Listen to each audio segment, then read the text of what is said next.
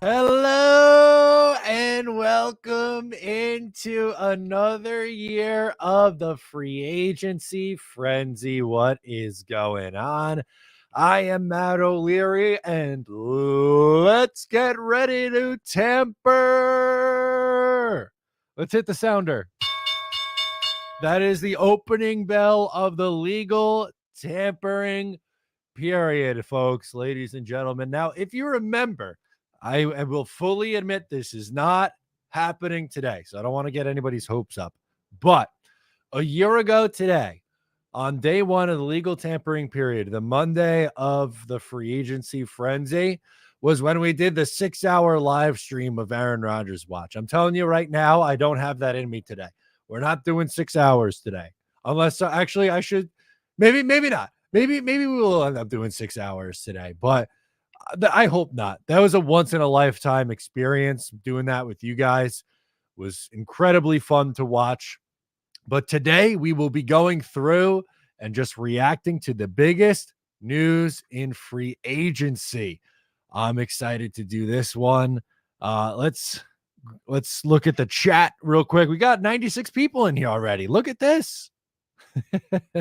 I appreciate NYJ. It's super fan says, let's go, Matty Ice. How's it going? Joseph says, my goat, Matt O'Leary. What's going on, guys? I'm excited. Blitzkrieg goes just 4 hours. Maybe we'll settle for 4. I mean, 4 would be a nice long show. But for you guys to know, or for you guys, we're gonna have some fun today. We got the sound effects as I did the opening bell.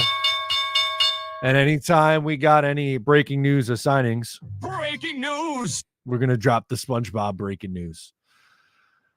It's going to be a good one. So a big day of refresh in Twitter. I hope you guys are along with me for the ride. Justin Thomas gets us rocking and rolling with our first super chat of the day. Justin Thomas, I appreciate you. JT, the golfer Justin Thomas, is that a thing? Matt is the man. Justin, much appreciated. Thank you guys for hanging out with us. That was a big one at this time last year when we were doing this. Here we go. The first Dom C, the legend, by the way. If you guys don't know Dom C, please make sure to follow along his work. He does great things. He goes, it's 12:01. Joe Douglas must be sleeping. It's going to be a long day of that stuff. So please prepare yourselves for this guy is sleeping on the job. What are we doing? Jordan Renan just put out a tweet about Xavier McKinney and the New York Giants. Team is expected to be in on Xavier McKinney as the Green Bay Packers. There is a connection between McKinney and pass game coordinator Derek Ansley. It's a move that makes sense. So we're going to keep an eye right on that. Is this official? Oh, sorry. Sorry, Hype. What's up, man? Justin Thomas says Swift to the Bears. Is that one already official, or was that one that they were potentially linking him to? Because that could be our first legit breaking news sounder of the day.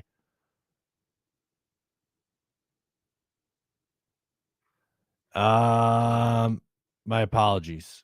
It's a long day of refreshing and retweeting. So let's see. Right now, the latest we have on DeAndre Swift is this. Bears are expected to make a major push to land Eagles free agent running back DeAndre Swift per source. He is expected to be a primary Chicago target with free agency now open. Okay. I like DeAndre Swift a lot. I don't think he would come here to the Jets because there's not a RB1 spot open per se.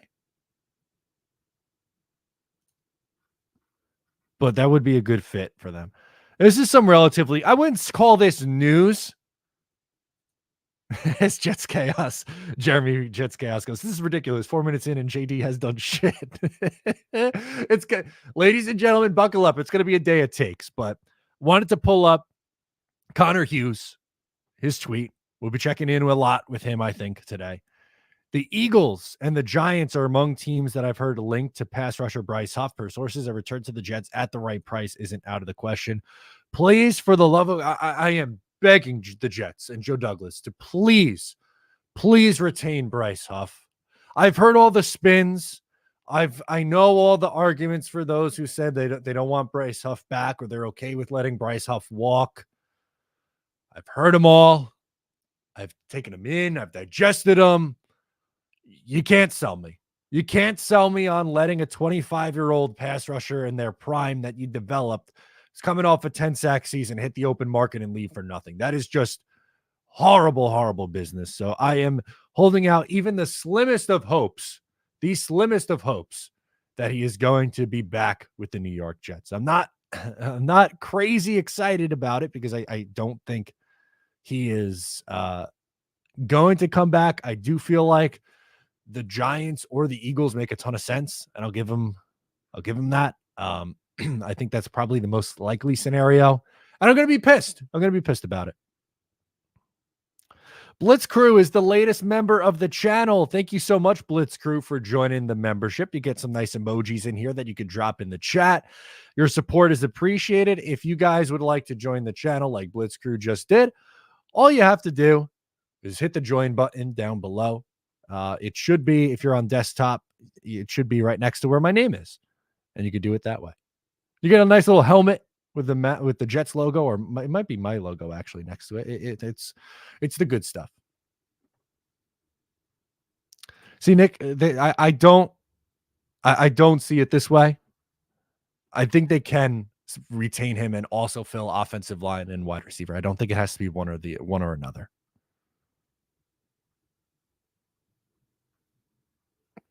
Finnegan's Flight Crew, what's going on?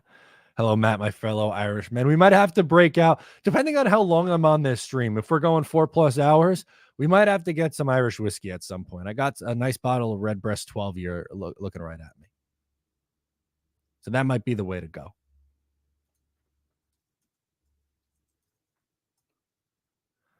Just doing a quick check-in on the old Twitter app, on the old bird, things you love to see.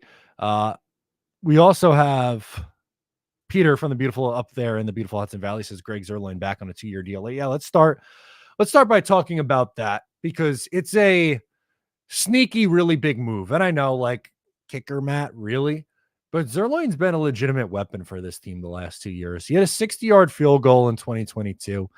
He was 92% this year kicking.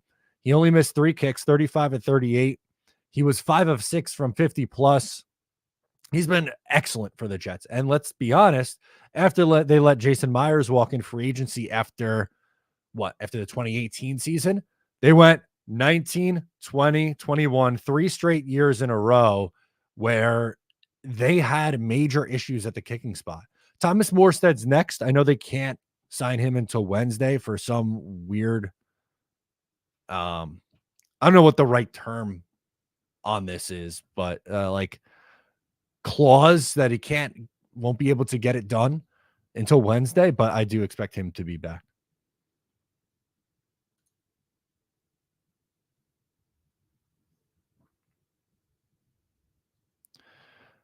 Tony, the GM, says Runyon and Fant incoming. JD isn't breaking the bank. Well, Runyon, I could see if it's Runyon and Fant, that would be 2 bargain bin deals. You got to do a little bit better than that. I think the line is bad. And I know some people are in love with the idea of only through the draft and only through the bargain bin. But the last time the Jets were any good, in 2008, the Jets spent some money on the offensive line. They brought in Damian Woody, Alan Faneca. They brought in Chris Jenkins. They signed Calvin Pace. They were aggressive and they found the right veterans. It's not about, I'm not saying overpay for, BS talent, but you got to be able to find the right guys to come in here and provide a spark to you because you have to supplement this roster through free agency and through trades. The draft is most important, as we know. They have a nice core that they got through the draft. Now's the time that they got to get it through free agency as well. I don't know if this deserves, I don't think I'm going to give the breaking news sounder for this one, but the 49ers bringing back Brandon Allen. I guess we'll do it. It counts as breaking news. Breaking news! There you go. There's your breaking news. Brandon Allen. The frenzy's starting hot. The free agency frenzy is starting out hot, baby. Apparently, okay, so I pulled up the tweet not that long ago with Connor Hughes talking about the Eagles and the Giants as teams to watch. Washington as well says Will Parkinson. Will Parkinson turn on the Jets podcast on the Badlands feed as well. was at the Senior Bowl and was down or over, I guess, for the combine as well. Good stuff. I could see Washington being in on the mix as well. Blitz Crew Super Chat 2008, great free agency, horrible draft. It was not the best. Not the best draft class for the 2008 Jets. Vernon Gholston, swing and a miss. Although they did get Dustin Keller, right? As well. Let's see. I'll pull it up. Vernon Gholston, first round, 6th overall. Dustin Keller, first round, 30th overall. Dwight Lowry, you got a little something out of Dwight Lowry in the 4th. That wasn't awful. Eric Ainge in the 5th. Marcus Henry in the 6th was a good special teamer for a couple of years. And then Nate Garner, a tackle in the 7th. Lowry and Keller were the best picks from that one. Vernon Gholston might be the biggest bust in Jets history. That one was really rough. Abat chimes in. Thank you, Abat. What's going on, my friend? Why aren't the Jets breaking the bank? What the fuck? What the F, he says. Well, here's the thing. I don't think they're going to spend like gangbusters because we haven't necessarily seen that yet from Joe Douglas and the Jets. They've spent in free agency. They signed Corey Davis. They signed Laken Tomlinson. They signed some guys in free agency, but it wasn't always the top of the class guys. We'll see. Here we go. Now we got our first. I see the chat hyping it up. We got our first real big breaking news. Breaking news! As none other than DeAndre Swift, the first relatively big domino to fall. Justin Thomas sends in the super chat as well.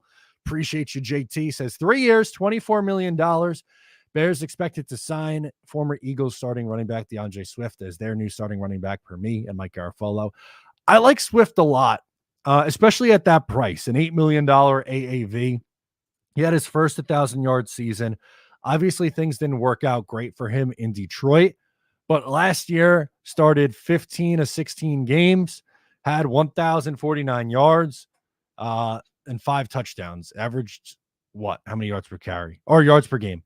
65.6 yards per game, 4.6 yards per carry. Was kind of always underutilized in Detroit. Still young. He's 25. He just turned 25 in January. So signed through age 25, 26, 27 season. I think that's a good move for the Chicago Bears. I like this for them. Max chimes in, says relentlessly windy out there today. Blow some great players our way. Yeah, I'm looking out the window right now. I'm seeing the power lines bouncing out the window. My neighbor's evergreen tree is blowing around like nuts. So hopefully that doesn't mean anything bad for like my power situation. That'd be pretty shitty. Imagine if my power line blows out or my internet drops. Not the best. That would not be the best. But that's really the first big domino of the day that we got to see fall. DeAndre Swift, $8 million. That's a good one. We got a couple super chats to get to. Blitz Crew, thank you so much for the support, Blitz. Really appreciate it. With JD on the hot seat, betting all said and done, he will spend. Probably can't go by what he has historically done. Yeah, there's definitely more pressure this year for Joe Douglas, right? Like last year, obviously they go out there and they get Aaron Rodgers, but after the injury, they go 7-10 again. They have to. I know Woody Johnson won't come out and put out a playoff mandate, but I think everyone in the world knows that the Jets have to be a playoff team in 2024. There's no more excuses. They can't just, come out here and be a 8-9 team and all you improves by a game or sneak in as a 7 seed. Like this team's got to be good for this upcoming year. And they have 3 holes on the offensive line. They need a number 2 receiver in here badly. They could use some depth on the interior defensive line. They brought back Chuck Clark, which I loved, by the way, at safety. I think he's going to be an upgrade at strong safety this year, assuming health. So I would like to see them be a little bit more aggressive, and I think there's a chance that they do. So I'm with you, Blitz Crew. Hopefully we see him be a little bit more aggressive. JETS for life says go get Higgins or Ayuk. Why not? Now, while I fully admit that JETS for life brings up a good point, and I would love Higgins or Ayuk on this team. I don't know if the Jets are going to have the draft assets to get them and then pay them because they don't have the second round pick this year. So if you give up pick 10, then you're not picking to pick 72. I don't know if they would do that. I think that's incredibly risky. I don't dislike Ayuk or Higgins. I think they're both would obviously be upgrades and would be nice additions to this team, but I don't think that's what they're going to do. I would almost rather them, because of the cost and draft capital, go the day 3 pick for Deontay Johnson or Cortland Sutton. Go that route instead. Am I saying that Sutton or Deontay Johnson are as good as Higgins or Ayuk? No, I'm not. But when you factor in what you'd have to trade and then pay those guys, I think it slightly evens things out a little bit. Justin says getting calluses from refreshing Twitter. Me too, man. Look, that's why we're going through it together. Commiserating. I don't know if commiserating is the right word, but we're all in this one together. Ryan Zapardi says Jets are signing offensive guard Kelechi Osemele per sources, just a little behind on this. Oh, remember that? The Kelechi Osemele thing. What a disaster. That was a swing and miss, unfortunately. That did not work out very well. Some bad news for recent Jets rival. Dion Dawkins tweets the walking emoji, says it was good while it lasted, Buffalo. Excited for this next chapter of my football career. Wonder if it's okay to eat ranch now.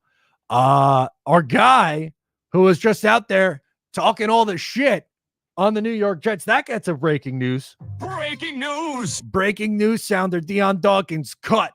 So the Jets-Bills did not get more interesting this year. Remember, we were saying, oh, the Jets-Bills is going to be interesting this year because Dion Dawkins was coming out and called out the Jets defense. Well, Dion Dawkins out of a job. So he'll sign on somewhere, but it's going to be interesting to see where he goes. It'll be interesting to see if the Jets tweet about this. Garrett Wilson, Sauce Gardner, Breece Hall were all pretty active online about it. So we'll see if they're able to get this one done, or if they're able to do anything like that.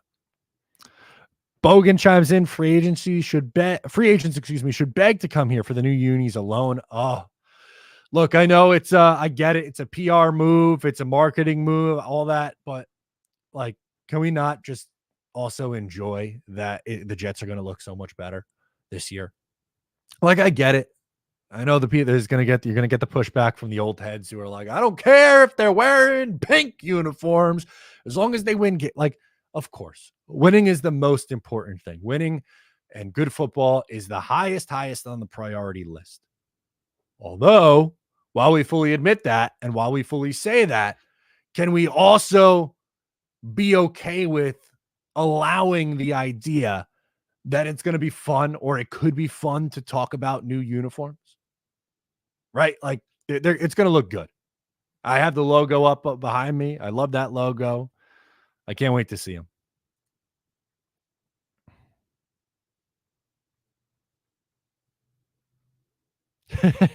Fatal one shot. This is good. Breaking news. Joe Douglas has announced they will not have interest in Dion Dawkins per source. Oh, no. That's a shame. Hold on. I got to do that. Where's the Dion Dawkins tweet? I gotta do a little quote tweet.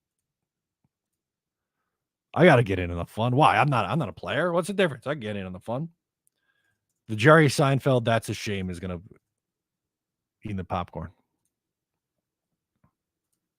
Hate to see it. Look, I don't want anyone to lose their jobs, really. Like, this is we're having fun on the old Bird app. We're having fun on Twitter, but I don't like when people open their mouths about this football team, man. Everyone apparently leaves the Jets and not that Dion Dawkins was a Jet, but you had Dion Dawkins, Mecole Hardman. Everyone's got to go on their podcast and bash the Jets. It's annoying.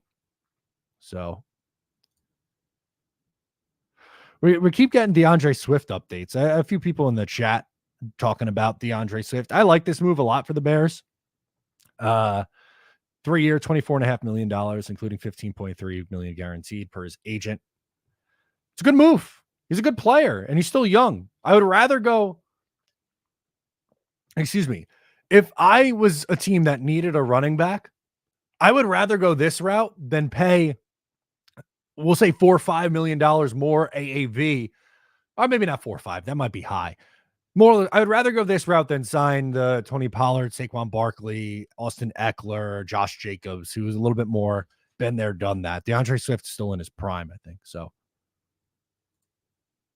I like that move for them. I think it's a good swing.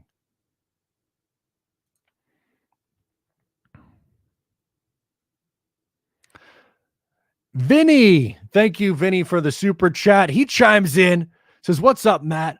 What would you give up for Higgins?" So, all right, let's play the game of what you could already, maybe give up. So you don't have a first rounder, or well, sorry, you do have a first rounder, but I don't want to give that up. A second round pick in 2025 and 2 mid-round picks this year. I don't know if they would go for it. I think someone will give them a late first. But like, I don't know, 72, 110 this year and a 2025 too. I'm trying to think of like how to get that value up. I wouldn't give up I wouldn't give up a first round, the pick 10. I don't think the Jets could afford to do that for T. Higgins. As much as I would love T. Higgins on this team, it's I don't think it's a super likely option for the Jets.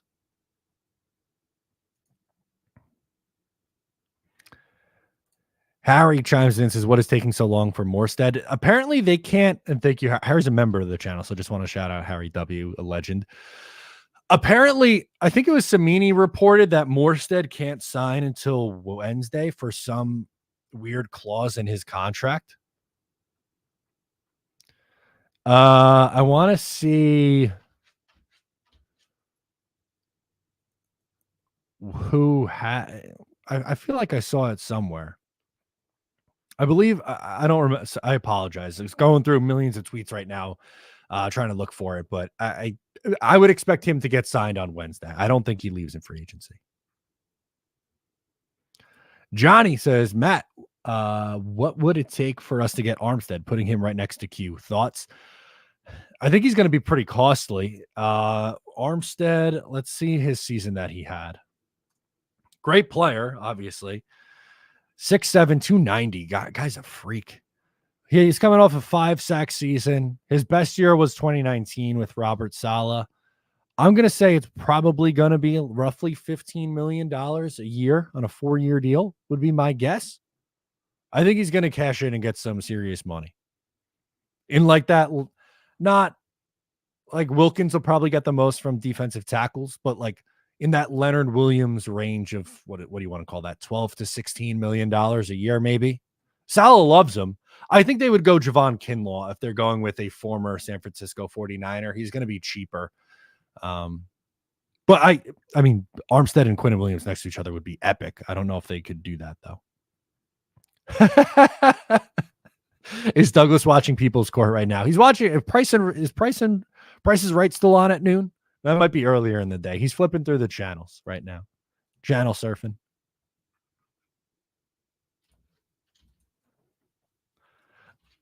Richie tweeted the Dion Dawkins thing. He tweeted literally the same thing that I did. So funny. He goes, "That's a shame," and then replied it to me and goes, "Great minds think alike." That was good. We think the same way. A couple of Long Island kids. Why not?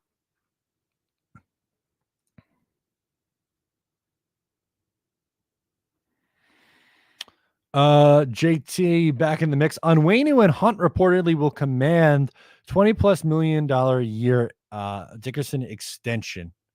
Yeah, Dickinson got a ton of money. Let's see if we could go back and pull up the numbers on the Landon Dickinson contract. Or Dickerson, rather. Sorry. Landon Dickerson. 4-year, $84 million. So the average annual value on that is $21 million.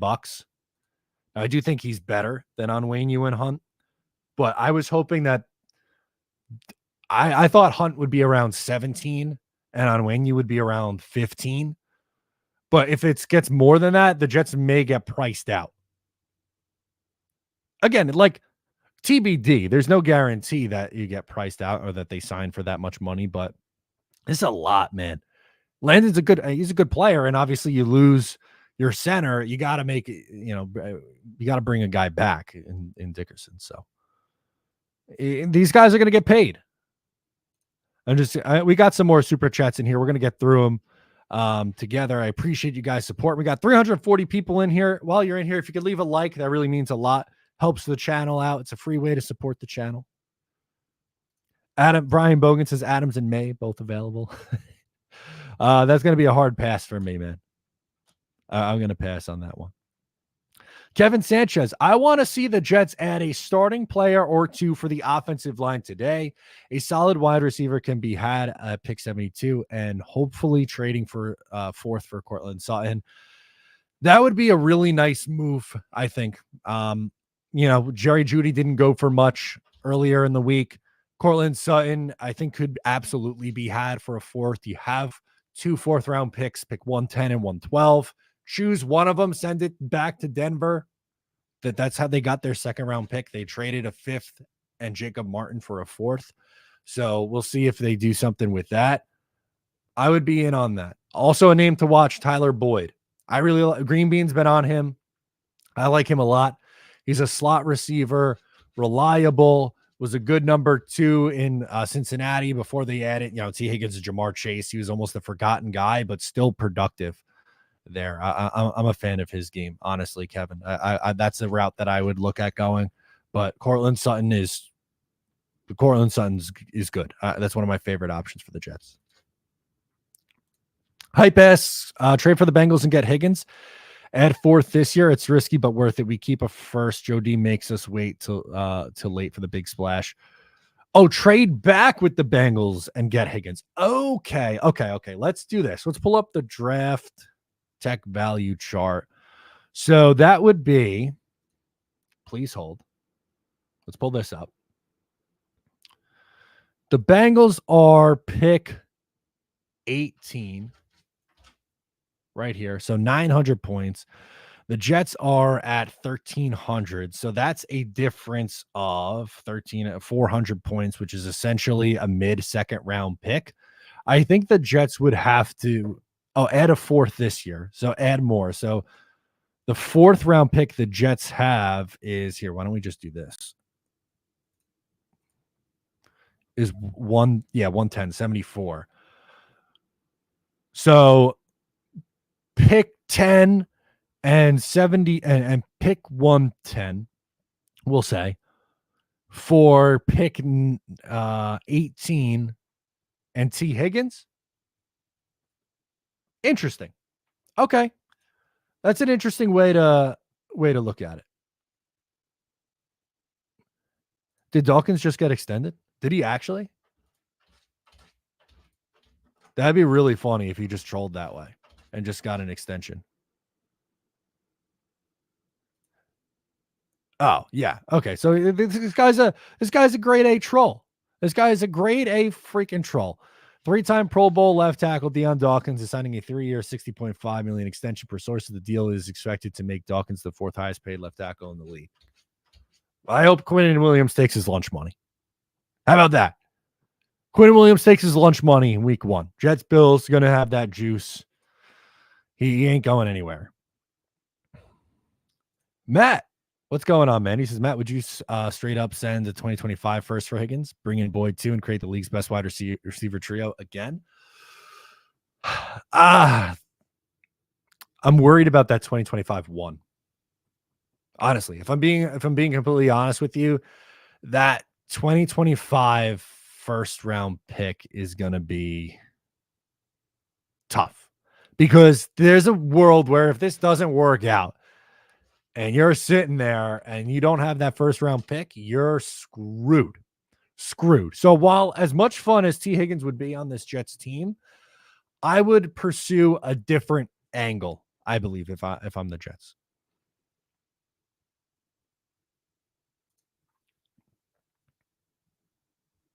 I get where you're coming from on it. I like Boyd. As Harry chimes in, Tyler Boyd's market value 3-year, 26.14. Average salary 8.716.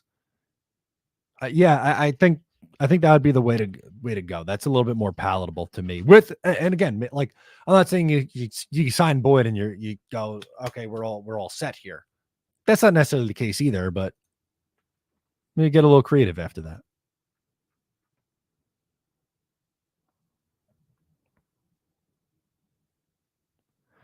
Then he follows it up and asks, at 10, do we draft Odunze? I like Odunze. I don't think he's going to be there at pick 10. I think he goes to either the Bears at 9 or the Giants potentially, because I think after New England traded Mac Jones, it tells you all you need to know. I think they're taking a quarterback at 3.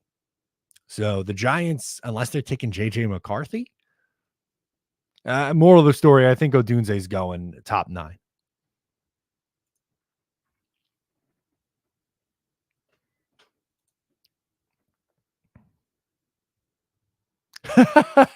Kuka Lake.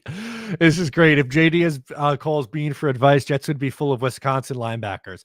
All the Wisconsin linebackers, all the Iowa tight ends, all the big beefy bastards in the 4th to 7th round on the interior defensive line, all the interior offensive linemen. That's the way to do it.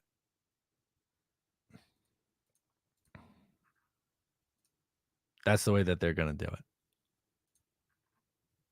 I guess I forgot to do the breaking news sounder for this. So we'll go back. We'll hit him with the breaking news. Breaking news. Breaking news. Dion Dawkins. Nice little contract extension. He's the epic troller, apparently. All Dion does is troll. Crazy. Matt says, also just want to say when it comes to Tyron Smith, he played 13 games last year on a limited practice plan and was still a top left tackle. If he only cost $10 million, I'd say go for it with a super solid backup. That's my not rebuttal, but anytime someone asks me about Tyron Smith, my response is always that he's a great player, but at the same time, he's going to miss time. He has not played more than 13 games in a season since 2015. So you either got to believe in Carter Warren a ton or also have a good backup in place. Maybe that's the route that they go. I'm not saying I'm 100% opposed to the idea. My reaction to it would just be, again, that Tyron Smith went on the field is great. He's going to miss time, so I hope you're prepared for that. If the Jets are prepared for that, fine. My problem is the Jets normally do a poor job of planning for injuries. They have been decimated by injuries on the offensive line, in particular the last 2 seasons. So I don't know if that's what they're going to do. I think he's a Chief. In my heart of hearts, I think Tyron Smith is going to be a Chief. And I can't say that I blame him for wanting to load up and go there. But I don't know. Jets could offer him some cash.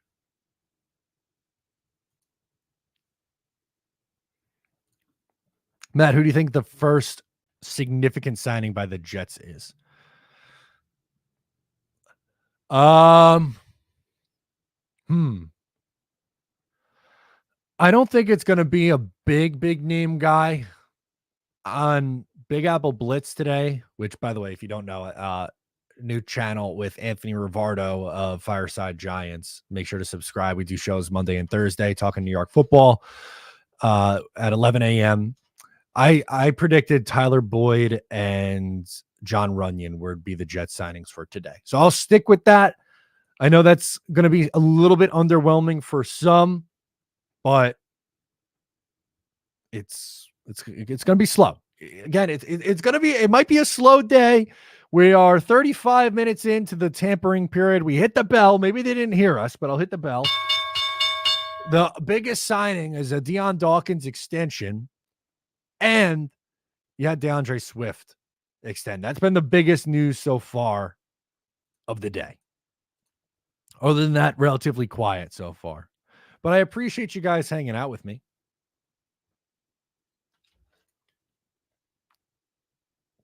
Jackass, what do you think? That sounded like I said jackass. I meant Jack meaning Jack Kennedy, asked, get the K in there, what do you think about Georgia wide receiver Ladd McConkey? I love him. I think he goes in the back half of the first round. I could totally see him being pick 32 to Kansas City. Honestly, I could. Really good route runner. Just always finds out. You always find him being open somehow, some way. Ladd McConkey's just always open.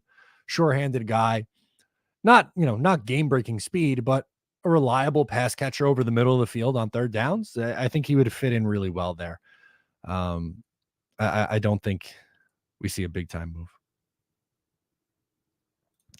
All right, here's another little tidbit we could pull up. Titans are expected to hop in on the secondary wave of running backs. They are not in on Derrick Henry. They checked out the DeAndre Swift market, but are holding off to muscle up the offensive line and wide receiver positions. They are a team that's been in on Wainu. So keep an eye on what they want to do on the offensive line market as well. Tigo, what's going on, my friend? He goes, friends, Talking Jets with Tigo. If you're not already subscribed to him, what are you doing? Also, Wednesday nights, you have Green Bean and Tigo in the Armchair GM show on Talking Jets. They go at it. They debate things. It's fun. Really one of my favorite shows that we have 3 new shows. I know Jeremy was in here before. Me and Jeremy do a show on Thursday afternoon. You have Tigo and Green Bean on Wednesday, Dom C and our guy Ryan on Mondays, the regular panel on Tuesdays. It's been fun over there.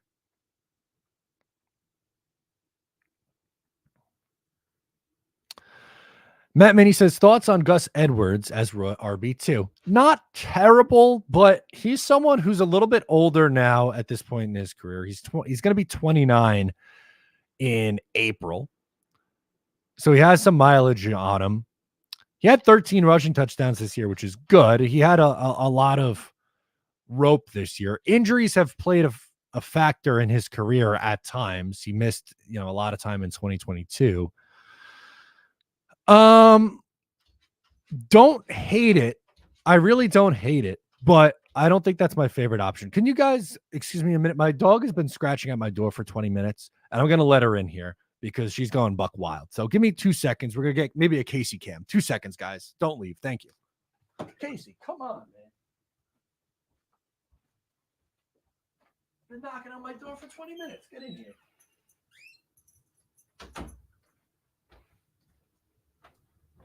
All right, now she's gonna knock to go out at this point, but we got a signing too that I missed in the seconds that I went up to get the dog. The Vikings are signing star edge rusher. Hold on first. Breaking news! Breaking news sounder. The Vikings are signing Texans star edge rusher Jonathan Greenard per me and Tom Pelissero. Let's pull up the numbers for him. He had a 12.5 sack season last year. So I can't wait to see this contract. I think that's probably your comparable, to what a guy like Bryce Huff can get. This was by far his best year in the league. Started 15 games, 12.5 sacks. What else?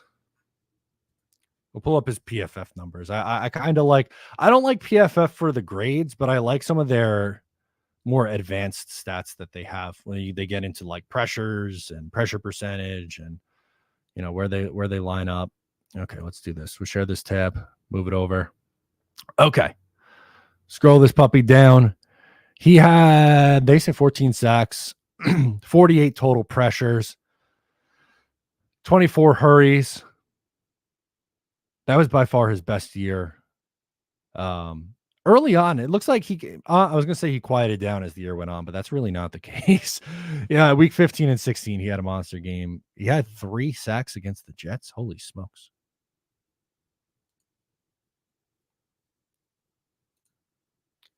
There we go. And they're going to lose. That tells you that they are fully preparing to lose their guy in oh my God, what am I blanking? Danielle Hunter. I was going to say Danielle Campbell. I'm like, no, that's not right. It's Danielle Hunter. Uncle Stavro says, was hoping Casey would break some news. Yeah, we'll hit it for Case. Breaking news! She's laying on the bed next to me right now. She just wanted in to hang out.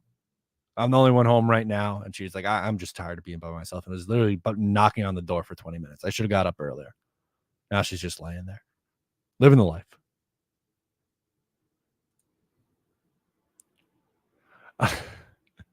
I have Twitter notifications on for some hockey insiders as well, because some of you guys know, but I'm a big Islanders fan. I do an Islanders podcast on the side. The Jets is always, they're my number one team and they are my main content thing. But I do have tweet notifications on for guys like Elliot Friedman. So I almost just read that out loud on the stream that Aaron Ekblad is out for 2 weeks. Like, half of you would know what I was talking about, and the other half would be like, what the hell are you saying? But there we go. So just a little funny moment as I'm refreshing. I'm like, oh wait, Aaron Ekblad out for 2 weeks. Oh, here we go. Pollard to the Titans. Really? Let's see. I'm going to do a quick refresh on it. Titans got Pollard. Who's tweeting that one out? Oh, Aaron Wilson. Here we go. Let's pull it up, baby. We'll hit the news. Breaking news. Breaking news. Well, wrong tab. Titans are expected to sign running back Tony Pollard, per a league source. So interesting. I thought they were going to go for the tier 2 guy. So they're out on Derrick Henry, but they're good bringing in Tony Pollard. Pollard's been one of my favorite backs over the last couple of years. I know he didn't have like a monster season this year per se. 1,000 yards, 6 touchdowns, had 311 yards, no receiving touchdowns. Really the year prior in 2022 when he had 9, 10, 11, 12 total touchdowns. What was his best year? Do you want to come on camera? What are you doing? We might get a Casey shot at some point. She doesn't like this wind. But they are in on Tony Pollard. I thought they'd be like, when they said second tier before, when they were talking about the second tier options, I figured they meant more like Zach Moss, Devin Singletary, in that range. I didn't think, to me, in my opinion, I looped in like Tony Pollard, Austin Eckler, Josh Jacobs, all the names in that same group was where I thought, they would avoid if they were saying no to Derrick Henry, but yes to Tony Pollard. That's a little surprising. Curious to see what the money is going to be on some of these.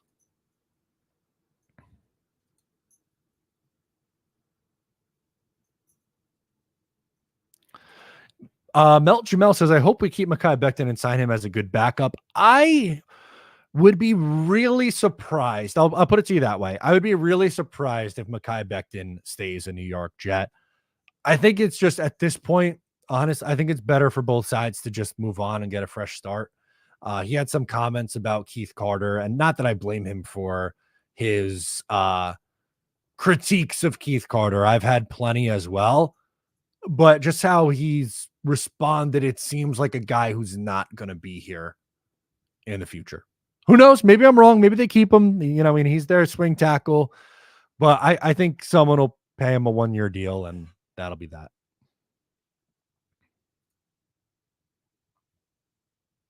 Yeah, we just got the Rappaport noti on it that they signed Tony Pollard.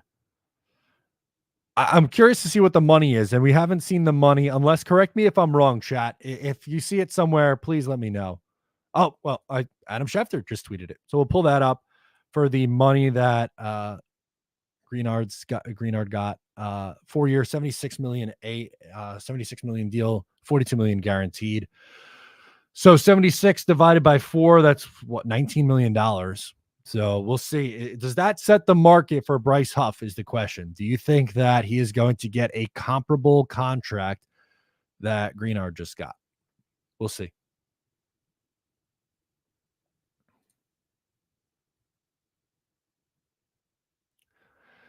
Cuca Lake asking the real questions in here. If you're showering and have to pee, what do you do? If you answer this question and say that you get out of the shower, dry off, go to the bathroom and get back in, you're lying to everybody. I'm not saying you have to pull that move every time, right? Like that's not a scenario that happens very frequently. I'm going to go to the bathroom before you get into the shower, guy. There's nothing worse than, especially if you got to go number 2 after a shower, that's the worst. So you do your business beforehand, and then you get in the shower. But good question. If you're lying to yourself, if you're saying you're going to get out, dry yourself off, get back in, come on. We both know that's not true.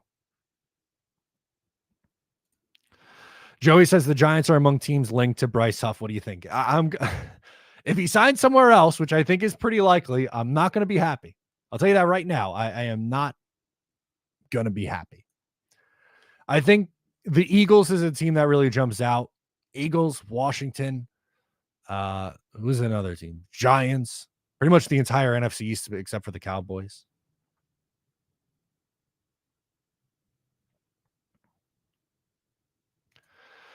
We got Ryan Dunleavy reporting that Xavier McKinney is seeking, AKA north of $16 million per year, and he might get it. At his age, I think he does. I think he does get that. And he probably deserves it. It's not like you're paying a safety at 28 years old this money. You're talking about a guy who's 24 years old just entering his prime. We'll see if he sticks with the Giants, but I think he's going to leave in free agency. Yeah, Brian, great point. If you have to poop after the shower, just start your day over. Do it all again. You can't. That throws off the entire day. That's why I said bathroom first. All your business first, then get in the shower after. Sean Kenny says, Jody better just go all out. When we suck again and he gets fired, it won't even matter. That is, I hope that's not what ends up happening today. That would be really disappointing.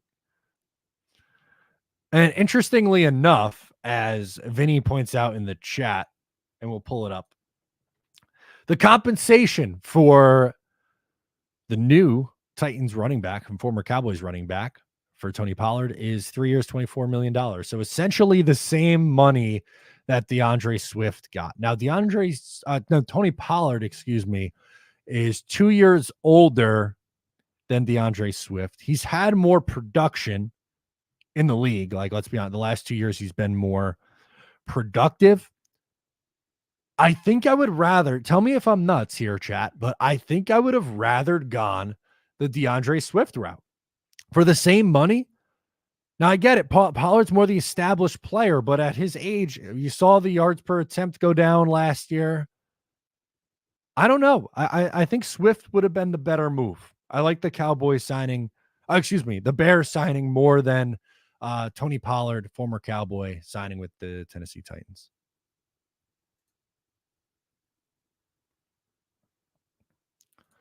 Smash the like button, people. Yes, Brandon, thank you so much for tossing it in there. Yes, please make sure to smash that like button while you're in here. Okay, we got a couple. Cyrus says rather Pollard. Anthony says Swift would be recency biased, but I think that Pollard has some juice. I think the Titans signing is still good, but the Swift one is better for sure. Definitely would have gone with Swift too for that price, more upside. I like the idea of Spears and Pollard together, says Ryan. Okay. That's true. That's a good point. And then Anthony S says, I wonder how much money Mixon gets. We have to take a look at these things. It's going to be interesting. There's a new Schefter tweet. I want to read. No, same people, same thing. Really just Tony Pollard and DeAndre Swift chatter from the insiders right now. From Brian said it. JD tweeted he won't make any moves until O'Leary gets 20 likes. So you got to hit the like button. It's free. We'll give you a sounder. Hit the bell. Hit the bell. I don't want to have to put anyone in the bathroom, but we'll do it. Put him in the fucking bathroom. Get him out of here. Any bad takes, they're getting put in the bathroom. And for any breaking news, you get the breaking news sounder.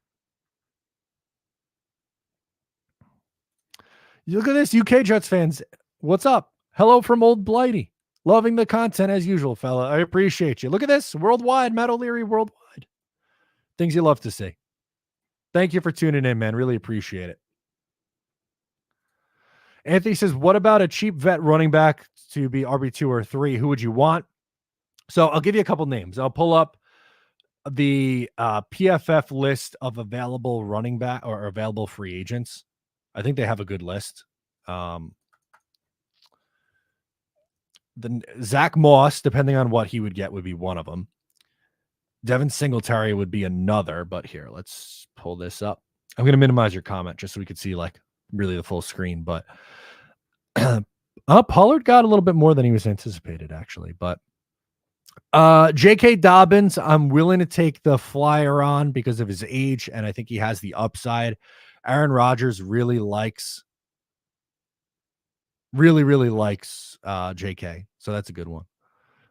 Devin Singletary at $4.25 million, not bad. I'd rather go Singletary than Edwards, but I'd consider Edwards. A.J. Dillon, no, I don't think he's very good. Zach Moss, 3.75. So I'll say one of Moss, Singletary, or Dobbins. Oh, here we go. Breaking news. Breaking news. We got to do the quick old refresh. This is not.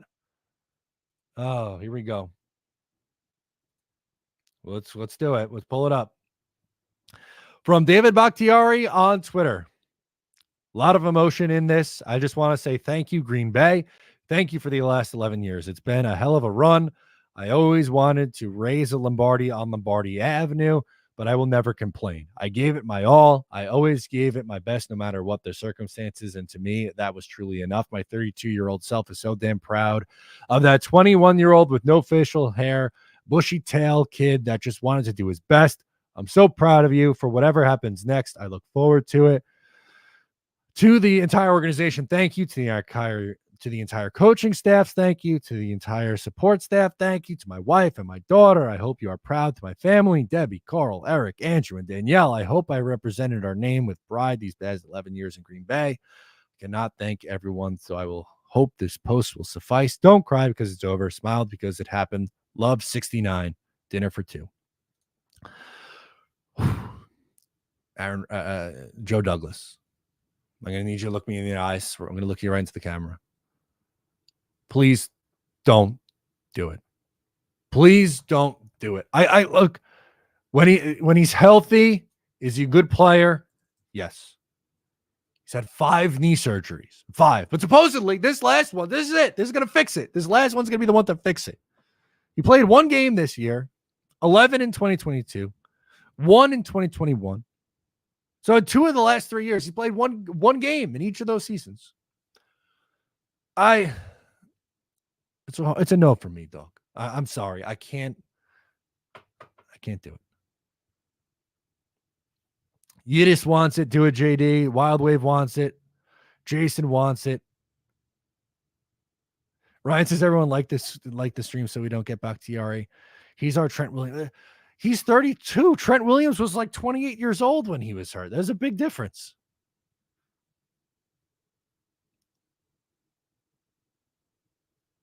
No, he's 30. But at least with Trent Williams, he was playing 13 games a season consistently. There weren't a million missed games. I don't know. I don't think they're comparable situations at this point. I really don't.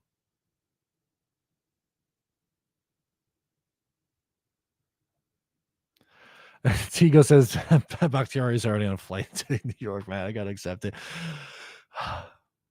Probably, but oh my god, I gotta quote tweet this. What am I gonna say in the quote tweet?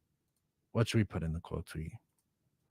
We can't run. We can't run from the inevitable. Did I spell it? I did spell it right. It's coming, right? Like it's gotta be coming on there, right?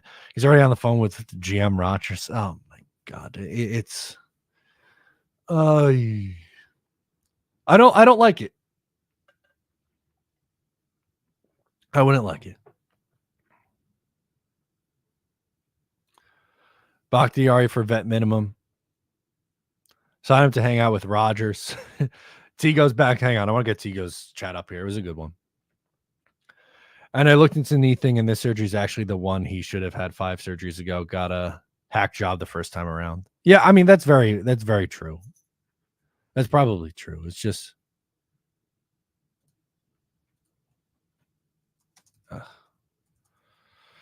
I'm just nervous. Can you at least, for those who want him, can you at least understand where I'm coming from with the nerves? This is we're Put him in the fucking bathroom. Get him out of here. You're going in the bathroom. You're going in. We got our first bathroom visit. because Stu says you were good with Dwayne Brown, but not DB. Stop. He played one game last year, but they would trade him. He's going to be a Jet. Did anyone watch my videos last year? Did I not spend the entire offseason going, hey, Dwayne Brown and Mekhi Becton as your tackles in 2023? Really a big gamble. Do we not watch? What do you mean? I was good with Dwayne Brown. No, I wasn't. We're just making up lies. Criminy. We gotta be. We enjoy your 5 minutes. Go into timeout. We'll see you in 5 minutes.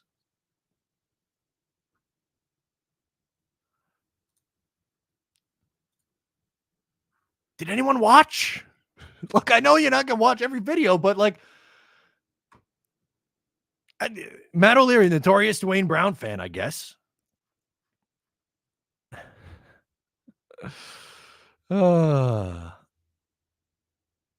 Okay. Let's do a refresh. Let's see what the people are talking about online. We got some. There's a lot of some Jet fans are in on Bakhtiari. Some aren't. It is what it is.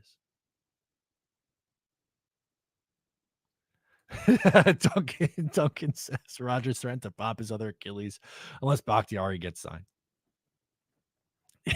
Oh, don't threaten me with a good time. I'll pop this other one right now.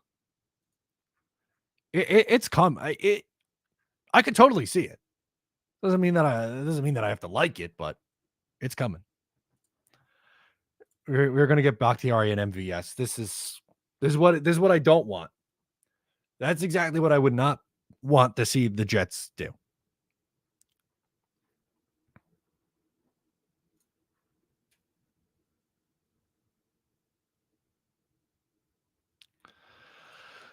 Possibility of signing Bakhtiari to an incentive-based deal and drafting an offensive tackle in the first round. Would it really be the worst thing? I feels like a wasted roster spot. I don't believe he has anything left in the tank. I don't. Maybe he does, but I don't think he's signing here to be a backup.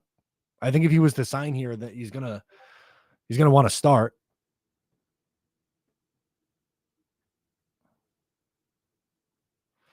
Oh, Tigo. All right.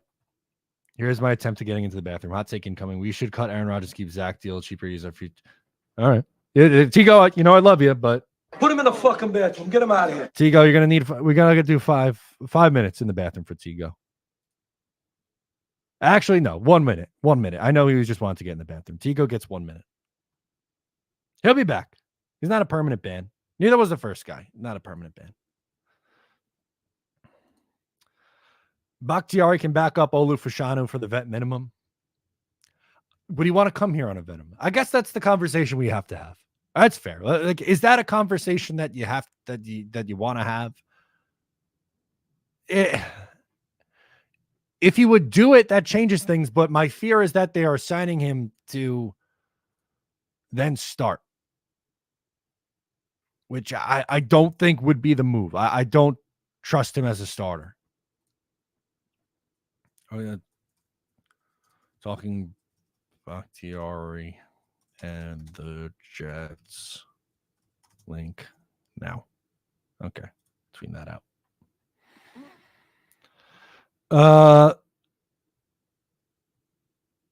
Let's see. Ryan says he's going to demand more money because he hates our turf. He does hate MetLife turf. He tweeted about it. You don't like playing on turf.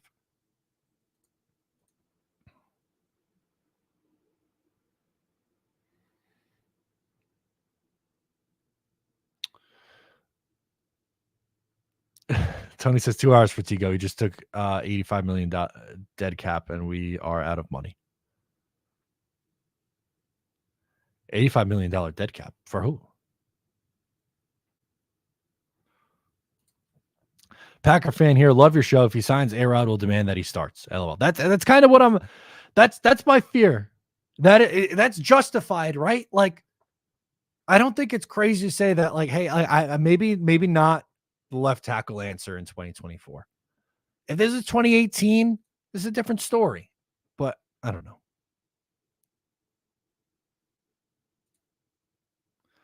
Onwenu, Hunt, or Zeitler, says Matt Zieselman. I think Onwenu and Hunt are going to get just absurd money. And apparently, like, I haven't seen any tweets linking the Jets to them. Zeitler, I'm in on. Like, I would love Zeitler. To me, that screams Alan Faneca 2008. Just give me 2 years of Zeitler at, $8 to $10 million a year. Go that route. Absolutely.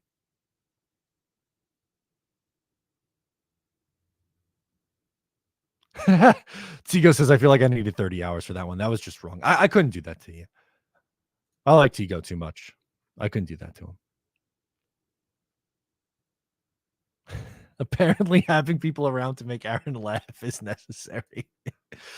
Yeah, I mean, you might as well. You might as well. Bakhtiari, MVS, bring Randall Cobb back again. Sure. Bring him back. Odell. Who else? Oh, yeah? Okay. Scratch that from the record then. I'll bring up U Stadium. I didn't see that. I'll be honest. Let me see. Let me scroll this sucker back on U Stadium.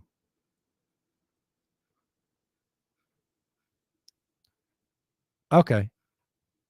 Yeah, there are some names that the Jets were listed as one of the names on Wayne. Here it is. Ravens, Titans, Giants, Jets, and Commanders have interest in Onwenu. I think his price is going to be pretty high.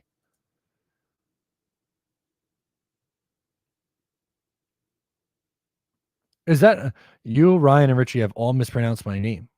Oh, no. Now I just need Greenbin, and I have all the Infinity Gauntlet of Jets consecrators. Matt, it's not Zieselman? Zieselman? How do you pronounce the last name? That's unfortunate. I'm sorry. I didn't mean to do that. I appreciate you hanging with me and us today.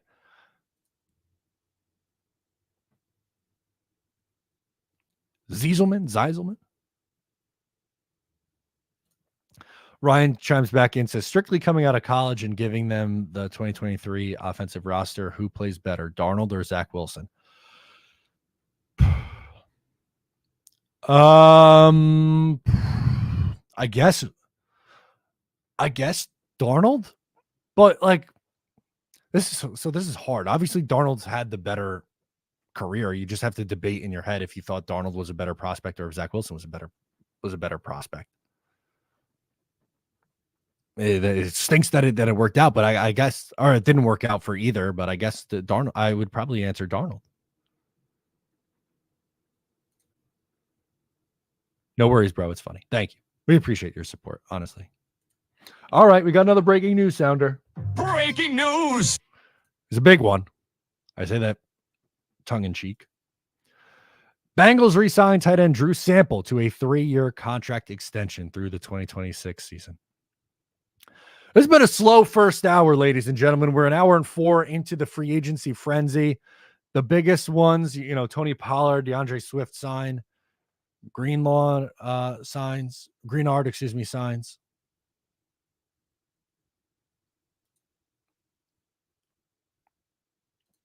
Wind wants to see Runyon and Zeitler. Yeah, give me both. I mean, that guarantees AVT's at a tackle spot. But I think that's where he's going to end up anyway. I really do think AVT plays tackle. I'm not against him playing at guard. He was drafted as with the plan of him playing as a guard, but I think he ends up playing tackle this year. We got over 500 people in here. I appreciate you guys. Thank you so much for hanging out with me on this first day of the free agency frenzy. If you just joined the show, give it a like. It's a free way to show that you're enjoying it.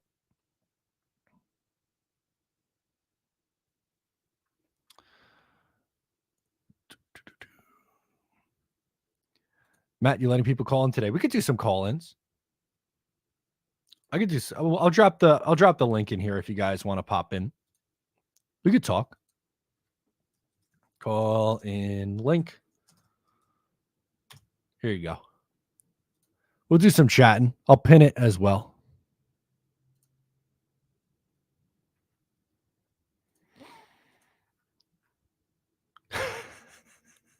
Here we go. Here's the Infinity Gauntlet tweet. Dread it, run from it. Destiny arrives all the same. John tweeted it out.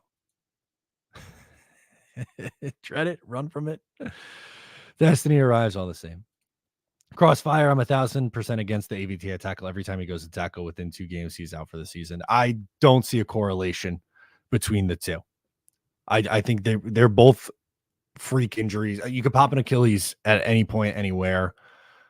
I think, and you can make a case that the Achilles, it would be easier on him being at tackle than it would be at guard because of, you have a little bit more range at tackle. So it's not like you have to just stand straight up and pass block like you would as a guard. Let's go to our guy, Johnny. He asked for it. We'll go to him first. Johnny, how's it going, my friend? How are you? Oh, watching our entire fan base flipping out over here, and we haven't done anything in the last hour. What is going on? What is JD? Man, Fire Douglas. Dude, do you have any advice for them? Do you tell them go get some Winter Jack with some cinnamon sticks on there and just take a chill and relax? I'm telling you, yeah, I think that's the move. You got to take the edge off a little bit if you're that upset about it. I'm trying to remain as calm and as patient as we can here. Everything's not going to happen overnight. Yeah, exactly. And I mean, JD he's doing something right now. I mean, dude, the Greg signing was huge. It needed to be done, right? Morstead will be done on Wednesday. Unfortunately, they can't do it right now. Lock those guys up. I did want to ask you in regards of the free agency that we picked up, the corner, Oliver from San Fran. Would he be the replacement for Hardy, or is Hardy going to come back? I want Hardy back, but yeah, me too. I think I view him more as Bryce Hall's replacement as a depth corner. Hall's a free agent now, so I think that's who that signing was really made for. I would bring Hardy back. I don't think he's going to cost you a crazy amount of money, and you want to keep the special teams as good as what it was.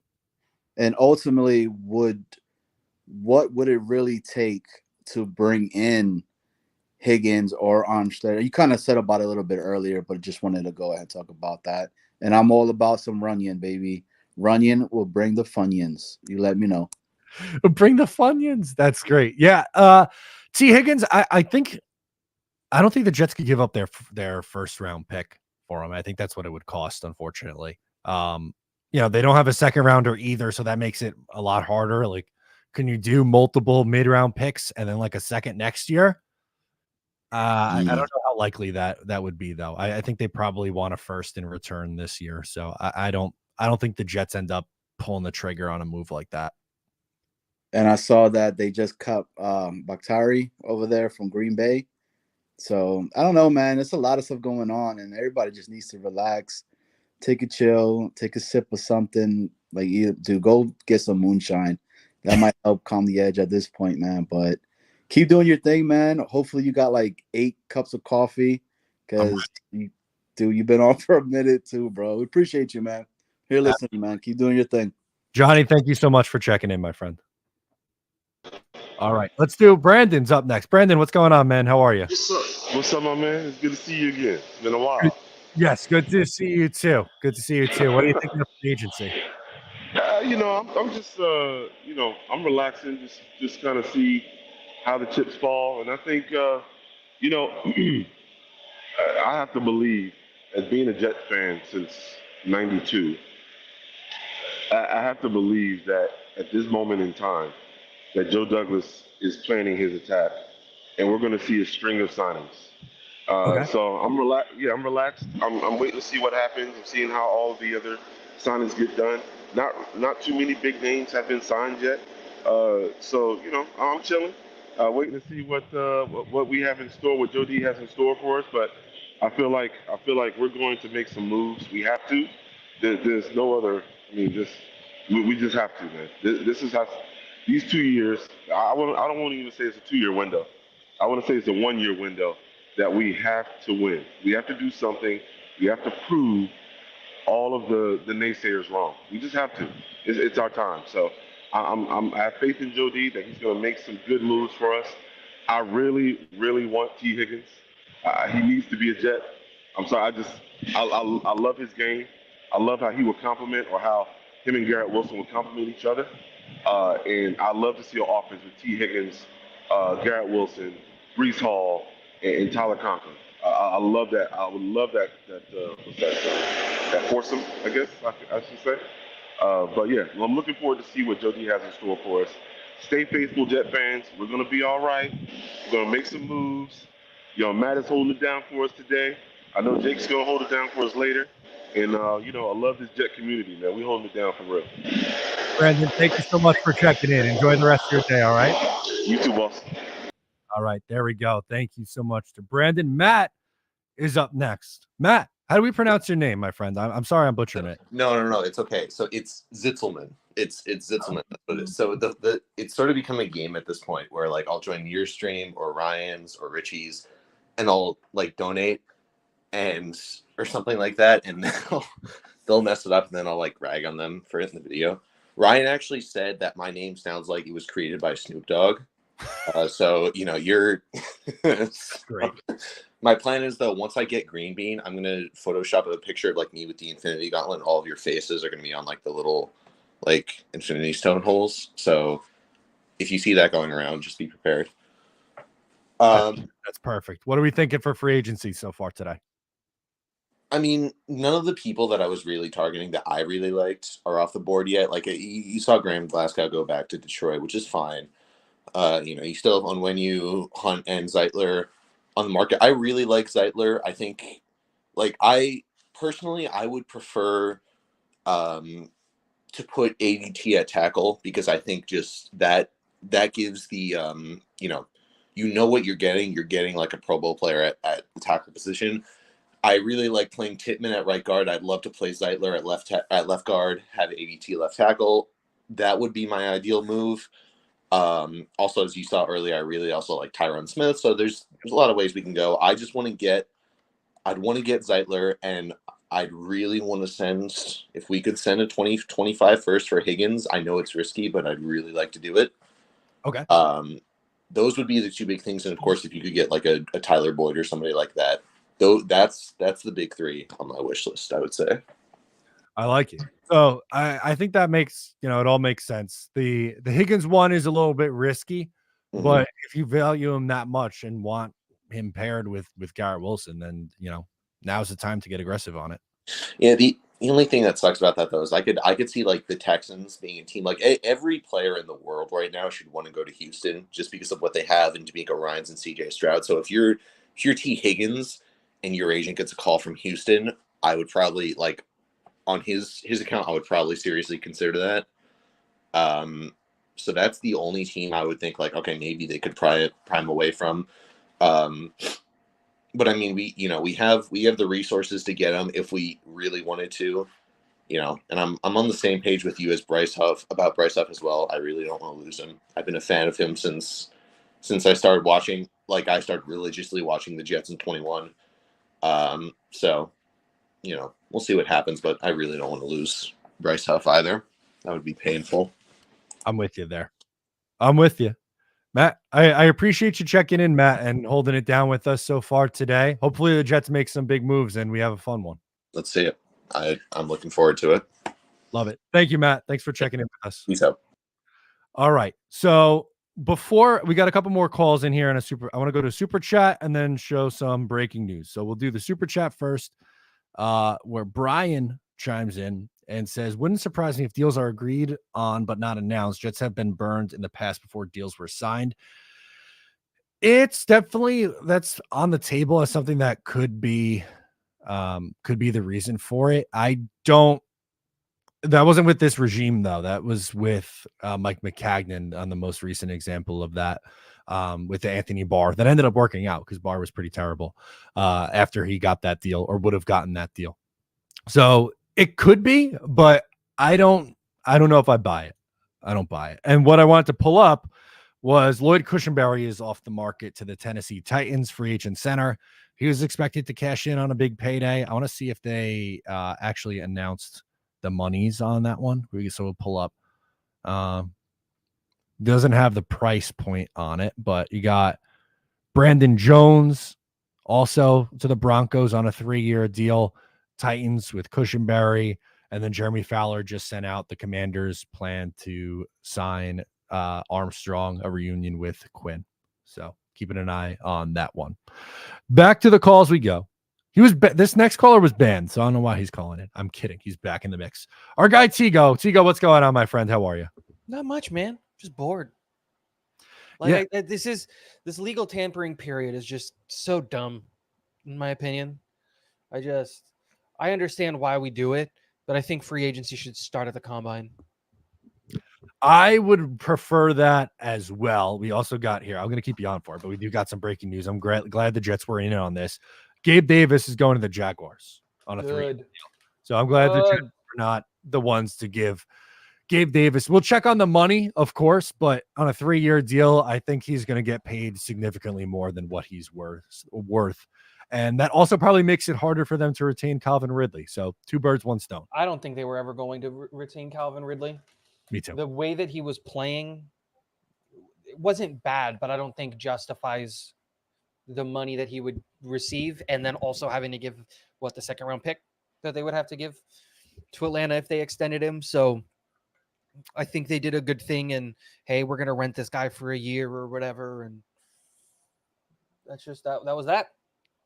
Yeah. And he's, with Ridley, probably the biggest name on the market, going to cash in on a big deal. Curious to see where he goes. But I guess, what are you expecting today? Anything big, some smaller moves, all quiet? I would not be surprised if the Jets didn't sign, or like news came out that we didn't do anything today. I don't remember who it is that tweeted it. I wish I had saved it because it was a brilliant tweet. And the person basically said, A-list players don't become free agents. B-list players become free agents, and then they get A-list money. Fair. And the real value is found in the C-list players.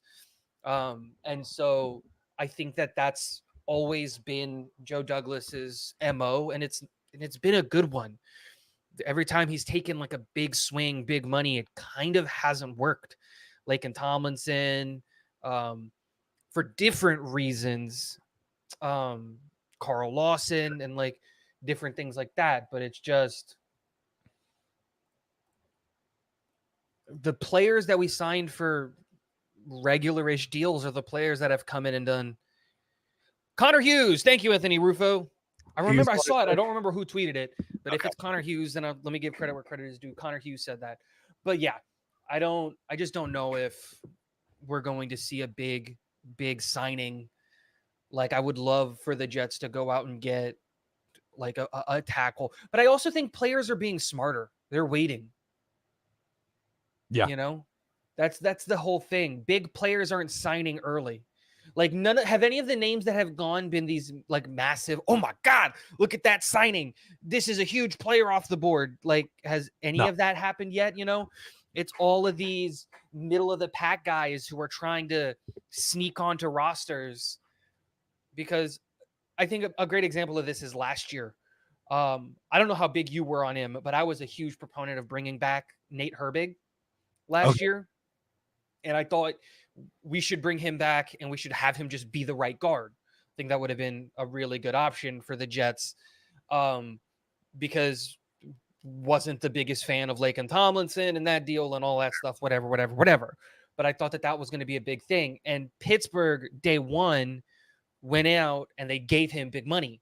Not big money, but bigger money than he's ever gotten to be a starter. And then 2 days later, they brought in Isaac Swemelo. Was it Swemelo? No. Who was it that they brought in? Schweitzer? It was one of those. You're talking about who the Jets brought in? No. The Steelers. The Steelers also. The Steelers brought in somebody. Yeah, it was Swemelo. They literally signed Herbig to be their left guard. And then like 3 days later, they brought in Isaac Swemelo. And so I think what you're seeing is players are starting to be more, and agents are starting to be more attentive to how quickly teams are trying to sign players and what the market might end up looking like, because of the fact that you don't want to end up in a situation where you go to a team to be a starter and then you don't. Or you don't want to be in a situation where like the Jets were with Dwayne Brown Yeah. Or like the team doesn't want to be in that situation, but like the player might want to be. If you're David Bakhtiari, do you not just wait till after the draft? Somebody's not going to get a tackle. Yeah, Bakhtiari, I don't think is signing anytime soon. That's I mean? that's a vet who I think waits it out for a while. Similar, like they were cut at different times, if I remember correctly. But Dalvin Cook was like out there forever too. Ezekiel Elliott was out there for a long time. Some of these exactly. Some of these veterans are gonna sit and not sign right away. But I mean, last year on day one of free agency, the Jets didn't really do anything. It was day two when they signed Allen Lazard and whatever else they did. I think it was just Allen Lazard really that second day. So we could be in for a slow start. Yeah. It's just my take. You rarely see the day one signings work out all that great. You know what I mean? No, I'm with you. So, yeah. All right, question, and I'll leave it to you. Yes. Before I go, where do the quarterbacks end up? The starting guys. Like, where does Kirk go? Where does Brissett go? Where does Minshew go? Where does Fields go? Where do they end up? I'm running out of options for Fields, but I feel like Kirk is going to end up in Atlanta. I could totally see that. And that would make them, I think, the favorites in the NFC South. I think that'd be a good spot for him. Gardner Minshew, stay. No, he's not going to stay. Gardner Minshew to the Jets. Let's get nuts. Jacoby Brissett goes back to New England. And Fields, I don't know. I thought Pittsburgh would be a good spot for Fields, but not now, obviously. I thought Tannehill was going to end up in Pittsburgh. Yeah, that's true. Shit, I forgot about Tannehill, too. I don't know. Someone's going to go to the Raiders, and someone will go to the Broncos. Yeah, I think Minshew ends up in Denver. In Las Vegas. In Vegas? Okay. Yeah, they're going to pay. They're going to pay someone. So maybe I'll go Fields to the Raiders, and then Tannehill. God, I don't know. Who knows? Who cares? Not the Jets. Somewhere else. Zigo, I appreciate it. Thank you for joining me today, my friend. All right, let's go to Hype. He's been waiting a while. Hype, what's going on, man? How are you? Hey, what's up, Matt? How's everything? Good, man. What do you think of free agency so far? Quiet. Yeah, it's always quiet. I think this is like my third straight year with you doing this stream. Huh? I said, nice. I appreciate it. And every year, just before you're about to sign off, something happens. So I'm not saying sign off, but maybe you take a pause for like 5 minutes. I thought it was going to happen when you went to go check on the dog. Yep, no, that's usually you're spot on. Usually, right when we're getting ready to wrap up, something. I think last year it was around the 2-hour mark on this day, and then we got the Trey Wingo tweet, and I stayed on another 4 hours after. Yeah, that. So absolutely. So I wanted to go with a couple of things. One, I just heard you guys talk about where you think the quarterbacks are going to go. I really honestly think Fields to the Raiders is going to happen. Okay. But enough about others. Well, only thing with other teams. I was listening to a Broncos podcaster. Okay. And they're really in on Zach. They're just not in on Zach for anything before a fourth. That's fine. Yeah, I pick day 3 pick swap. I'm fine with. So I'm really for Zach for Bowles. Zach for Bowles in the 7th. And then we just restructure Bowles. I'd be down. I mean, that helps you. That fixes your left tackle need. Yeah. And he's been good there. He was just going to end up being a cap casualty. Absolutely. So this way they get something, and they're actually getting two good things. They're getting him off their books, and they're getting Uh-oh.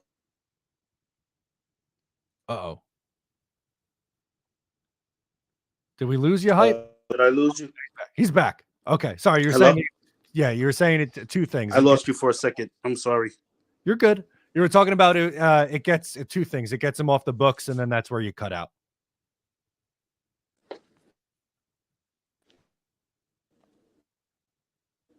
You still there? No? Yeah. Now I can hear you. Okay. You were saying that it gets him off the books. Two things. It gets him off the books, and then that's where you dropped out.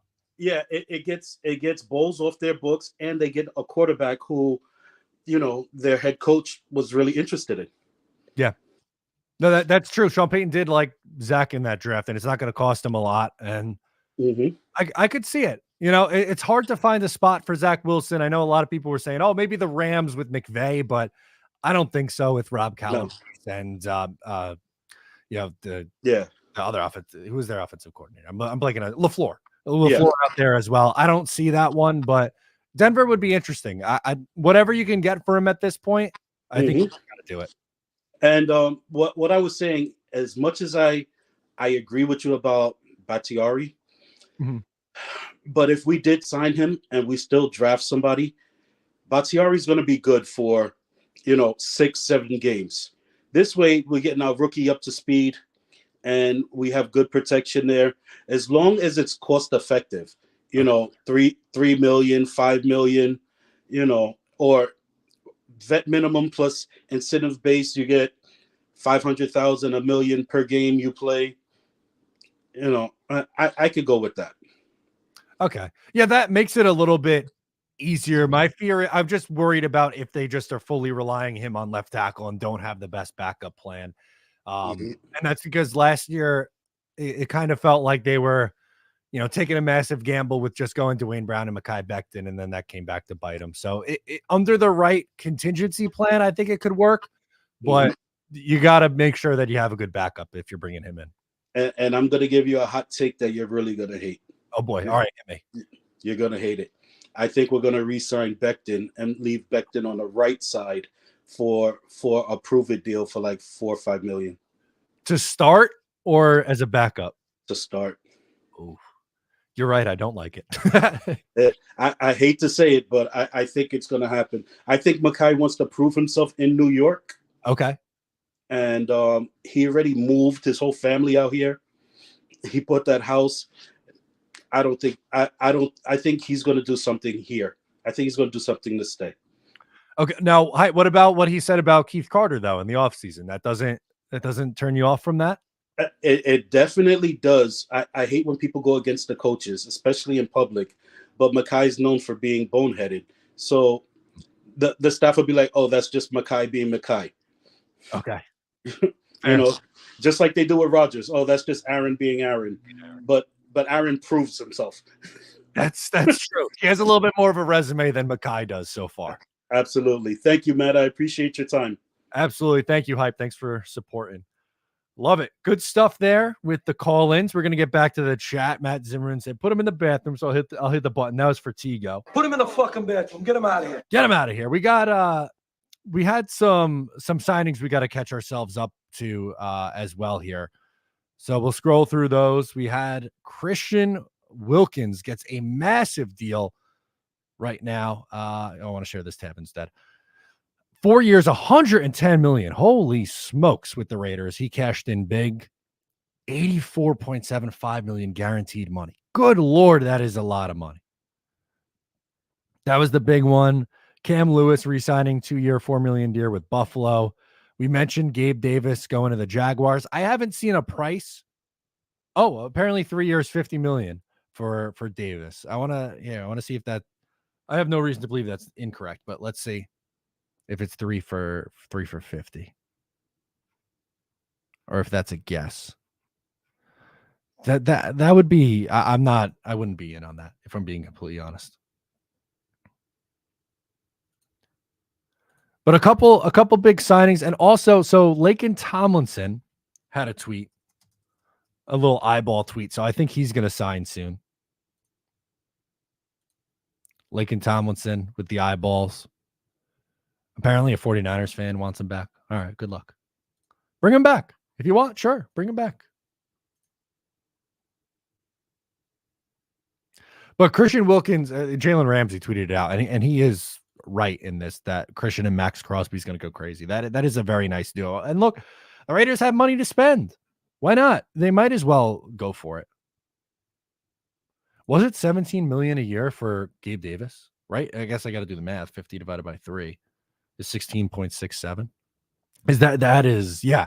I am very, very, very glad that the Jets did not spend that kind of money for Gabe Davis. That would have been catastrophic. He's a wide receiver 3 that's getting paid like a wide receiver 2. I'm not in on that one. But I still can't I still can't get over the Wilkins deal, man. 4 for 110. Holy smokes. Now consider what Quinnen got and what Dexter Lawrence got. Their deals look fantastic in comparison. Now, Wilkins is a good player. Don't get me wrong, but that's crazy money. And Hater says Quinnen deal from last year already looking like a bargain with Chris Jones and Wilkins. Yeah, 100%. That's what happens. At the time, you're like, oof, that's some big money, man. But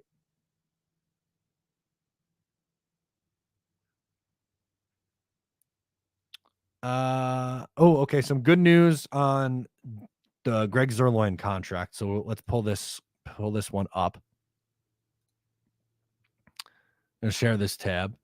It's a $2.749 million cap hit in 2024, and then goes up to $5.645 million in 2025. So a cap hit under $3 million for this year in 2024 for Greg the Leg. His market value, they have him at 4.25, which is essentially his AAV, which is exactly what he got. Good deal for both sides. Honestly, I think that's a good deal for both sides.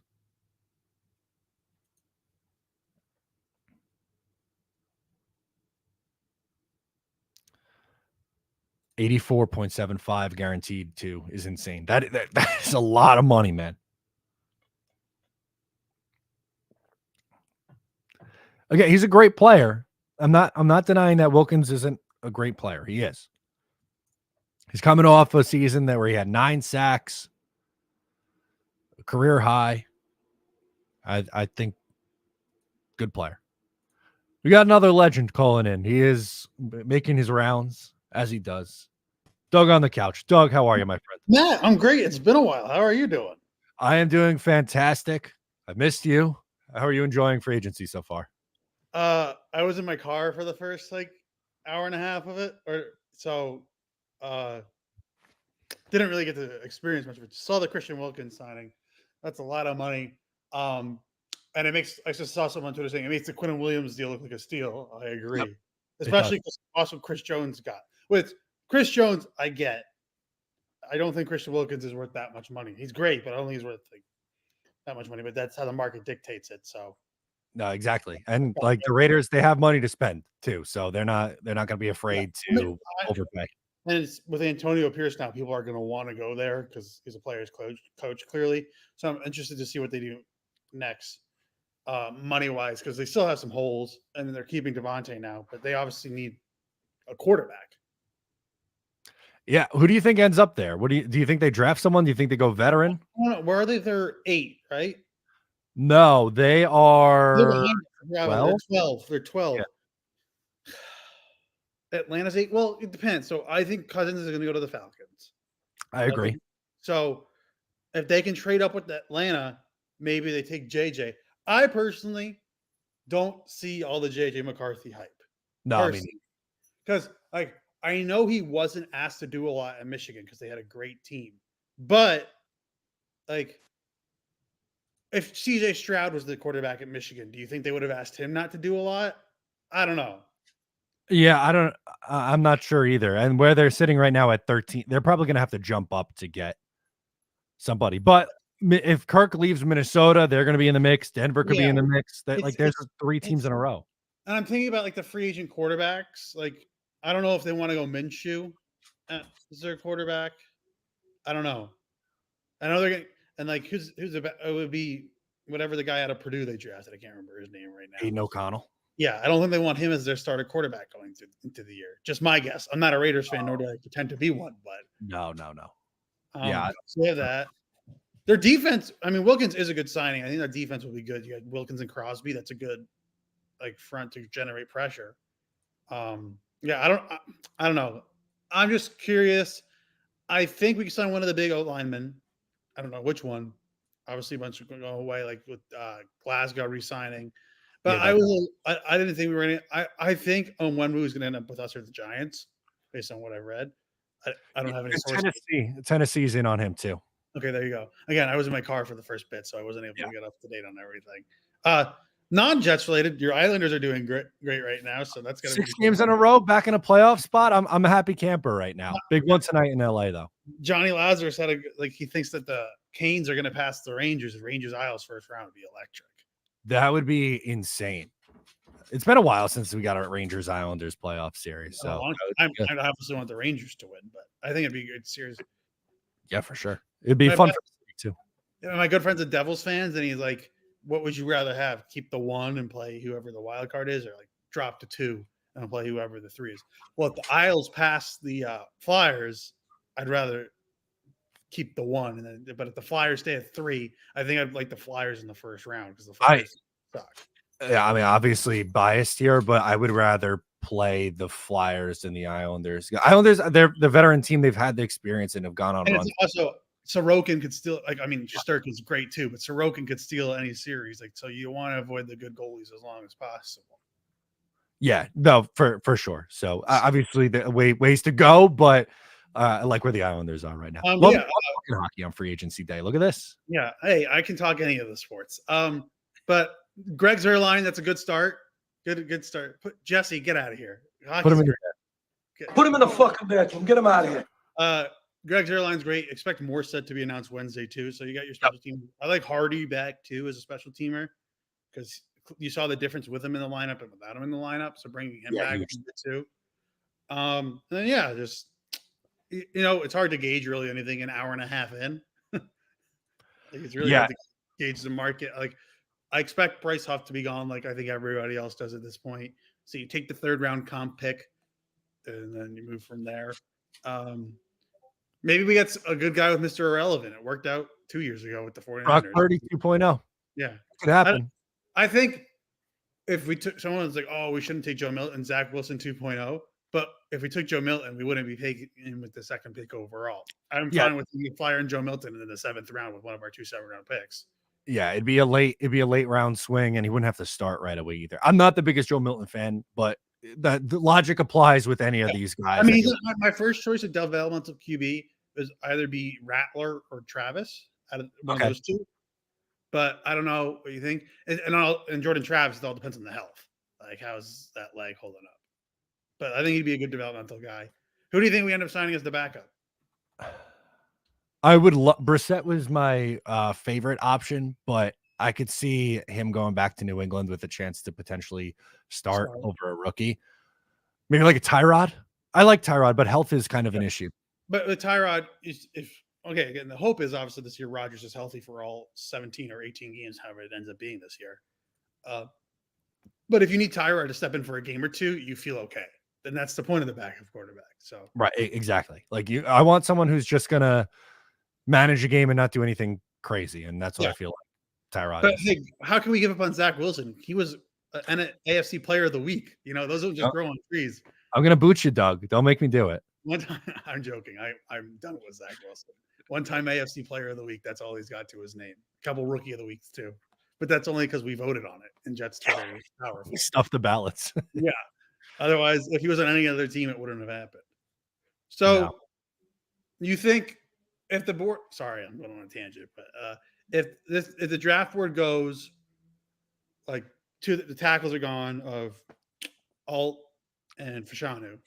Okay. Would you say we sign like a Tyron Smith or somebody in I don't know, say we sign like a good starting level tackle. Do you stay at 10 and take Fuagua? I probably said his name wrong. Or do you trade back? I would take Fuagua because I do like him a little bit better than the next batch, but I'm not going to be upset if they move back and get a 2nd round pick, by doing so. And then they basically trade back with 12 at that point with the Raiders, and then you draft like Latham or whatever tackle they rate the highest out of that group. Yeah, and then you pick a receiver. 100%. I'm not opposed to doing it. I like I said, I like Fuaga. I think he's closer to Fashanu than he is to that next batch of guys. That's why I would stay and take him in that scenario. But like, I wouldn't get upset at them for moving back and getting a 2nd round pick because they don't have one. Yeah, I'd agree with that. And I saw your tweet about Bakhtiari. That's just written in the stars that he's going to. Yeah, it's unavoidable that that's happening. I just don't want them to rely on him to be the starter and then be like, oh, he got hurt in week 3. Who could have saw this coming? if you sign him to like a 1-year vet minimum, and it's like, hey, compete for the job, and he looks healthy and seems healthy, and he wins the job. Okay, maybe move him to right tackle too. Maybe he just can't play left tackle anymore. Yeah. I don't know. I don't I'm know. not a doctor, so No. I don't know. Nor do I play one on TV. But sign him. If he wins the job out of camp, then you give him the job. I like Carter Warren. I know Damian Woody preaches Yes, like, he likes him a lot. a lot too. But I thought he played good in the limited games he played last year. I know he didn't have training camp because he was injured. So this year he gets a full regular off season. So I like him as your swing tackle, maybe depth guy. I don't mind him starting games. I thought he looked good. Yeah, he I don't know if I'm ready to be like, okay, you're going to come in and be the starter, but I like him as a swing tackle and a potential guy who can start maybe in like 2025 if things go well this year. But if he's a guy who like dominates in camp and wins the job in camp, I think the Jets are happy if that's the case, because it's like, oh, that's a 4th round guy you got, and we haven't been able to find anybody in the later rounds. It seems like. Yeah, I'm with you on that. All right, I appreciate you, Doug. Thank you again for checking in. Have a good stream. Thank you, man. I love it. We got Hype back in here. Hype, you have something else you want to hop in and say? Yeah.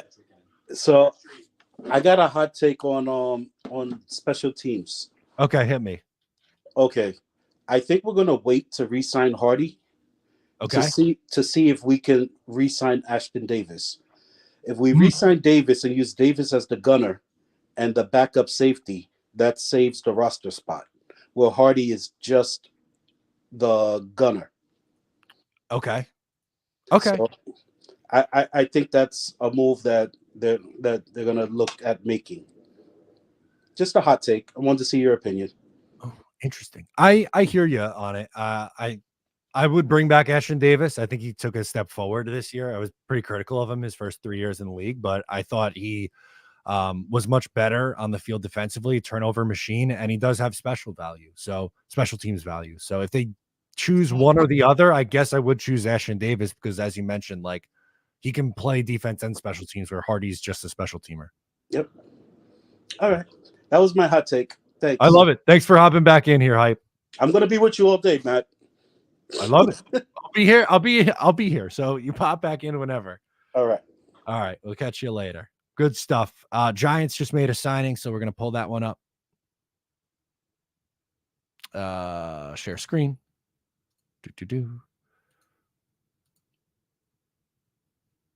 All right. Gunnar Olszewski, right? That's how you pronounce it? Olszewski. 1-year deal per source. Olszewski solved the punt return problems last season, averaged a healthy 11.9 per punt return with a touchdown in 10 games with them last season. Good move. Smart move. Johnny's back in. What do we got, Johnny? Breaking news. I just changed my hat. I love it. That's the best. Hold on. We got to hit the sounder. Breaking news. All right. There we go. That's been the best update so far. Just letting everybody know. Keep going, bro. Keep going. I love it. Good stuff. I changed my hat. Breaking news. Oh, goodness. Hardy is a keeper, and Ray says, I would rather keep, I want to keep Hardy. I don't think it's something that they have to choose one or the other in. Hardy can play. Good special teamer. By the way, so the Gabe Davis thing was a little bit off, apparently. So if we pull this up, Gabe Davis has agreed to the Jaguars to a 3-year, $39 million deal with incentives that could get him up to $50 million. That's still a lot of money. The guy's not that good.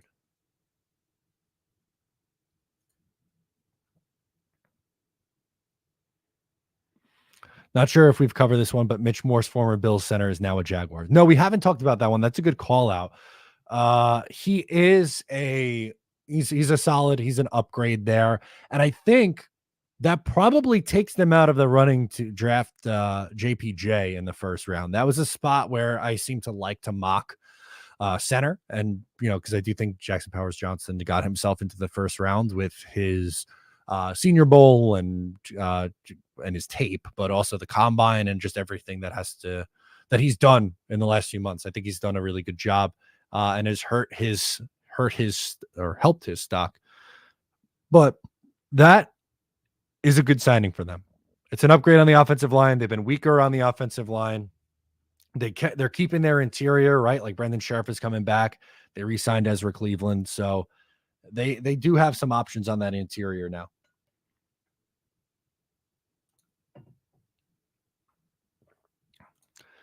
Would you rather keep Hardy or carry another offensive lineman?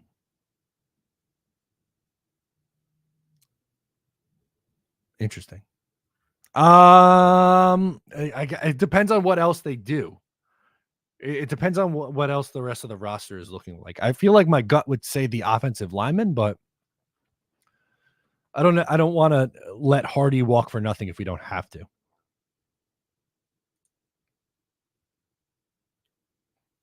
Apparently, there's some Bears and Bryce Huff love.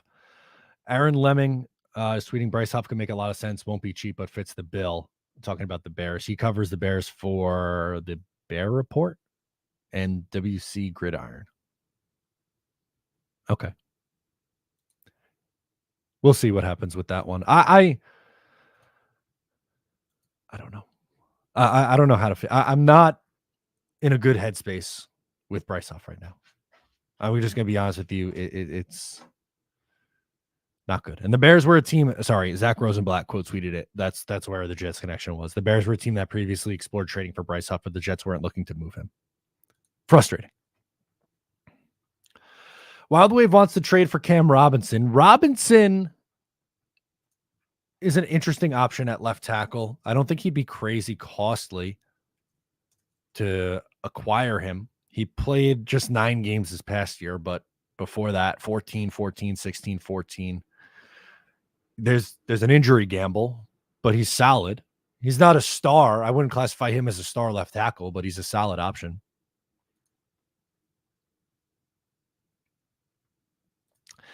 I think he can. Ryan asks, can Bowers play that big receiver role? Don't necessarily need to call him a tight end. Yeah, I definitely think he can. He's a big slot. That's essentially what he's a chess piece. You could play him as an inline tight end. You could line him up out wide. You could line him up in the slot. You could put him in the backfield. There's a lot that you could do with him. He's a weapon.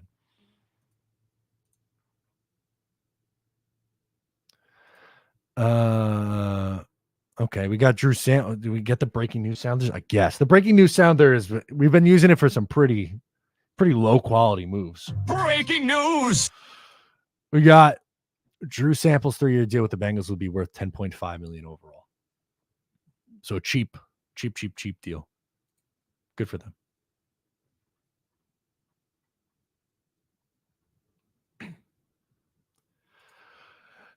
Matt says, really like the idea of bringing back George Fant. Was a top 3 league pass blocker in 2021, only allowed 18 pressures. He'll be cheap. A 1-year, $5 million deal.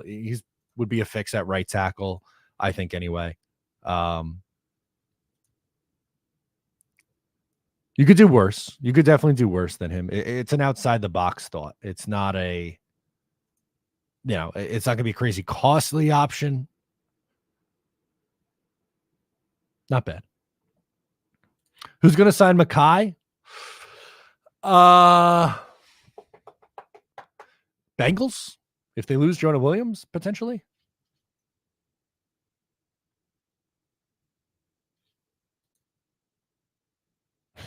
That's not breaking news. No, not really. It's not. It's been slow, man. We've been on for almost 2 hours already. We haven't had a lot. And not just Jets, just overall. It's been like a couple running backs go. You got some big money for an interior defensive lineman. Wilkins got paid big money. There was a big contract for an edge rusher.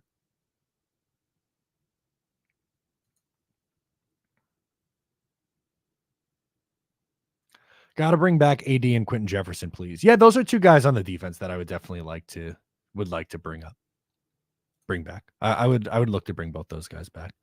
Fant or Illuminor would be decent tackle depth. I think I like Illuminor more than Fant, but I am okay with bringing Fant back. We got Tigo back in the mix. Tigo, how are you, friend? Doing good. Let's shake things up. Okay, what do you got? We've spent all offseason talking tackle, talking wide receiver, all this other stuff. But we do have other needs that do need to be filled on this team. Let's Okay. talk free agents about that. What do you think the Jets are going to do at interior defensive line? Because I have some thoughts. Okay. And what do you think the Jets are going to do at safety? Because I also have some thoughts. Okay. Go. We are going to do it. Believe me. I just want to put this just came out. So Dan Quinn bringing in Tyler Biadasz to the Commanders. So there's a center off the board. I like Biadasz if they wanted to. It depends on what they wanted to do with Joe Tippmann, obviously. Yeah. But if they were looking for a veteran center, he was my favorite of the veteran center options. On the interior defensive line, I would retain Quentin Jefferson. And I think it's an obvious connection, but I do think they're going to be in on Javon Kinlaw too. I don't think he's that good, but he's young and has the connection to Robert Saleh. That's kind of the same thing with Solomon Thomas. Yeah. Kinlaw can go to Houston. Okay. Well, do you think they're ponying up the money for Armstead? I don't think they're gonna do that much. I would love it. But with how the market just exploded with Wilkins's money, you have to assume that Armstead is going to get closer to that than what we want to be paying. And you can't have like two $20+ million guys on the interior of the defensive line. Yeah. A name that I have been looking at where I go, I've been seriously thinking about is T.R.E. Tart. Okay. Because I don't think he would cost all that much in the grand scheme of things. It'd still be a ton of money. But I think you could get T.R.E. Tart on a 3-year, $33 million deal, 15, 16 guaranteed kind of a thing. And if you do what you said, which I think the Jets are going to do, which is bring back Quentin Jefferson and Solomon Thomas, you're done. GG. Yeah, you nailed it. At that point, you're pretty much. And even then, you get to a point to where you go, okay, positions of strength now need to be not as strong as before. And you could just say, okay, maybe we don't bring back Solomon Thomas or we don't bring back Quentin Jefferson. You only bring back one of them. And then Tanzel Smart finally gets his shot in the NFL to be that guy. And again, as interior, we're talking about interior defensive lineman 4, right? I'm not saying that Tart should be that Smart should be the guy right next to Quinnen, but like I don't know. I'd like to spend more money than people are anticipating, but not crazy money on the interior of the defensive line. I'd love to be able to be in that $8 to $12 million range with an interior defensive lineman. What about a Sheldon Rankins reunion? Because that's probably I would do it.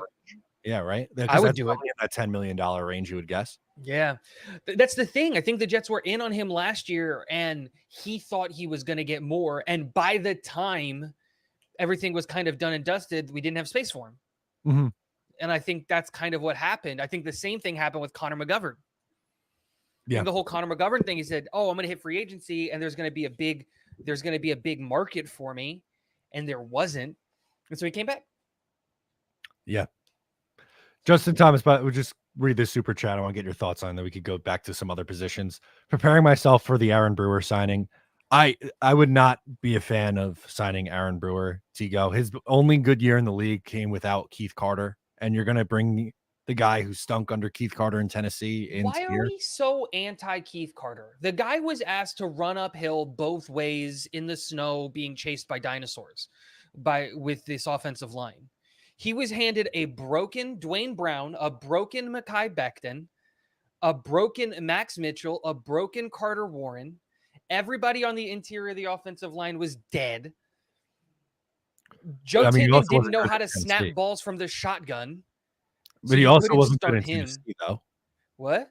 He wasn't good in Tennessee. But against also a bunch of injuries. You don't think that he has a hand in that by how he runs the practices? Okay. Does he?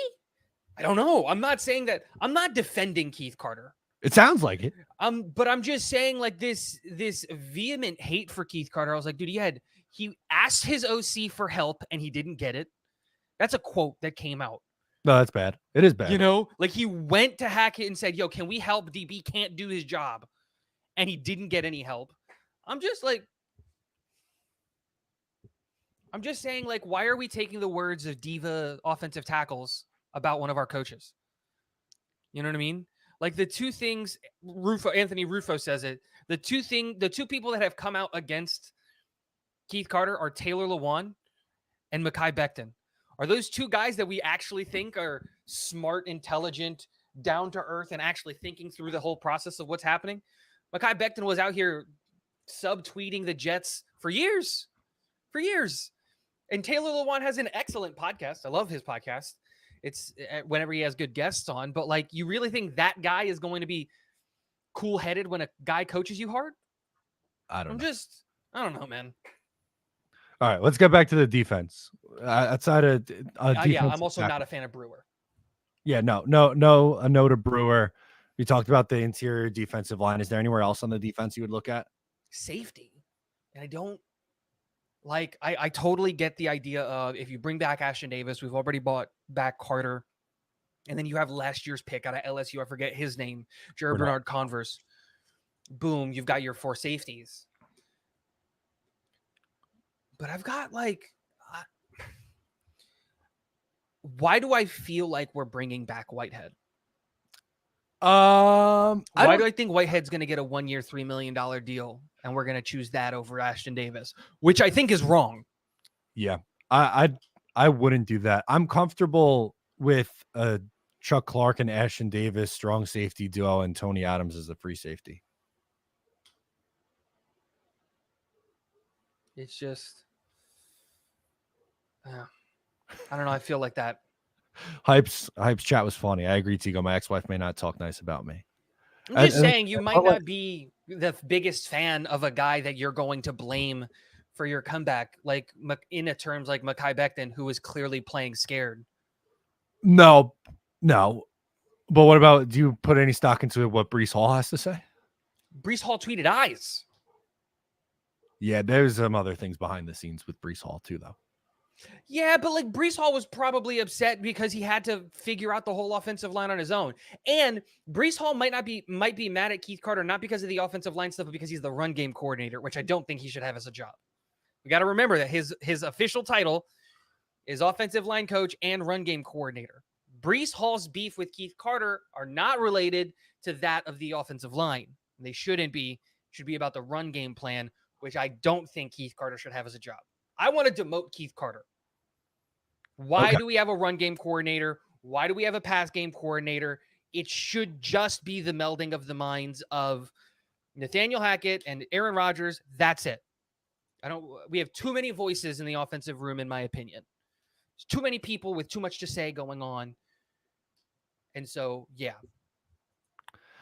Yeah, they do have the lot of cooks in the kitchen thing, and it does complicate things on that. I get that, but I'm not in on bringing back Jordan Whitehead. As Ryan says, Whitehead misses too many open field tackles. I totally agree. I'm not saying that I want it. I have this sneaky feeling that that's going to happen, and that scares me. It could. I hope not, but speaking of safeties, we have a safety move here. I want to get your reaction to that, and we'll get back to the chat here. The Jaguars aren't done. Sources say they're signing former Packers Darnell Savage to a 3-year deal. Are the Jaguars having the worst imaginable for first day of free agency?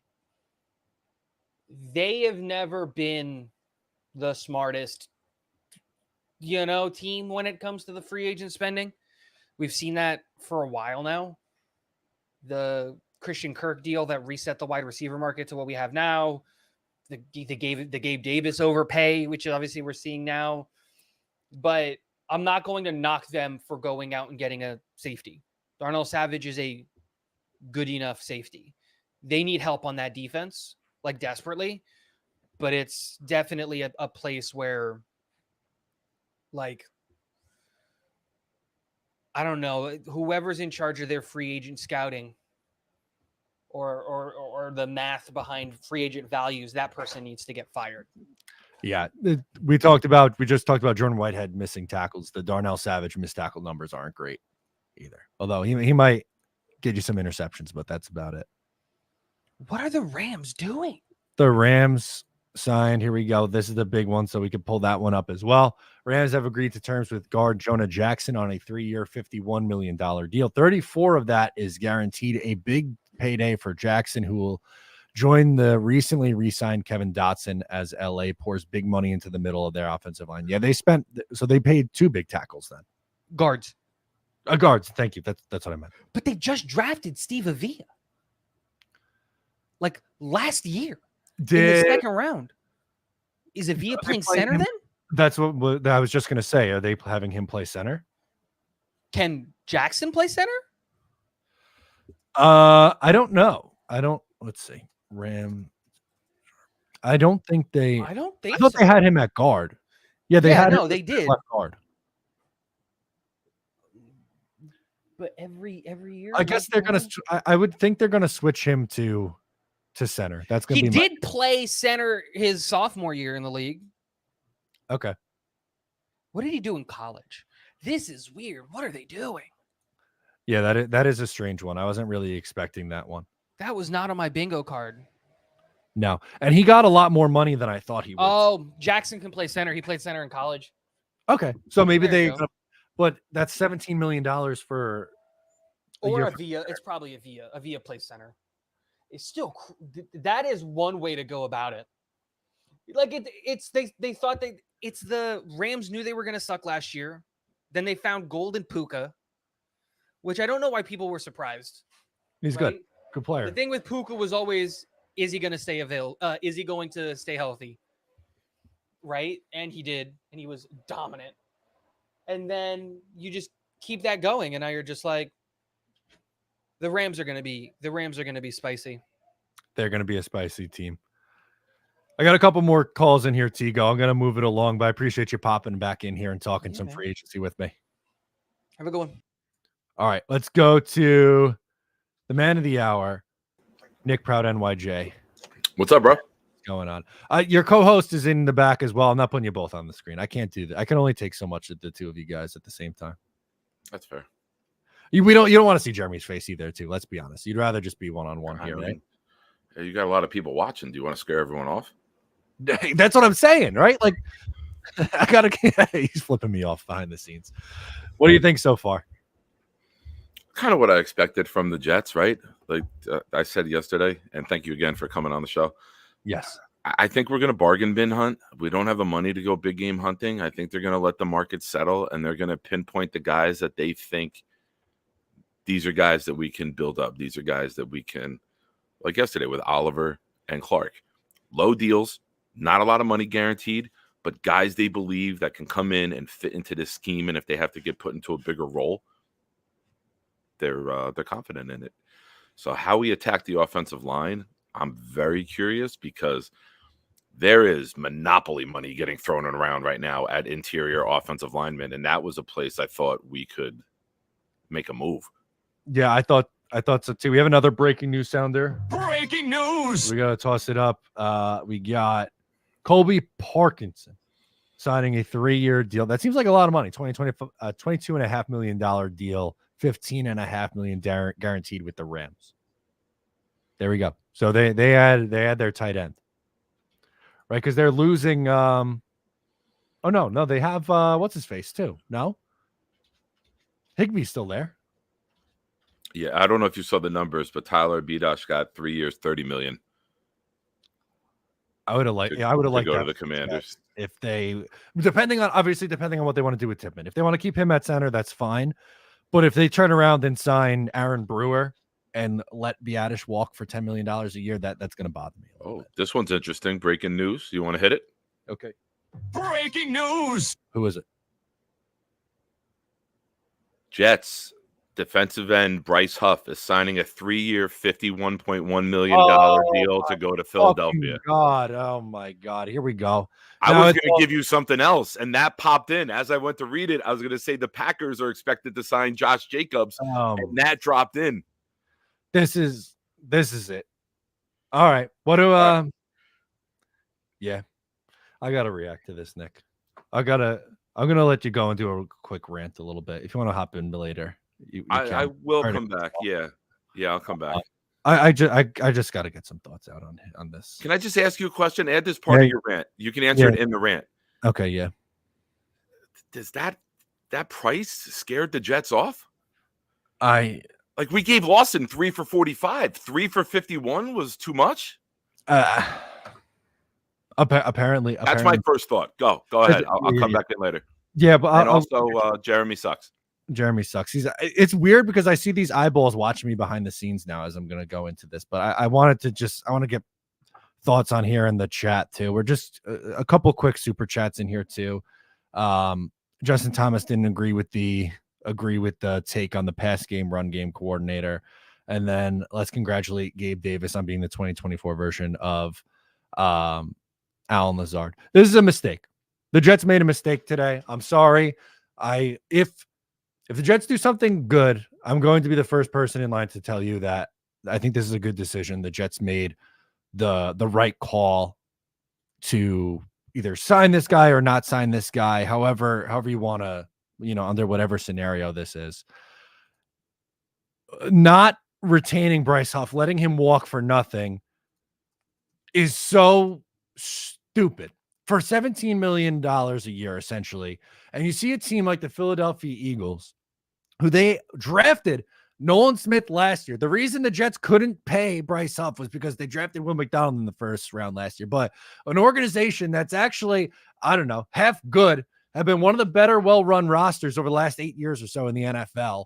They won a Super Bowl in 2017, flipped it over when they traded Carson Wentz, and then we're back in a Super Bowl in 2022. Are able to go, you know what? We see enough in this guy where he is being underused and undervalued on the Jets. We're going to pay him the big money. I'm sorry. I'm not going to listen to any spin that, the Jets know best. He's not going to be better in the bigger role. Why do the Jets deserve the benefit of the doubt on this? I get it. Robert Saleh is a good defensive guy. The Jets have done some really good things on that defense, but come on, let's get real here. They let him walk for 3 for 51 to the Eagles. Again, the Eagles are a good organization that they get it right more often than not. It's bad. I'm sorry. This is not, I don't want to hear that, he only plays X amount of snaps and he's only good because, the Jets know he's only a third down pass rusher, one trick pony. You can't pay him and fix the offensive line and wide receiver. It's bullshit. It's bullshit. You can go out and fix your other needs and keep your homegrown, developed guys. There's a mistake. I'm sorry. It's a mistake. I can't believe that's what they let him walk over. I thought if it was going to be like $20+ million, all right, but come on, man. I'm sorry. I don't want to hear the spin zones. It's a mistake. If the Jets do something well, I'll say that they did the right thing and that I agree. I'm not just hating. I think that's stupid also. But I hate this. I hate this for the Jets. Peter says, damn it. Look, we knew it was coming. We knew it was coming, but it doesn't make it any easier. It still sucks. It's still a bad decision by the Jets.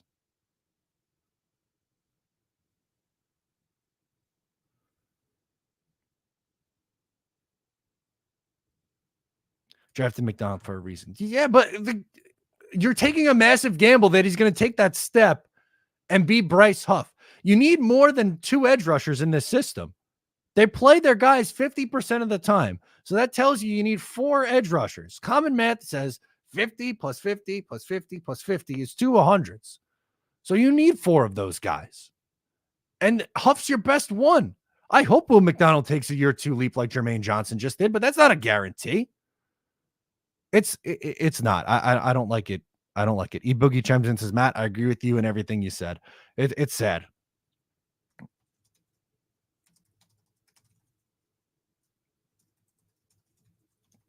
This sucks.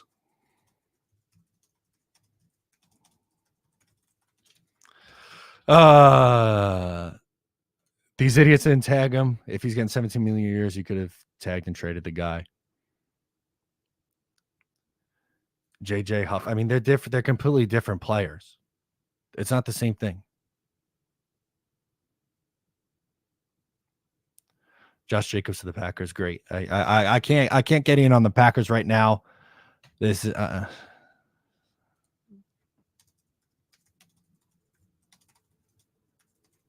I think they made a mistake today. That one really bothers me. I knew it was coming, but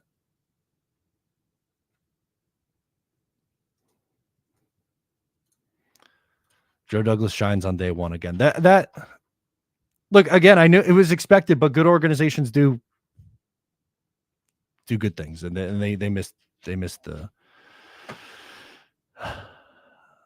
But good for Bryce Huff, I guess. But this is, I think it's a mistake. I'm sorry. I don't agree with it. I think he's going to be really good there. He's going to have 12.5, 14 sacks this year on that defense. He's going to fit perfectly with what that scheme's looking to do. They're moving on from some of their older players on the defensive line to add that in, to add him in. 3 for 51. It's frustrating, man. It's frustrating. Hennessy says, I knew it wasn't going to be the 12 million like Connor Hughes said. No, it wasn't the 12 million, but it still wasn't like this astronomical. I had someone tell me he was going to get $24 million a year. I didn't buy that, but they could have made this work. They absolutely could have made it work. All right, we'll do some call-in stuff. We'll go back to the calls. Caden's been waiting for a while first. We'll go to Caden first. What's going on, man? What's your take on all this? Yeah, that's disappointing. You lose Huff. I mean, homegrown player. I mean, was so good. I mean, we expected it, so this is nothing surprising, but it's a bummer that he didn't get brought back just for how good he was. So it's disappointing, absolutely. Am I surprised? Not really. Wish the best to Bryce and Philly. I hope he goes out and wins a Super Bowl. But that's all I can really say. So but overall, I'm hoping we do something because I get excited for free agency every year, and it's the same old thing. So nothing changes. Hoping we at least sign a guard, unlikely for Onwenu, because we are Jets fans and we live in pain and we never get anything we want. So hoping maybe also for signing a Boyd just as a good slot option and third receiver, and then maybe trade for Sutton or fix O-line enough where we could draft Odunze. So hoping for something like that.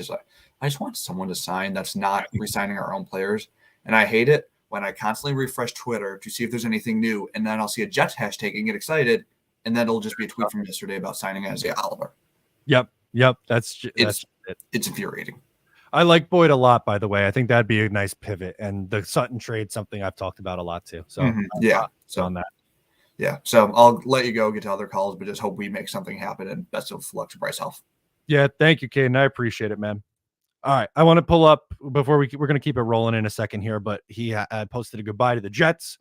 Says, I just want to say thank you to everybody that's been following my journey since I showed up in New York 4 years ago. The memories I made in MetLife and in the city will be cherished forever. The constant words of encouragement from fans from the day I signed as an undrafted free agent to my last snap as a Jet kept me through the good and bad ones. You all are real ones. The support from my coaches and brothers that put in the work with me every day was crucial in my development as a player and as a man, and I have nothing but love for each and every one of them. It's been fun. Well, he gets a payday. He gets a big payday out of it. This is going to, again, I understand it's a hard cap sport. You can afford to improve the offensive line and also keep your best pass rusher in a spot where they're going to have more leads this year. They didn't play with any leads at all last year, and he still racked up 10 sacks. So if the Jets are playing from ahead and teams are forced to pass on them, he's going to be much more productive in that scenario. But again, I understand that's a hard cap sport and you can't just, spend money willy-nilly, but this is, you pay your best players who are just entering their prime, that they were just homegrown and developed. Howie Roseman's a good GM. He's one of the best GMs in the sport. He's built a Super Bowl winning roster. He built another one that went to the Super Bowl in 2022. I'm giving them the benefit of the doubt over the Jets right now because they haven't proved it yet. Oh boy, this is frustrating. This is also just not true. You don't realize they just actually have the worst cap situation in football. I can't say that I agree with that one. All right, we'll go back to the lines. My co-host, my friend, who's in New York right now, Jets Chaos. Jeremy, man, how are you, Jeremy? That was rough, bro. Yeah, That's that stings. It really does. It's rough. He's, I'll tell you what. If McDonald's is a bust and doesn't do anything, and this guy goes on to get 15 plus sacks, and our defense falls out of the top 5 because we're not getting pressure. Yeah. Oh, I think you got muted somehow, Jeremy. We're not hearing you coming through. Hang on. Let's see. We can't hear you. I don't know what happened. You went black, and now you're muted when you're talking. No, try to hop out and hop back in because you're talking and it's just muted right now. We'll get Jeremy back up in a second here. We got to get him to hop out and hop back in because he's just sitting there mimicking it. We got B-John's back there with no camera. If B-John, if you put the camera, oh, there we go. There we go. What's going on, my man? How are you? Good. How about yourself, man? Doing all. I mean, I've been better after the Bryce Huff news. We should have expected it, but it's annoying nonetheless to me. Yeah, well, a couple of things I was thinking about when that happened. Like 17 million ish, really not a bad price point. Everybody was saying it was like going to be in that 14-15 million dollar, area. So I really don't understand why it's like, if it was like 21, 22, maybe you have a different conversation. Also too, like when it's a team like the Eagles, who, Howie Roseman has been to 2 Super Bowls, calling and making that kind of offer, don't you reconsider and be like, if the Eagles, who are, let's face it, they're one of the best teams in football with Howie Roseman, is offering a guy like Bryce Huff 17 million. Shouldn't I try to keep this guy as much as possible? Like this is not New England, where New England just signed back in the Belichick years and they were terrible, but it only worked because of Brady. The Eagles actually genuinely draft and develop and sign guys that are really, really good, usually. So I'm just, this whole, like, I know a couple of beat reporters are like, well, the Jets will not spend because Joe Douglas's mentor, Ozzie Newsome never spent. Well, he also had another mentor named Howie Roseman, who has been to 2 Super Bowls as well. And I just don't buy that whole, like, oh, we got to be prudent. We got to be. I think that's a little bit of cover for the fact that some of these BC signings have not worked out for him. And that's not an excuse. That's a different conversation. You just have to get more of those right pieces, more of those DJ Reeds. I also think just Joe Douglas is just a little bit too hellbent. And I get it. A lot of GMs are like this, but they're way too hellbent on really justifying their draft picks.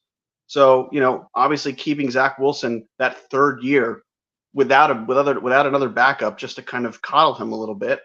And I don't want to say it's the same thing here, but like, okay, I think part of this motivation was like, well, we got to justify this Will McDonald pick. And that's great. He might turn out to be a decent player, but you got to have another, like you said, 50, 50, 50, 50. They're constantly rotating guys. And Clemens is not, besides like beating. Good. He's not good. You can just say it. He's not. He's more just like a bravado kind of guy, but in terms of actual production, he's not great. So I really just, when the Eagles are making a move like that, it makes you kind of think like, well, they're really, really good at what they do. Maybe we should have signed the deal. So that's my reaction to it as well. Like if you were on the fence about it and that is not a jumping red flag that the Eagles are the one in here willing to give the money, that I don't know how to help you. Yeah, it's one thing if it's like the Jaguars. Okay, they or I guess the Rams today, where they're kind of giving out questionable deals and stuff. But it's the Eagles, like Howie Roseman. Again, like you could almost put him on that level with Ozzie Newsome. He's 1-1 in Super Bowls, but he's one of the best out there. So I don't know. It's food for thought, I guess. But yeah, I appreciate you calling in and getting your take in. I agree with you. It's still I knew it was coming, but it still bothers me. They mishandled it. Yep, totally agree. Have a good rest of your day, Bijan. There we go. Let's bring up James Alba says, I think the D-line rotation is more important than the game situation for them. Other teams would probably see 65% of the snaps for Huff with the Jets, who's never getting over 55, just not worth the $17 million to me. Well, I can't say that I agree with you, because then you have other examples of, like, I don't know, we'll minimize Shaq Barrett not getting 30% of the snaps and then going to Tampa Bay and popping off in his mid-20s is on the same trajectory that a Bryce Huff is.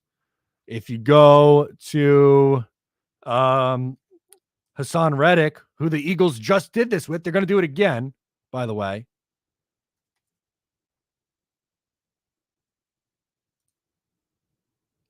It's so annoying. I want to pull up the Eagles again with Reddick. Give me a second. I'm going to show you the snap percentage with him.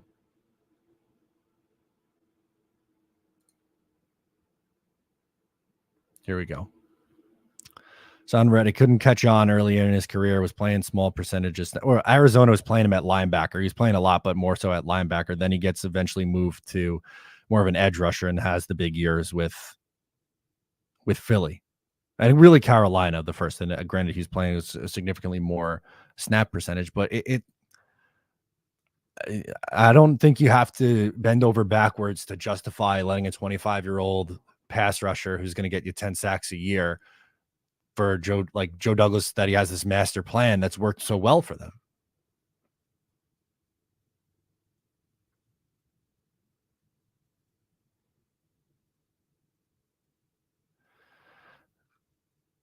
Adam Schefter had something. Let's see. Is this going to make me feel any better? Sorry, I'll pull up some more stuff. Here. Oh, nope, wrong tab. Sorry. Commanders. We knew the Commanders that they were signing there. Will Lutz goes to the Jaguars. They're spending money left and right. Armstead terms with Washington, 3 years, max of 45. Josh Jacobs to the Eagles. Rossini and Rosenblatt have it. Well, McDonald better be good, but again, you could have had both. It didn't have to be one or the other.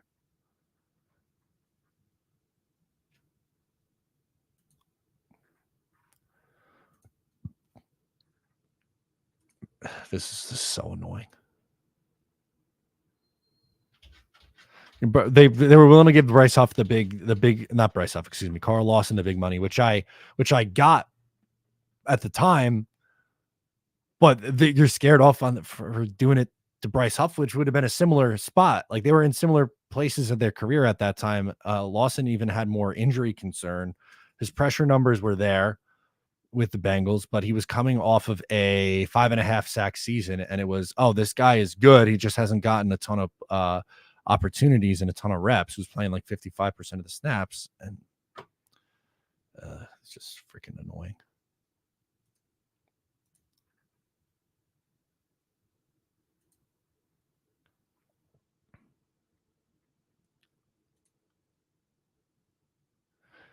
This is just not Albert Breer. The Jets are doing damage control, which is just not correct.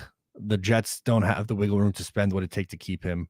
Question is what Huff's production stands without Quinn Williams led front around him, where thankfully Jason from Over the Cap has outlined. I can't even tell you how many times this offseason that was not the case, that they could have kept both or kept Huff and then also improved the other areas as well.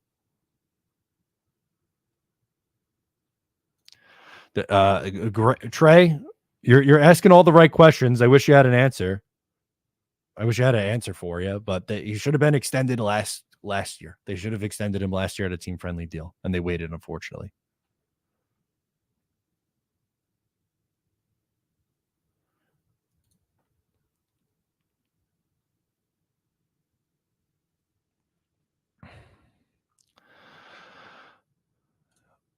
Peter says, watch the Jets fix the O-line and free agency and draft the Jet 10.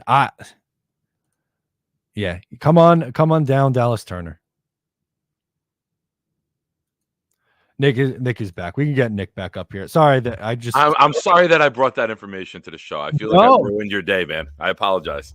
No, look, we knew it was coming, right? It's not any less frustrating, but we knew that it was coming. I think it's time and place, right?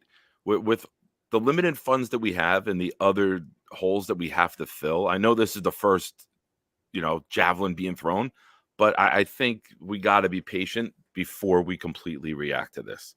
I think we got to see how the big picture plays out, in my honest opinion. Yes, it sucks, but you know me. I try to put a positive twist on anything and believe it's the right move. Kirk Cousins to Atlanta. I was just going to pull that up. Okay, sorry. No, this is perfect. To the Atlanta Falcons, not surprising there. I think that's got to make them the favorite in the NFC South now with those weapons down there. Drake London about to have a Justin Jefferson season. You know how much Cousins loves throwing to one guy all the time. He's going to be big in fantasy this year now. Kyle Pitts, Bijan, they have a fun, group of young, talented skill position guys, and they're going to get to show it off now with Kirk. Yeah, that's good for him. Good. I don't know the numbers yet, but I just saw it pop in. I'm going to ask you a question. Okay, hit me. And I'm asking a question. It's not my take, and I preface it with this because I know people are going to lose their damn minds. Okay. Defensive line in play in round 1? I would really hope not. I would think that they are able to fill whatever holes they can through the second tiers in free agency. I just don't know if they're going to be able to find 3 starters on the offensive line through free agency. Yeah. So I think that at the end of the day, they're still going to have to use the first rounder on that. Okay. What do you think? Do you think it opens it up? I'm you know me, I love defense. And I've watched what the 49ers did with this scheme for years, how they repetitively took D-line round 1 after round 1. And if the D-line is good, everyone else can be good behind them, is the philosophy with this scheme. I don't think it's ever out of play. I think you can maybe move back a little bit because guys who are normally top 10 picks like Turner, it's not a take, it's a question. I know. I'm putting up there because I'm laughing. I know. He's always going at me. It's not a take, it's a question because you want the comp pick now for losing Huff. And if you go spend money on somebody else, that factors into what round the compensation is next year, right? If you go spend $10 million a year on a guy, I think that lowers the value of the comp pick. If you don't replace the end in free agency, it could end up being a 3, right? Or 4 with this value. They could get up as high as a 3. I think that looks weird. That's going to get some getting used to, I think, with Kirk Cousins in the Atlanta Falcons uniform. Shitty uniforms, by the way. They might have the worst one. Now that the Jets are changing, they might have one of the worst in the league. But the font is weird. Yeah, I get they try to get the letters to look like the Falcon with the tail, going in, but it's like XFL. Yeah, I don't. Not for me. Not for me. But I'm. What do you think? I saw someone say it in the chat. Eric Armstead. Do you think that there's any chance of that? I mean, yeah.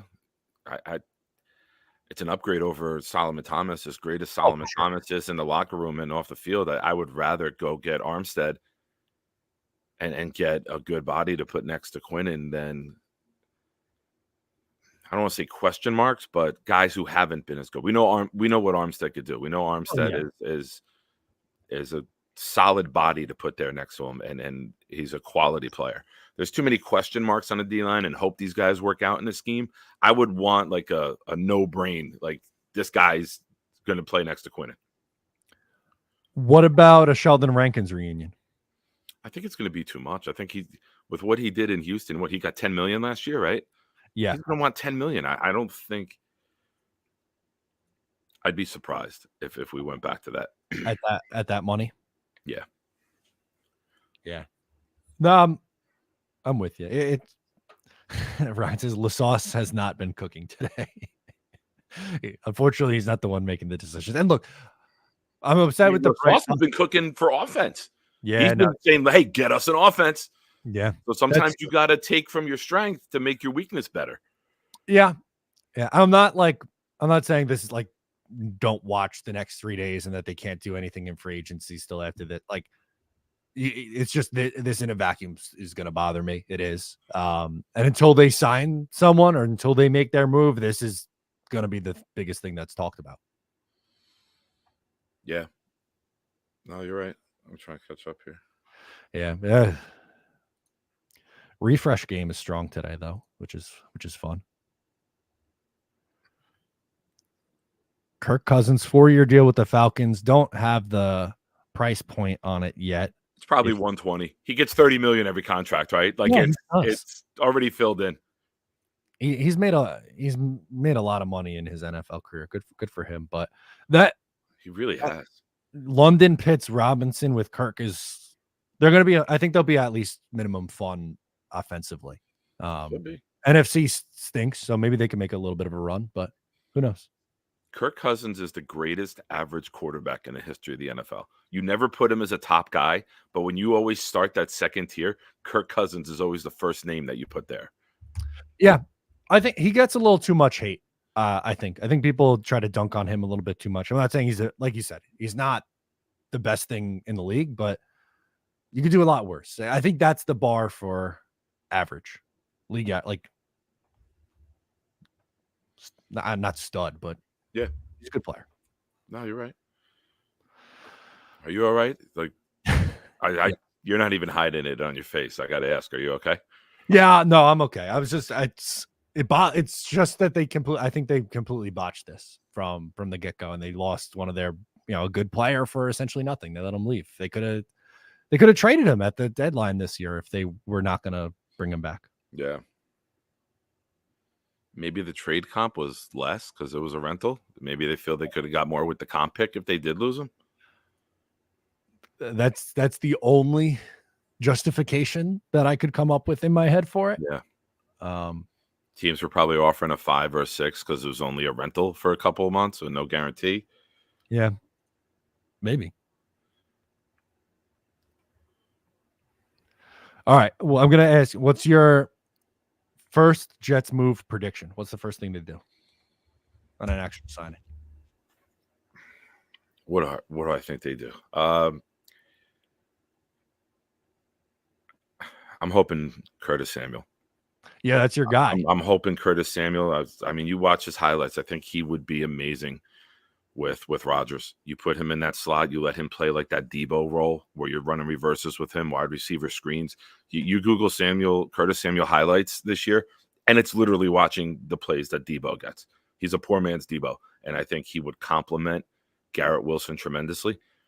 And I think you're letting the market settle. Gabe Davis getting 3 for 39 that can get up to 50. I think that's a good little window for where you might see Curtis Samuel come in.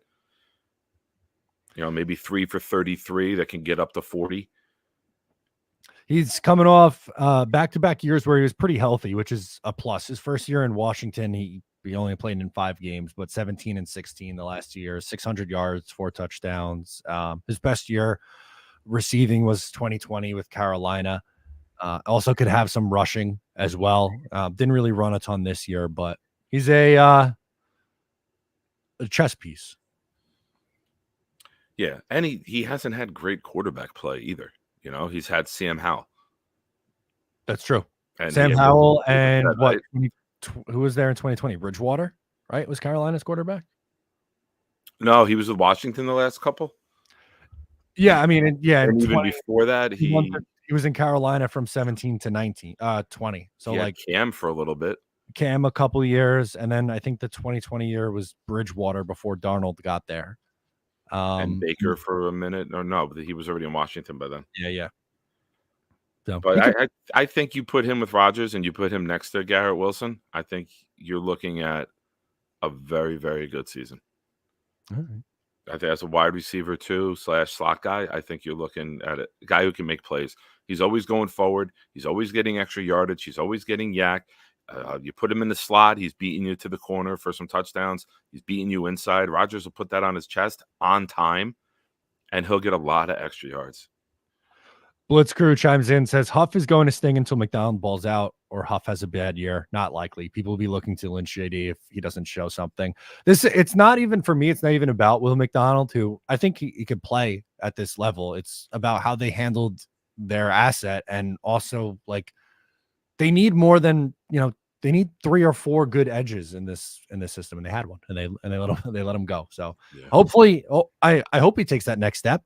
I think it's asking a lot to say, hey, you're just going to fill that role that Bryce Huff did for us, but he has big shoes to fill. Yeah. I mean, with Quinnen's contract and JJ being one off season away from a possible extension, maybe they didn't want to tie all that money up there because they have a future plan, even though Douglas might not be here to execute it. You act on today, right? You don't act on what if you're going to be there or not. You try to have your long-term plan in place still. Yeah. No, I'm with you on that one. Peter wants to know, let's pivot for a second and hope the Jets sign Illuminor, Zeitler, or another solid lineman, and hopefully Samuel Singletary, etc. today. Yeah, it's been quiet today. The Jets last year also had a quiet first day. I think their first signing was Lazard on day 2. I like Illuminor. I think he'd be good value for the Jets at right tackle. Zeitler at guard would be a home run. I think the guards have been getting a ton of money, though. I was surprised by some of the deals that some of these guys have gotten. Interesting tweet from Zach Rosenblatt. Okay. Bryce Huff only kept a TV and bed in his NJ apartment, thinking the Jets were going to trade him once they drafted Will McDonald. Yeah, let me pull that up right now. That is, hang on. Here, let me move this down. Huff only kept the TV in bed in his New Jersey, thinking the Jets were going to trade him once they drafted Will McDonald. They didn't. He went off, and the Jets let him off. Again, that points to just how poorly the Jets did this. It bothers me. I hope. Look, I'm not out on Will McDonald. I think he could play in this league. It's just they have a big shoe to fill. Yeah, so I don't like it, but I understand it. Oh, I okay. understand it. Oh. We have some. Who do you think? I'll give it the breaking news sounder. Breaking news! According to Diana Rossini, the Minnesota Vikings are likely to go after Sam Darnold. And how about a pick swap for Zach Wilson? We get the Darnold-Zach Wilson quarterback room in Minnesota. Let them battle it out. It's the reality show that we need. Right. That's what only Jet fans have been debating this for what? Only 5 years, right? For however long it's been. I already got the name of the show. Okay, hit me. Mono and MILFs. I like the alliteration of the end. It's great. That's perfect. Oh, goodness. But Sam Darnold to Minnesota would be interesting. They're obviously in need of a quarterback now. And we'll see what happens with Zach. I don't. Any prediction on that? Any thoughts on what they're going to do with Zach? I hope they get something. It's going to be somebody who's got a good offensive coach, head coach, who's got offensive minded with a good pedigree. Maybe a Denver, maybe a Kansas City, like a Sean Payton or an Andy Reid, and somebody who says, this is what I see. This is what we could do with this guy. He's not going to be expected to play, but maybe we can do something long-term with him. I just don't think with the cap hit, I think we might have to bite the bullet on it. And that's starting to worry me this far along. Yeah, me too. I don't think they're going to get much, especially after what we saw Mac Jones go for yesterday. Not that he's any good, but he's cheaper. And he just goes for a straight up 6th. So Vikings will be in the need for a quarterback. I don't think, like I saw some people, and I believe Harry dropped it in the chat, the Rams. Yeah, another good place. But they have LaFleur and Calabrese. You think they'd want to work with Zach again? I mean, you got McVay. So another, Fair. Another box where I was saying it's going to be somebody with a great offensive-minded head coach, a good quarterback pedigree. Something like that. Still annoying. Apparently, Xavier McKinney's being cryptic on Twitter now. I'm just trying to keep up with all this stuff. A lot of moving parts. A lot of moving parts, a lot of refreshes. Kudos to you. You're doing a tremendous job. I appreciate it. Thank you for hanging out for a little bit with us. Yeah, no worries, man. Going through some chats. I was gonna go live myself, but I don't want to steal your audience. So I was like, I'll defer to Matt. He's been doing this longer. You don't have to go long. There's people. We had people live at the same time. I so respect to your greatness, good sir. Look at this. This is why you're a legend. Daniel Murphy chimes in, says, I don't think the money was the problem with Huff. I think he wanted more playing time, and the Jets wouldn't budge on their rotation. Just a thought. He's going to be rotational in Philly. They do the same thing. They rotate all their DNs. They do. But, I think he's going to do really well there, too. Like, that's a perfect spot for him to go. Because didn't they just bring in Fangio as well? Yeah. On that team? I think they did. And they got good defensive tackles on the inside who can create pressure, which should put him in a lot of one-on-one situations. I did see an interesting tweet yesterday. Okay, hit me. It wasn't a big name. It was from just a fan. It wasn't anybody, a writer. 7.5 of Huff's sacks last year were against backups or a blown protection where he was unblocked. Really? Oh, we have some. I'm sorry to cut off your point, but we have some breaking news. Yeah, go ahead. Breaking news sounder. Breaking news. Giants fans, close your eyes. Saquon Barkley is planning to sign with the Philadelphia Eagles. The former Penn State weapon lands in state at a rival of the Giants and stays in the NFC East. He'll see his former team twice a year. Wow. So Eagles getting busy. Saquon Barkley, Bryce Huff. I think from the Giants side, like they expected Saquon Barkley to walk, but him going to the Eagles is how much do you think Saquon has left in the tank? You think he's got any good years left? I think they used their running backs well there. Don't forget, Hurts does a lot of that tush-push stuff where Barkley's not going to get 3rd and 1s a lot, rammed into the line and taking big hits, They should protect him well, and they know he's got the knee injury already, and they went in on him. So they rotate their backs there too. There were times where Boston Scott, the 3rd running back, was getting 8-10 carries in a game if that's what the game plan called for. So they've always managed their running backs well. Yeah, he's tweeting out the Eagle. Little in division news for us. Oh. Antonio Gibson to the Patriots. Oh, let's hit it. Breaking news. Antonio Gibson is signing with the New England Patriots. That he is good out of the backfield catching the football. They'll obviously have a new quarterback this year. It's not like, I don't think he's scaring you like he was early in his career, but I think he could still play. I got the numbers on Barkley. Okay, hit me. From Schefter.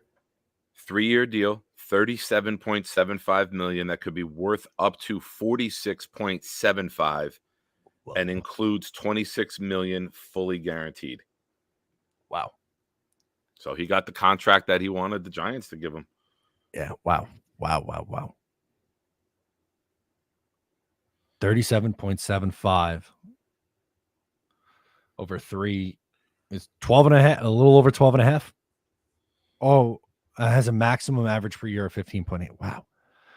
Yeah, he got a bag, man. Wow. Barkley now beats the franchise tag and has a minimum average of 15.83. $26 million fully guaranteed. We'll see how he probably has a couple more years left and is going to be on a team with a much better offensive line and a much better all-around team. So I think he performs well there, at least for this year, maybe next. I don't know beyond that, though. The Vikings general manager doing PR statement about letting Rappaport retweeted it, or the Vikings tweeted it too. It's basically, we tried. It's one of those, please don't kill us. Please don't lose your minds. Okay, here we go. I'll read it. After significant and positive dialogue with Kirk and his representatives, we were unable to reach agreement on a contract that fits the short and long-term visions for both Kirk and the Minnesota Vikings. Kirk holds a special place in Vikings history, and we appreciate his leadership and contributions to the team in Minneapolis, St. Paul community over the past 6 seasons. Wow, he was there for 6 years. That went quick. We wish him, his wife, Julie, and their children all the best. Our approach heading into free agency always included layers of contingencies regarding the quarterback position. We are moving forward with plans that allow us to continue building a roster that can compete for a championship. Yeah, a little damage control out of Minnesota. Yeah. There after losing Kirk Cousins. That 6 years did go because that was who a lot of us wanted the year we drafted Sam. In 18. Yeah. I was a big sign Kirk, draft Quentin Nelson guy that year. That was my thing. And then once we moved up, I knew that was out of play. Yeah. St. Patrick's Day. The St. Patrick's Day trade to move St. up. St. Patty's Day 2018. That's right. Jason's asking for Justin Jefferson to request a trade. That might be the move. Get him out of there. You don't want to be a part of the rebuild. He'd be in Houston. Yeah. Oh my God. He'd be in Houston. They're going all in with the rookie quarterback who looks like he's elite. You go all in. That's as they should, by the way, because they absolutely. They have a lot of guys on their rookie deals, and Stroud popping right away. That's the time to make a move like that. 100%.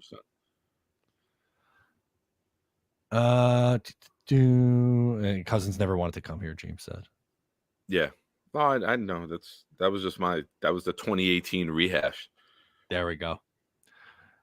We got a couple other calls in here. Yeah, Nick, go ahead, I'm gonna let you go, but I appreciate you hopping in with us. And if free agency starts to die down, I'll hop back in because it got electric both times when I came in here. It did. A lot Not for us though, but the rest of the league is excited. The Eagles maybe well. Maybe the Jets will make a move and we can get all excited again. But I got the numbers real quick. Yeah. Hit it. 4 years, 180 includes a $50 million signing bonus. He gets $100 million guaranteed, $90 million in 24 and 25, plus another $10 million in 2026. Okay, yeah, here we go. We'll pop it up. Is that right? Wow. Wow. Oh man, guaranteed. That's some big money for Kirk Cousins in free agency there. That doesn't make sense. Yep. Oh, okay. We're gonna keep you on for a second. Johnny wants to talk to both of us. He says he dropped in the private chat. So look at this. You get to stay. All right. Let's go. Let's bring him up. Johnny, what's going on? You changing hats again? Yeah, breaking news. I redid it again. Breaking news.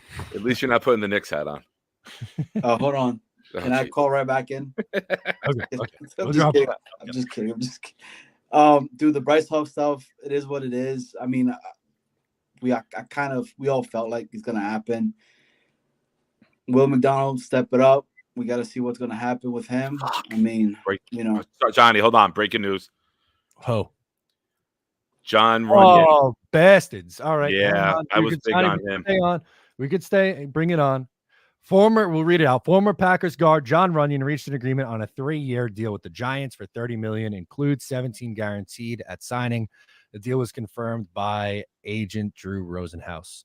I wanted him. That contract I wanted too for $10 million. God damn it. That sucks. That's exactly what I wanted, man. But so draft talks again. O-line, literally every pick. You might look that. I mean, there's other guys that they could eventually go after, but that's one that they had a lot of links to, obviously, and him going to the Giants. He got a little bit more than I thought he would. I thought he'd be like more the 5 to 7 range. I didn't think he'd get up to 10. I did want to say something to both of you guys, though. I saw the Bakhtiari farewell thing, and he was playing Frank Sinatra's My Way, right? With a final thing of like Aaron Rodgers and him at a Knicks game. Am I reading too much into it, man? Or yes, because it was a Bucks game. Oh, never mind. But still, that one feels inevitable, I think. I hear you, man. So, but look, no, honestly, man, for some reason, I got this feeling, dude, I really feel like we're about to get T. Higgins, man. I just got that feeling that this is the reason we haven't made any noise. They're trying to go ahead and talk about it, and I think he's going to come over here. I mean, what I think is crazy if he does come over here, hell yeah, because, I mean, what are we going to give up for him? But I really, really got a feeling that's the move. And then once that happens, all of us are going to be, make sure we make JD president and blah, blah, blah, and the whole nine. So that was just my thought. I wanted to put in that real quick. I want to say what's up to my boy Nick and whatnot, so. Appreciate it. Thank you, Johnny. When you call back in another hat. I will. It'll be right. a Knicks one. Or maybe a Rangers, because I know you're an Isles fan. So perfect. You pissed me off that way then. I should have bought stock in Fanatics before Johnny started going on the air today. Hat after hat is getting delivered. And they're all fresh and brand new too. Good for you. Dude, my hat game is I got a pretty crazy hat. I got a hat. I got boxes of hats. I'm a hat dude, man. I've always been since back in the day. On Jamaica Ave in the Coliseum. Two for $25. I can't get that anymore, but you know. Making out like a bandit. Huh? I said you're made out like a bandit. Look at you. 2 for 20. It. All right, John, I appreciate you. We'll talk later, John. Matt, let me ask you one question. I'll dip out. Okay. Are you worried about the guard market? If Runyon's getting $10 million a year with Hunt and Onwenu? I am. Onwenu's going to get 20. Yeah. Zeitler's going to get more. The guard market's getting heavy now. Trade up for Christian Haynes. There you go. I like him. I'd be in on that. Or him or BB, I'm good with. All right, brother. I'll talk to you in a bit. All right. I'll talk to you. We're going to go to take care, chat. We'll go to Anthony next, calling in from the gym. Look at this. What's going on? What's up, Matt? It's an honor to talk to a fellow Suffolk County neighbor of mine, pal. Love it, dude. What's going on? How are you? Really quick, man. I just take a breath, dude. I know Bryce hurts, but $17 million is a lot of money, bro, and we need that money for a guard badly. I wanted to get your thoughts on now that the Vikings are behind us, they don't have a quarterback, and the Broncos are behind us, they don't have a quarterback. What do you think about swinging a trade, moving back 3 spots when they come up and get the quarterback? You probably get Sutton for a pick swap. What are your thoughts, man? I would do it.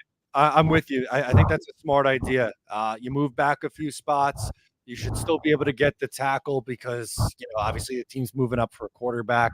And it's not like you're moving crazy far down the board. You're moving right like the Raiders, the Vikings, they're 2-3 picks back, the Broncos. So I'm not against it. And that's a good way to get a second-round pick, maybe get in on this wide receiver market as well. I'm only going to get upset today, dude, if they don't come away with either Onwenu or Robert Hunt. Then I'm going to get mad. Let's give it some time. Yeah, and that's it too. Like it's going to make a big difference if they go out and sign an offensive lineman. I'll feel a little bit better. But if they're losing out on everybody, then that's tough. Those guys are going to get paid. Onwenu and Hunt are going to get big money, but I think they're worth it. Market sets the price, man. Great to talk to you, bro. Great to talk to you. Thanks for calling in, Anthony. Yep. All right, love it. Good stuff. Thanks, guys, for checking in and supporting. 688 still in here right now. We're talking free agency. We're gonna be on for a little bit more. We obviously have the biggest recent news is the Saquon Barkley contract. We'll pull that back up for a moment here. I'm surprised at the amount of money that he got. $37.75 million contract that could be worth up to $46.75 million. That's a lot of money, dude. Wow, that's a lot of money. All right, let's do former Dolphin. Here we go. Breaking news. Not to the New York Jets, but former Dolphins linebacker, edge rusher Andrew Van Ginkel agreed to a 2-year deal with the Vikings for $20 million, $14 million guaranteed. The deal was confirmed by agents Drew Rosenhaus and Ryan Matha. Van Ginkel to Minnesota. There we go. Okay. We're getting the little refresh going. Some Giants fan, my guy Anthony Rivardo, who I do the show with, Big Apple Blitz, would have liked a bigger splash for offensive line. He says that's underwhelming first signing to address the offensive line. There we go. Dolphins 0 defense. They're losing it. They're losing everybody. It feels like. Feels like they're losing just about everybody. Okay, let's go back to the phone lines. We got Joe calling in. Joe, what's going on, man? How are you? What's up, Matt? I woke up. I'm in Hawaii. This is where I live. Nice. And I woke up at 6 in the morning to be ready to hear some signings, and nothing. Yeah, that's disappointing, dude. I'm sorry you had to wake up so early to just Bryce Huff leaving and everyone else signing everywhere else. Yeah, it's all right. I did kind of expect it, but I'm just – somebody made the point earlier. I think JD is he's too ready to prove his draft picks and not, like, just support them. Like, McDonald can sit or can keep playing, and Huff can be here. So it's just annoying. But No, it is, and that's what he's banking on. That's just the thing. He is betting on his draft pick, which I hope it works. And I think Will McDonald could be very, very good. But there's also a world where both could have been here, and you could have improved where you needed to. Yeah, I don't know. It's weird. I'm still optimistic because I'm an idiot, but I'm also frustrated. So. Yeah, I get it. We're all going to be excited again. They'll show Rodgers throwing the ball in slow motion. We'll see the spiral, and we all the way back in. Yeah, I'll be home for a game next year at least. So that's all I wanted to say. But I enjoy all the stuff you put out. Thank you, Joe. I appreciate it. Have a good rest of your day. All right, peace. Love that. Good stuff. Thank you to Joe for calling in and checking in with us. I wanted to get, or would like to get, a full, big, a Jet signing, but it really, that hasn't been the case yet. We haven't gotten something yet.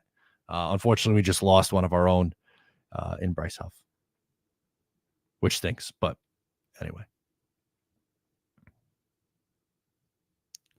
this is again the common drops a common misconception. If they paid Huff, they wouldn't be able to get a quality wide receiver. They could. There's no doubt that they could have signed Huff, because if we look at what his contract ends up being, I guarantee you his cap hit isn't going to be $17 million this year. It's going to be a lower number, and they could have improved the offensive line too. They don't have the deal yet, but when they announce it, what the salary and stuff looks like, we'll pull it up. But they could have did both. Yeah, there we go. You'll take you'll take your kicker re-signing, and you'll like it. I do look like, I don't want to sound like I'm upset about the news that they brought back Greg Zuerlein. I'm not. That's a great addition. I think it was a wise choice to bring him back. He's a good Jet. He stabilized that position. Now, now's the next step. What are we gonna do next? Oh, if I hear news in 3 hours that we signed Zeitler or Onwenu, I'll be happy. Yeah, those are two very quality options left. And there's still a lot of guys left. Zeitler is a veteran guard. He's a little bit older, but if you sign him to like a 2-year deal, I think that's something that can make sense. Onwenu is a guy who could play right tackle or right guard. And he's going to get paid. He's going to get probably close to $20 million by looking at it.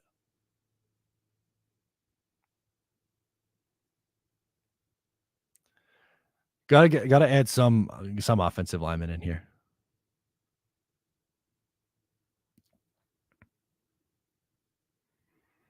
Dalton Reisner could be a cheap option. That's true. He was a little underwhelming last year, I thought. It's not my favorite choice, but this is a good one. Here we go. Breaking news. First signing, reported by Fresh 3542, Beyonce to the Jets. You gotta laugh. You gotta keep it light. I think the Vikings are going to get aggressive and try to move up for a quarterback. I don't think they're going to just sign Sam Darnold and be like, hey, you're going to be our bridge guy. I don't buy it.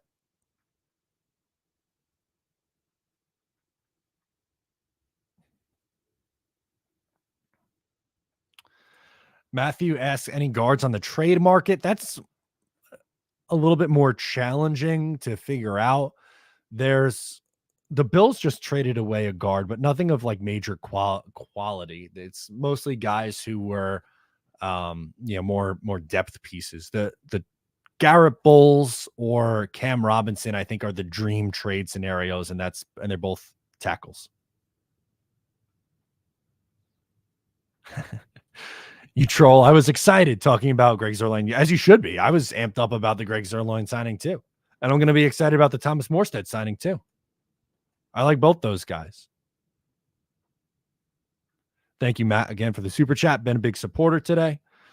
We go back to the phone lines now. We can get Will in here. Will, what's going on, man? How are you? Hey, Matt. How's it going? Pretty good.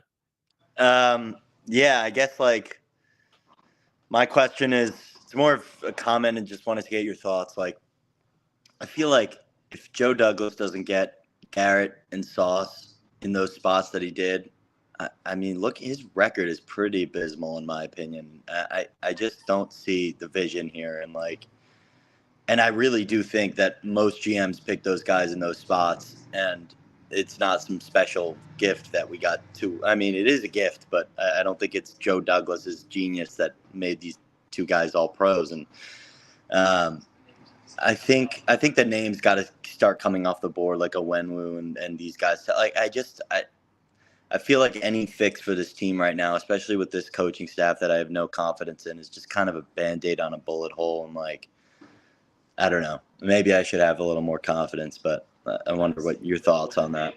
No, I think your criticism is fair. Douglas is, really hanging his hat on the 2022 draft class, and it was an all-timer. And I think he does deserve credit for that draft class. But, there are still some, major question marks. He's going into his 6th year, and the offensive line is still banged up and a problem.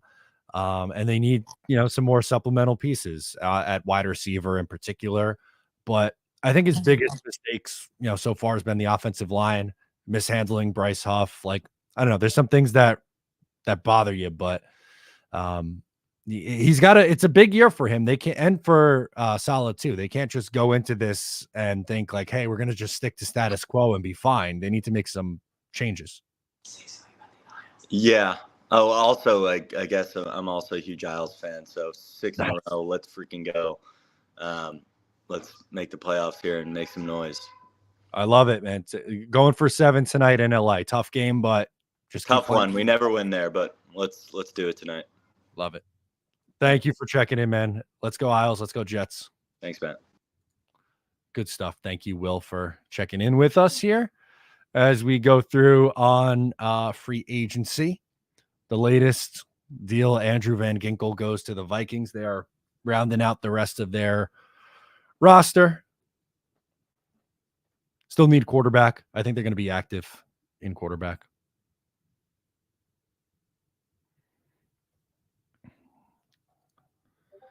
We get some new. No, it's all just Bryce Huff. We read the Bryce Huff quote before when he was on his way out.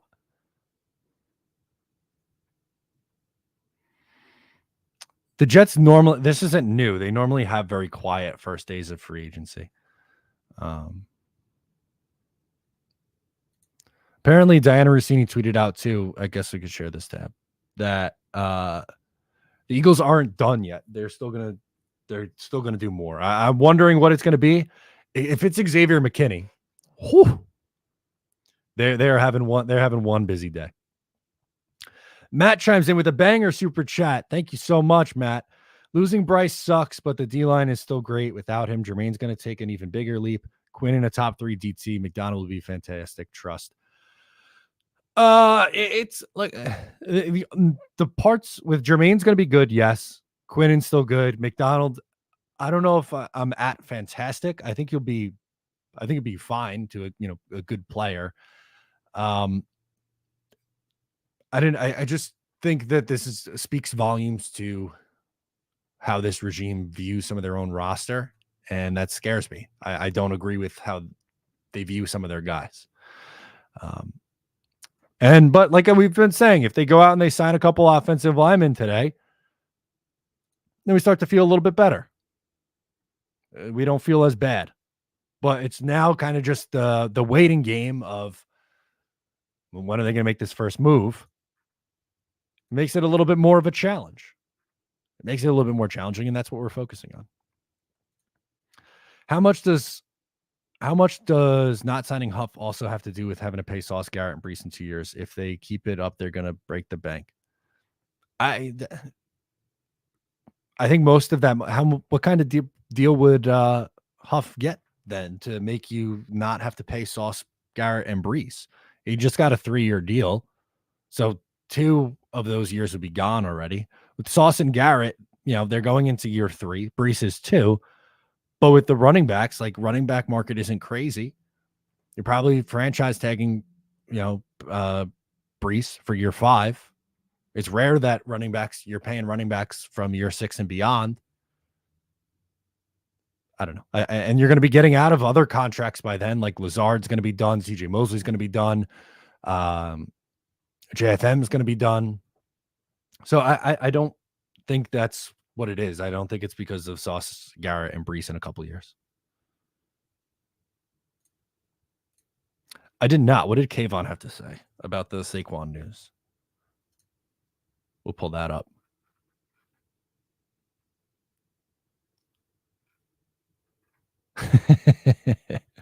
This is actually pretty funny.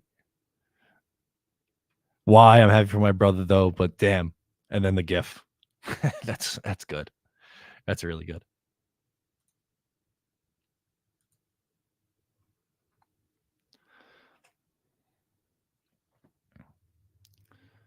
Danielle Hunter to the Niners.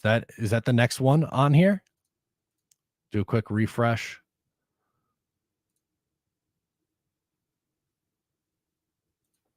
I haven't seen it yet, but let's see. Hunter, 49ers.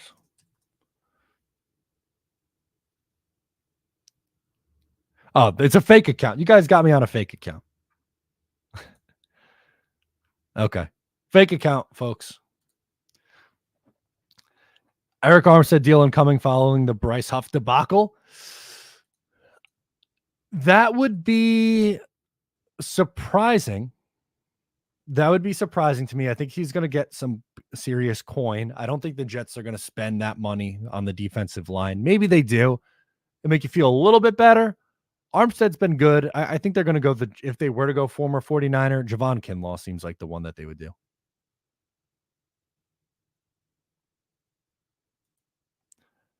And not that I love it, but update on the Kirk Cousins. Look at this money, man. Has made over $230 million in career earnings from his time in Washington and Minnesota. Now 180. So 400 million. Holy smokes. 400 million in career earnings. Good for Kirk Cousins, man. Get that bag.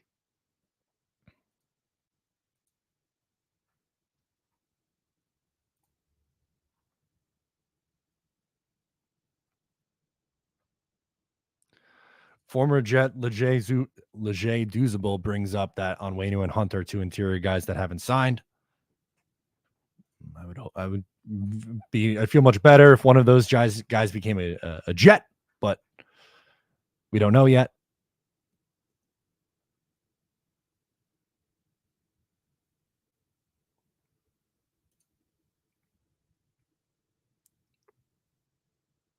Okay.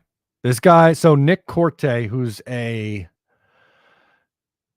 comp pick guy, tweets out just over 17 million APY. That's good for a 4th round 2025 compensatory pick on the board to the Jets for Bryce Huff going to Philly. That signing also cancels out for now the comp pick the Eagles did have on the board for DeAndre Swift going to Chicago. Great. So, okay. The Jets maybe will get a 4th round pick for Bryce Huff leaving. Oh, yeah. Fantastic. Good stuff.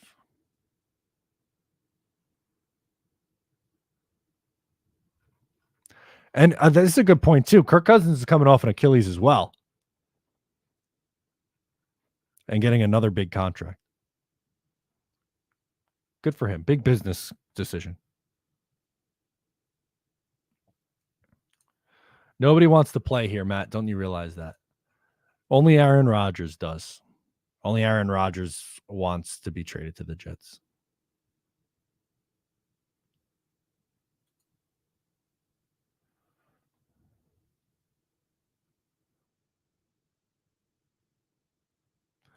Peter chimes in. Slow start on day one. It has been a slow start on day one. Not a whole lot cooking just yet. Keeping the refresh game going. Chad is up next with the super chat. JD's problem is that he only wants a great deal. Sometimes you need to pay for talent. The Jets should have been able to outbid the Browns low ball for Jerry Jeudy. I don't think Jerry Jeudy was at the top of my list for trade wide receiver targets. I think we forget that if they go out and trade for Deontay Johnson, or if they trade for Cortland Sutton, or dare I say T. Higgins, but in a vacuum, yes, that's a move where you would like to see them move a couple day 3 picks for a wide receiver. I'm going to hold out to see if Douglas does nothing, then yeah, we could kill him on it. But I think there's going to be a pivot point. At least I hope so. I would hope there's a pivot point. They're going to have to get creative, man. You can't just sit there and, expect this thing to get right on its own.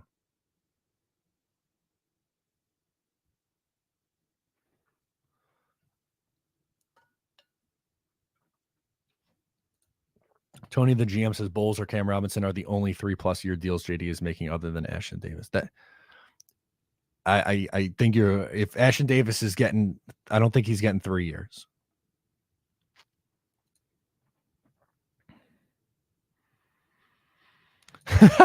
Matt goes, not enough Jets news. Melting, and then dies.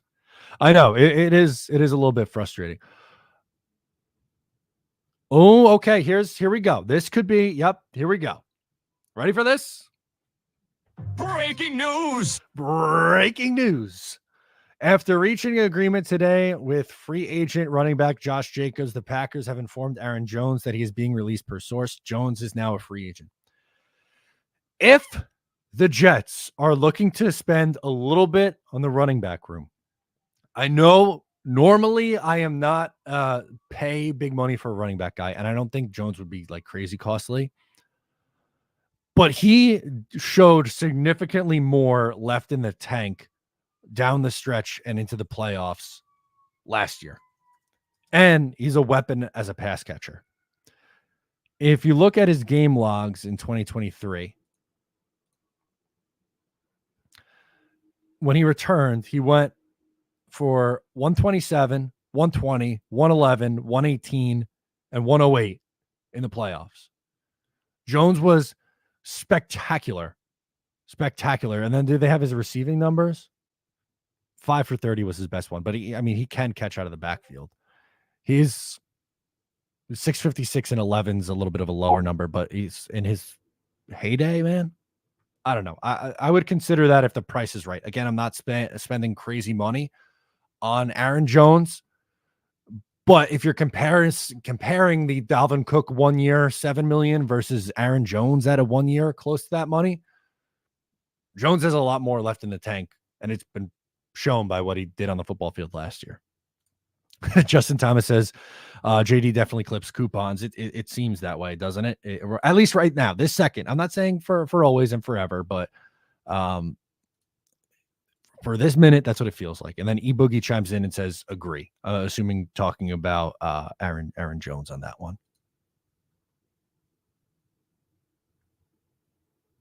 As Jason chimes in and says, a lot of talent there. 2 for 10.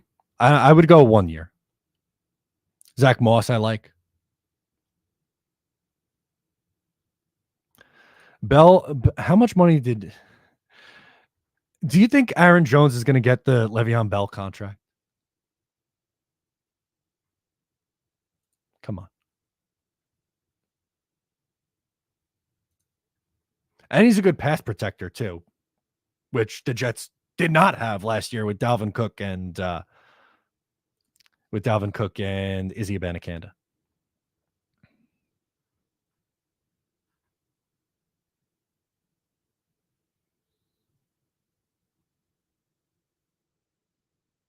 Is JD the only GM that waits exactly 12 to call up agents? He might, maybe that's it. Maybe he follows the rules. Joe Douglas is the only one who follows the rules. That's why we have this issue.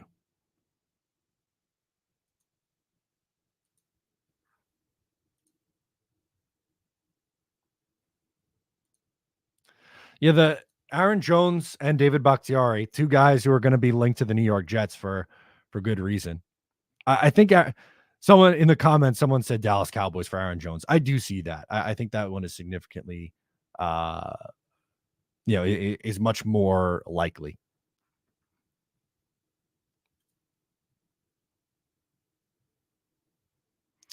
The NFL just tweeted out. I can't show it on screen because I'm going to get copyrighted for it. But the NFL just tweeted out Bryce Huff highlights, and I'm going to get all upset again. So I'm not going to do this. I'm not going to do it to myself. Good luck, Bryce Huff. You're going to do great there.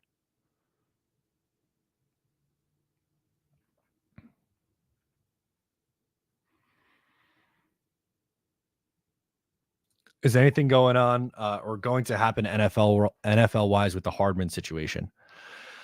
The Jets aren't going to be awarded a draft pick for it. I don't think. I think if anything, maybe Kansas City gets docked one, but it's not like the Jets inherit that pick. That's not how it works, unfortunately. But we'll see. Hang on, we got Casey knocking again. She wants to come back in, so give me 2 seconds. Please hold, guys. Thank you. I'm coming.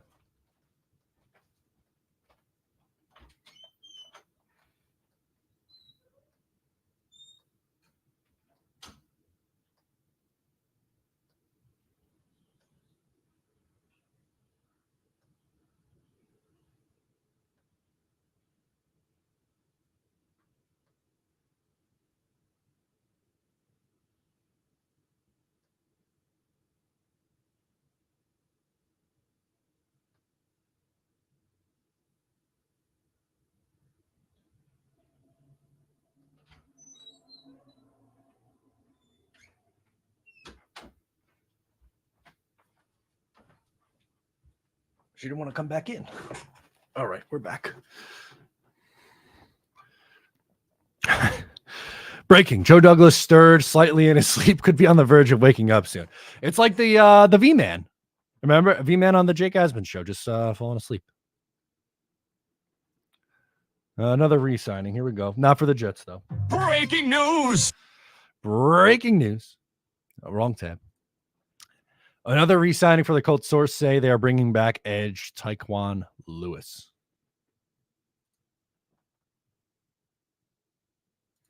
And then thanks for the cheese. Says Eckler to the Jets might go under the radar this free agency period. He could. I don't think he's much of a runner at this point anymore, but I do think he can catch passes out of the backfield. I would rather go, in all honesty, like a Zach Moss or Devin Singletary route, though, I think. We're going back to our guy, Matt. Matt, how's it going, my friend? What's going on?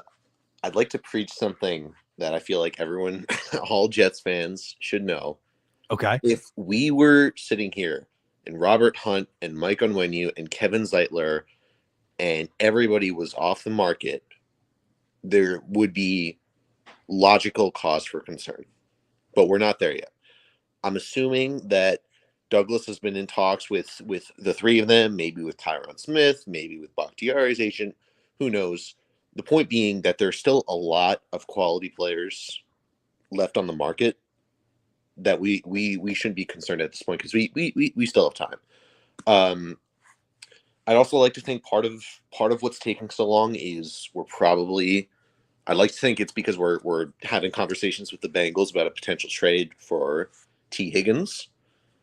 I just think I think like I understand the urgency and everything like that, but let's everyone not panic. As much as it as it sucks to remind everyone of, when we went out and signed Lake and Tomlinson, that free agent period, we had to wait 2.5 hours before we heard any news. And while the Lake and Tomlinson signing didn't work out, it looked like a good swing at the time. We got him, we got Uzama, we got DJ Reed, we got Jordan Whitehead.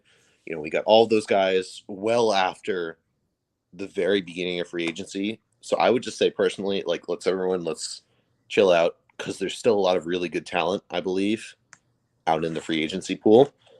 But yeah, that's really it. It really sucks to lose Bryce Huff because I really liked him a lot, and I know everyone else did too. I will say though, I am very confident in Will McDonald making the leap.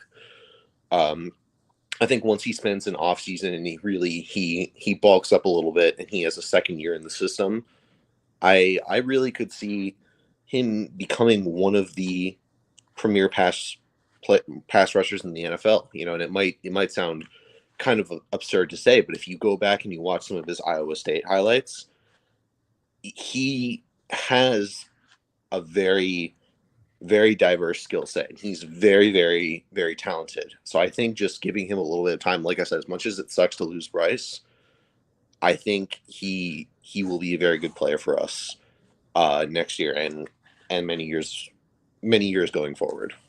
I hope so. I really hope that that's the case, and then he ends up being being a good fit with the Jets. We got some former Jet news. Wanted to get your take on this. Blake Cashman, 3-year deal, $25.5 million to the Eagles. Former Jet get the pick. Initial reaction, Matt.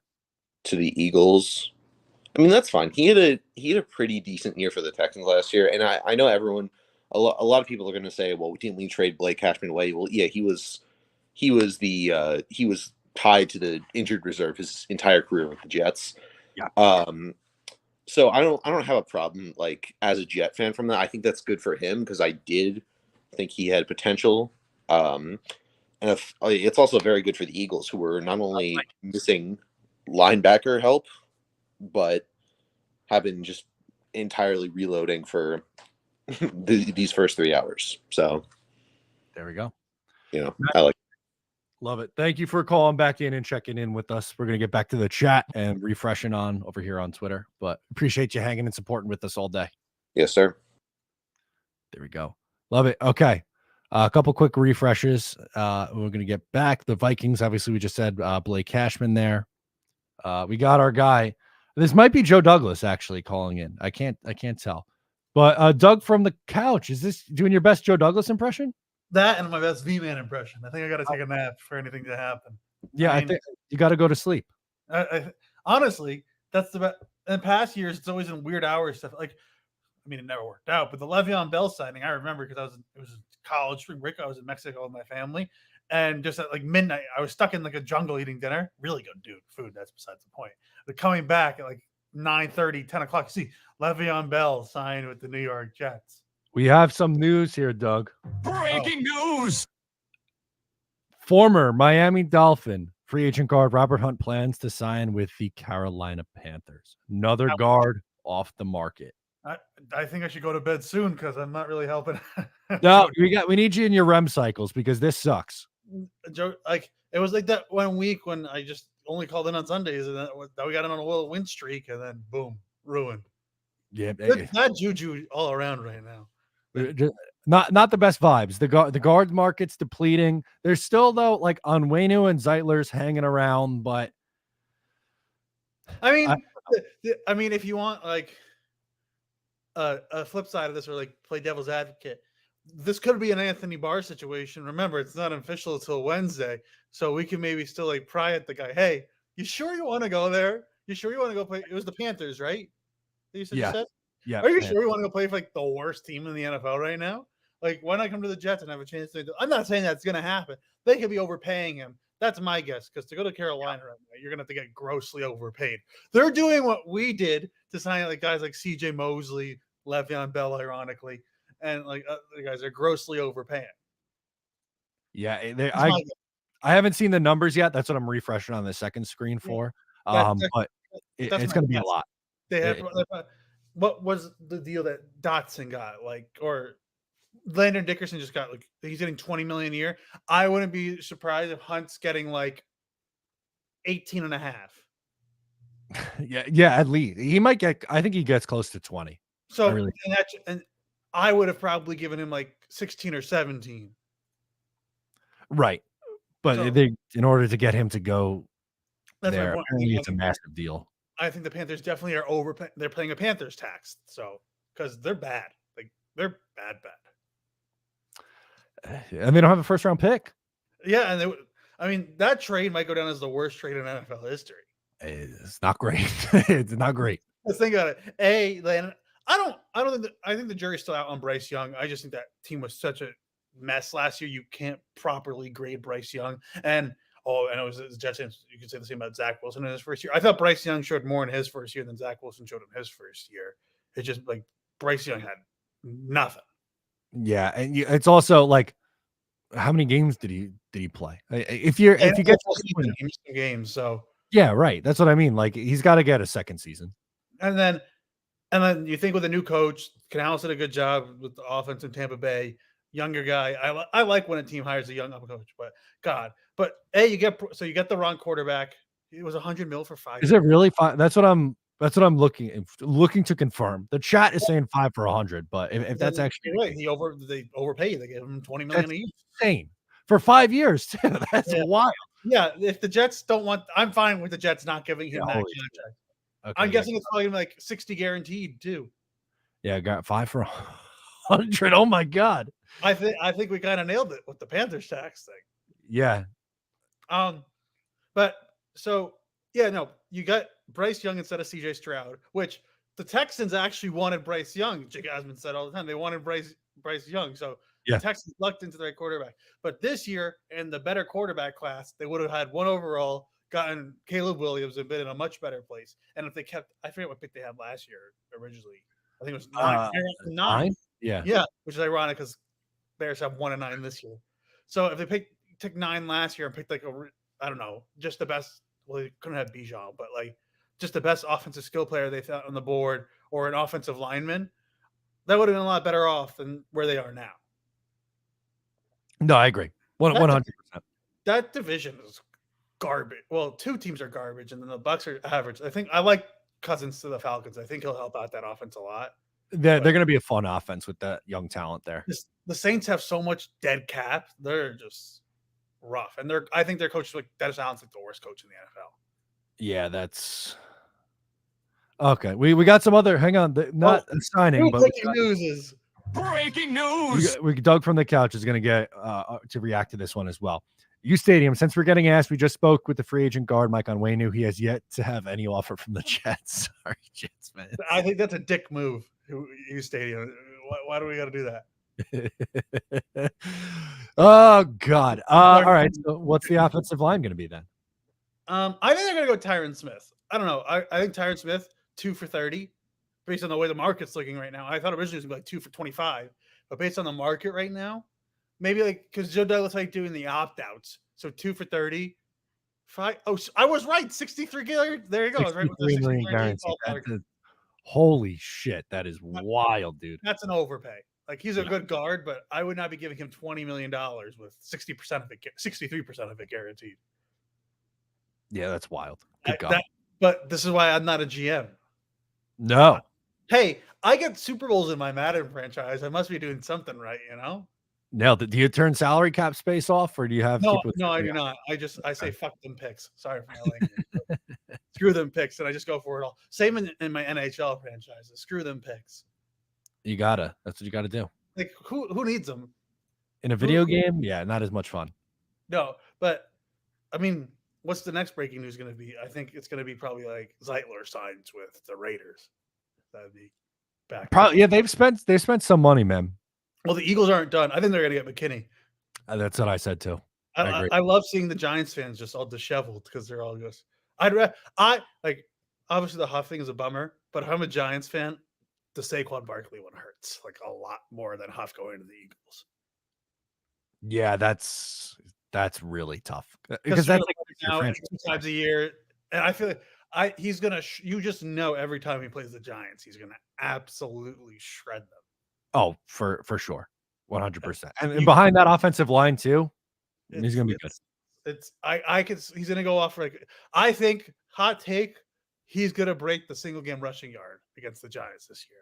Against them, okay, that's bold. So he has to get over 296 is what Adrian Peterson have. I think he's going to get like a 300-yard rushing game against the Giants and just absolutely murder them.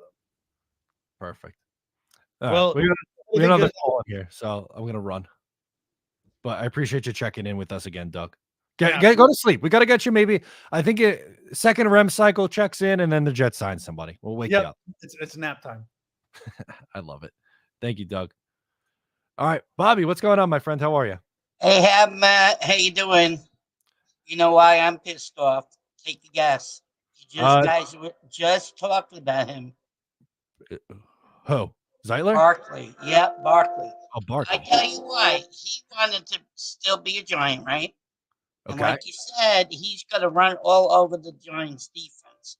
Every time the Eagles play, the Eagles running backs always have a big game against our defense. So I think the Giants are pretty stupid And do you think the Jets are pretty stupid that Huff went to the Eagles too?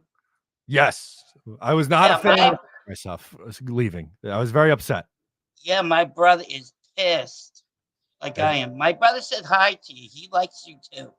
He likes Jake Asman, you, and what's the guy? Your friend. He has the cockpit. What's his name? Oh, Ryan. Yeah, Ryan. Thank There we you. I go. got a brain fart. You guys are awesome. Thank you, And man. the other young kid. What's the other young kid too? Connor? The two of them are together. He rents a little like office. Oh, Richie. Richie too. Yeah, he Richie's a likes them too. Long Island. Ron, Matt, you do this all the time. You let people come on your show.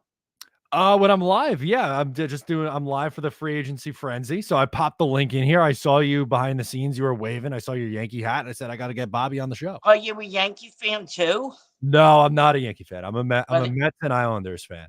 Oh, I love the Islanders. Oh my God. When I used to live in New York, we used to go to that game all the time because my dad worked with a group of doctors that work on the hands of the Yankees and Islanders.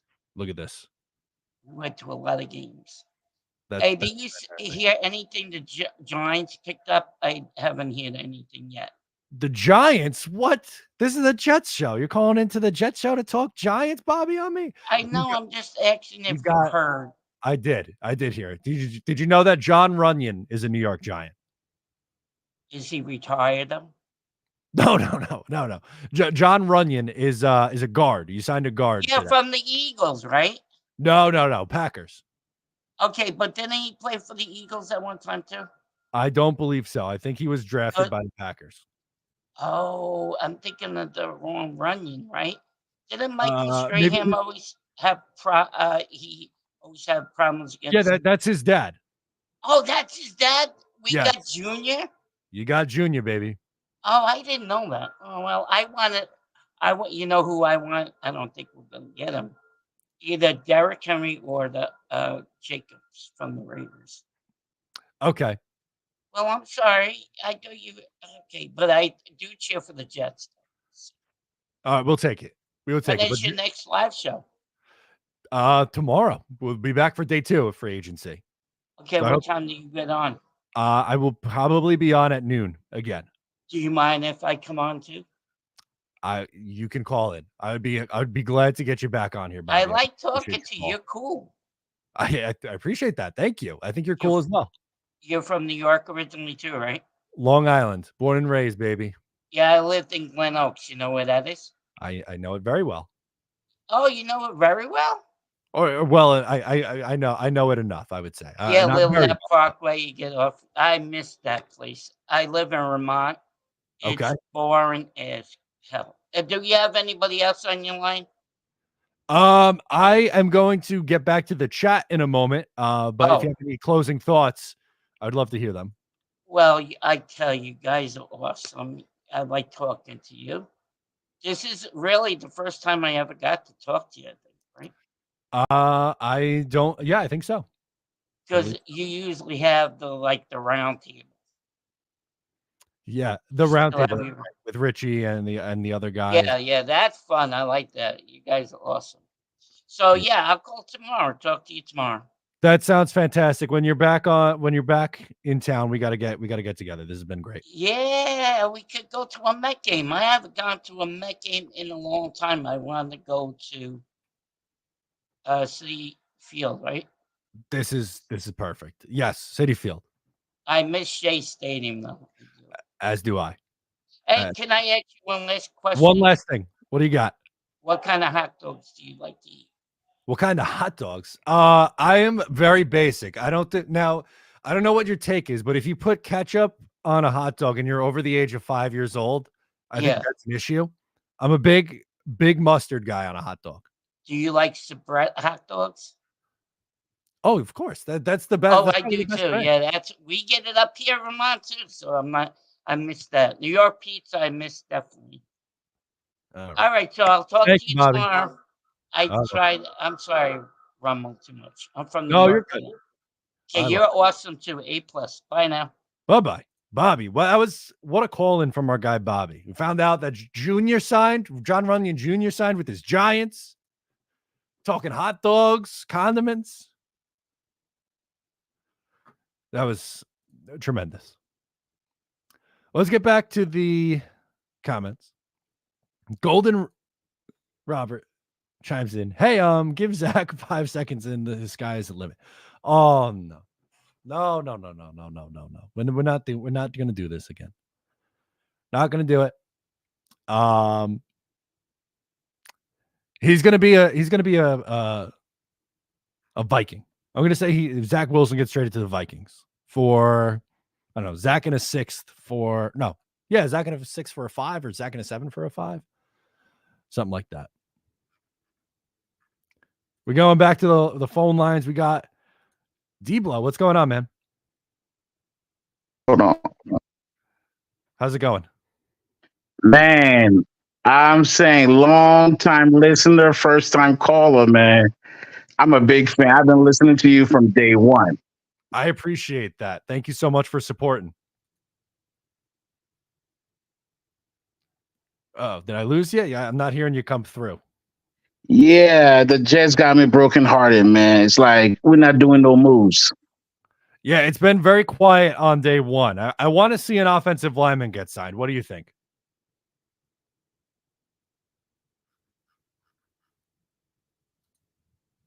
Same here, because we need to protect Aaron. You know, I don't know.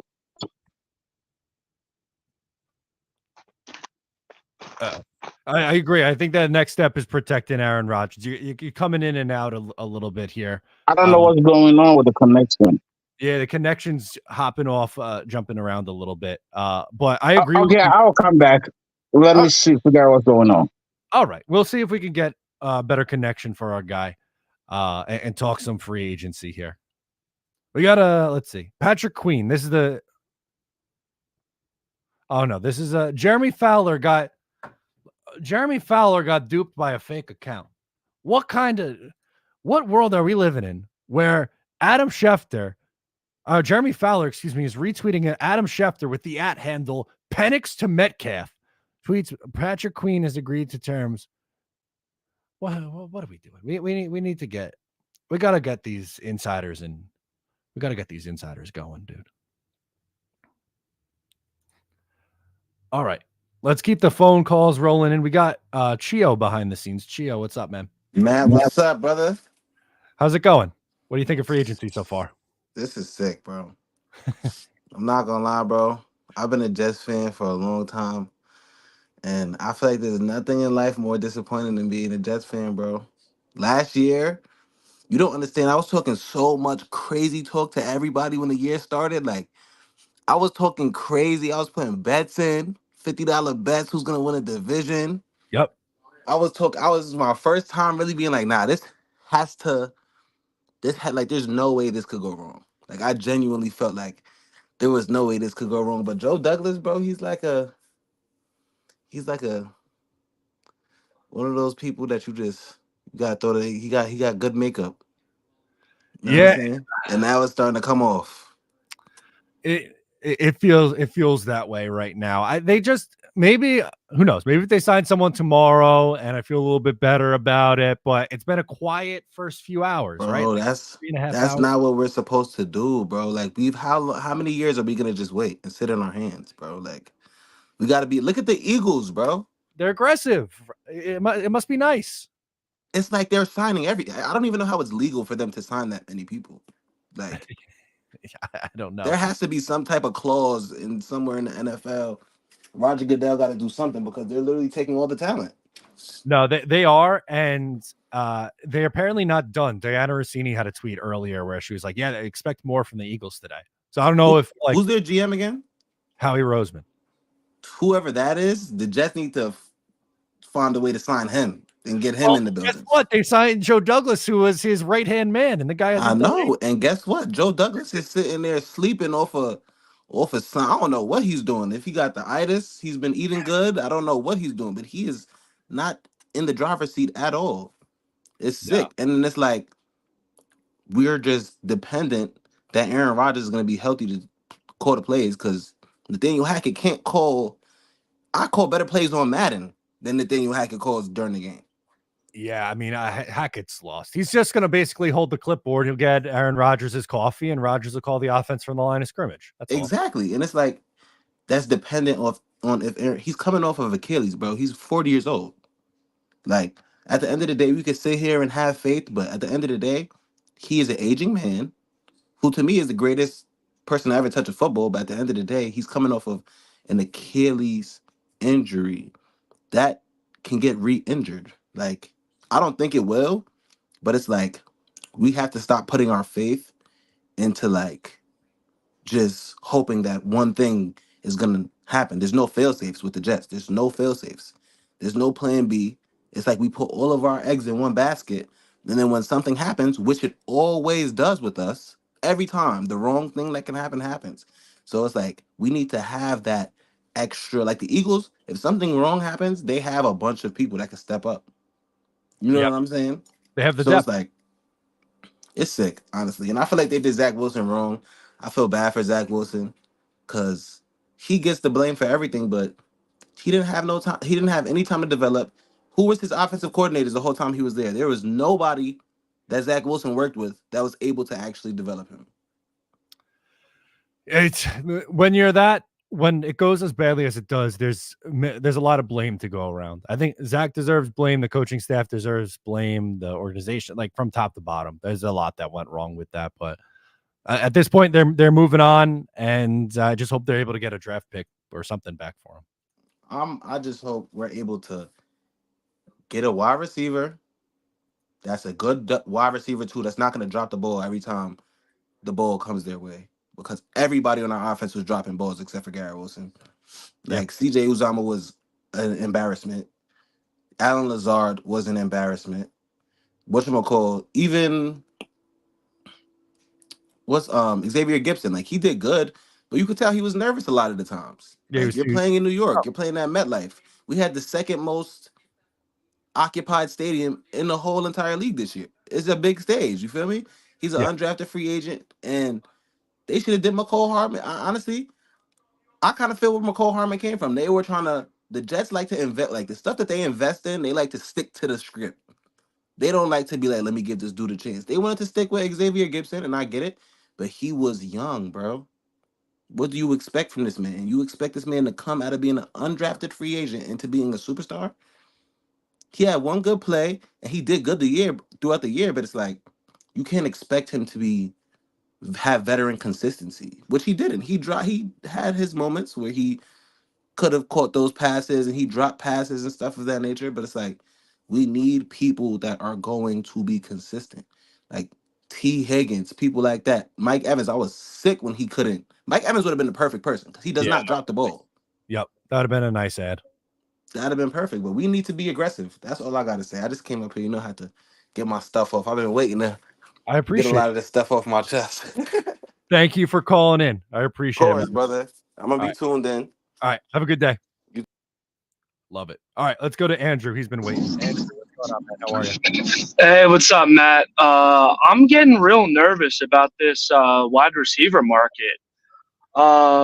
You look at, Calvin being the, big ticket option at whatever he's projected at 19 million, 18 million. After him, who's really out there to be our defined number two, come in right away and take those number one corners off of Garrett, or at least give Garrett a little bit of breathing room, because every game Garrett's getting schemed up that he's the only one getting targets. So we got to bring in somebody who is not just a number three, but a number two. So I just want to get your thoughts on, what are we going to do if we don't get Calvin Ridley or T. Higgins? What's our best options? I think that they should be active in the trade market for either a Cortland Sutton or Deontay Johnson. I think that's kind of the range that they're going to have to go in. And Tyler Boyd is another name that I think they've been linked to a couple times already, and his price point I think is going to be a little bit easier to swallow than some of these other guys. Yeah, I 100% agree with you about those guys. It's just really tough when you don't have that day two pick. With the, maybe you look at the Jerry Jeudy trade. I think we both are on the same page about Jerry Jeudy. Like, I don't think Joe Douglas made a huge miss by not trading for Jerry Jeudy. I mean, I think you could do better. Like you said, Cortland Sutton and Johnson for the Steelers. You're probably going to have to give up a day 3 pick for them, like a 3rd round, a 4th round, maybe something like that. That's not the end of the world. And I was hearing your video the other night. Johnson's coming off like a $9 million deal. Like, I'll take that. I'll take a $9 million number 2 where you're going to have to give Calvin Ridley 19. Like, that allows you to work with these big guards that we're seeing fly. I mean, I can't believe that Hunt got that deal with Carolina. I mean, it just makes you think, what the hell is Zeitler going to get if the going rate is like 20 for a guard? Yeah, I don't know. I can't get over that Hunt signing. That was crazy. Getting over $1 million. Yeah. I mean, again, like how I forgot who brought it up earlier. I mean, it's a great point when we brought in Mosley and all these guys, and you had to overpay because the outlook of the Jets were so negative. I mean, that's kind of how the Panthers are. Their outlook is so negative that you have to give a guy $100 million to play guard, which that's a new NFL. Like that, if that's the standard for the going guard rate going forward, like people are going to be paying $500 million for an offensive line going forward. You're talking about 2 guards, 2 tackles, and a center making, $15 to $20 million each. I mean, that's going to be insane if that's where we're heading as an NFL. It's nuts. And that's free agency, man. Like, these guys, they get paid, and they get paid big money, and every year it goes up and up as the price or the salary cap goes up and up. So I'm with you. So last question before I'll go. So if let's say we get a Smith and a Zeitler. Let's say we swing big. We get 2 starting linemen to come in. Does that kind of make you look at the 10th overall pick differently?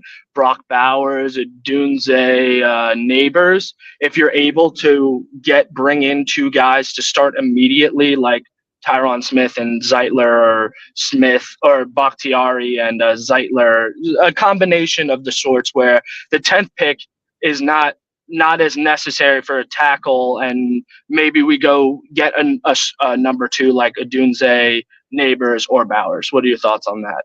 I think it opens it up a little bit more for that possibility if they add those guys. I think if you were putting like a pie chart on what is most likely to happen, I still think offensive line would be the heavy favorite in order for that to be the pick, but it makes it a little bit more possible to go Bowers or Dunze or someone like that. I would love to add a weapon like that.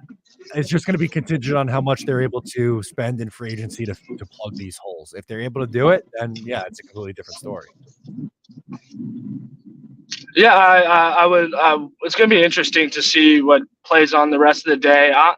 I'm not like overly worried that we're going to just completely whiff, because Joe Douglas is, like, as we all know, about to lose his job if he does not answer any of these questions that we have at positional needs. So obviously this guy realizes the severity of the situations he's in.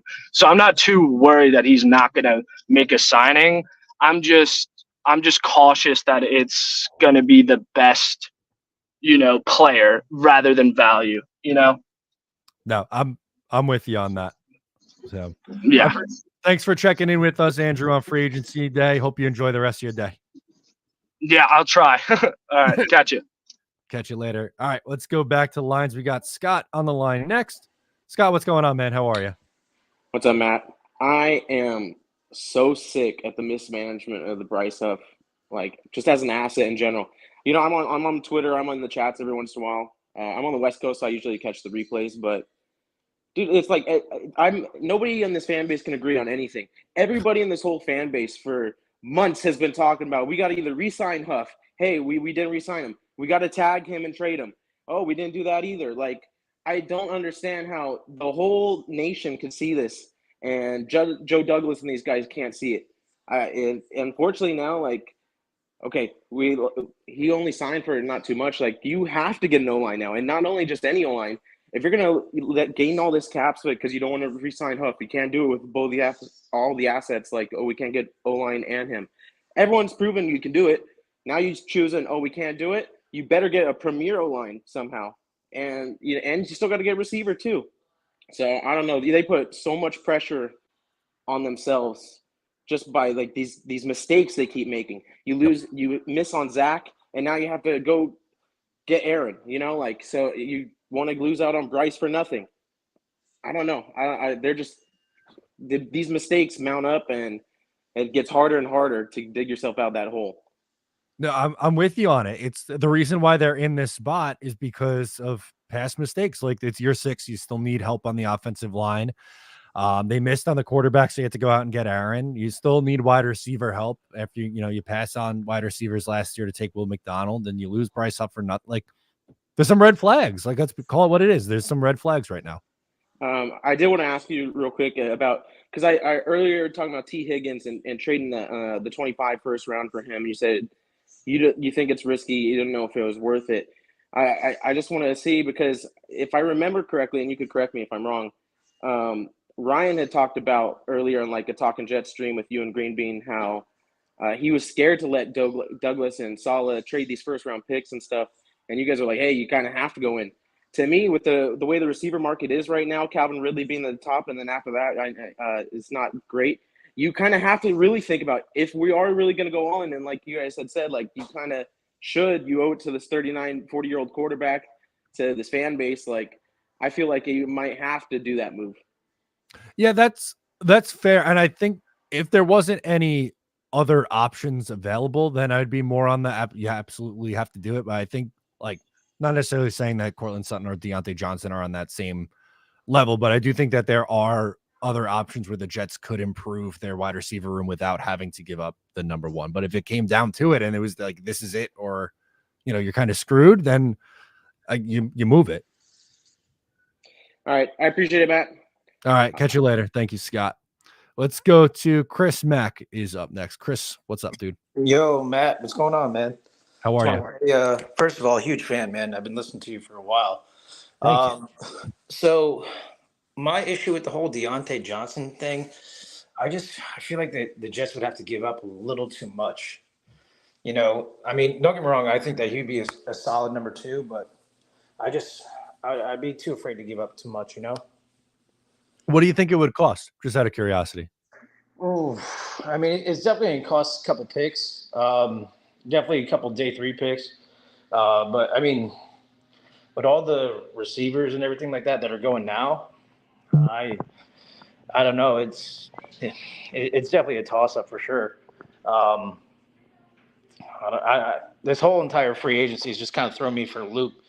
The Kirk Cousins deal, obviously Saquon going away. Aaron Jones just got released, so it's a possibility that he may want to reunite with Aaron. I don't know. I think that Judy would have been solid, but I think the Browns got him for a steal.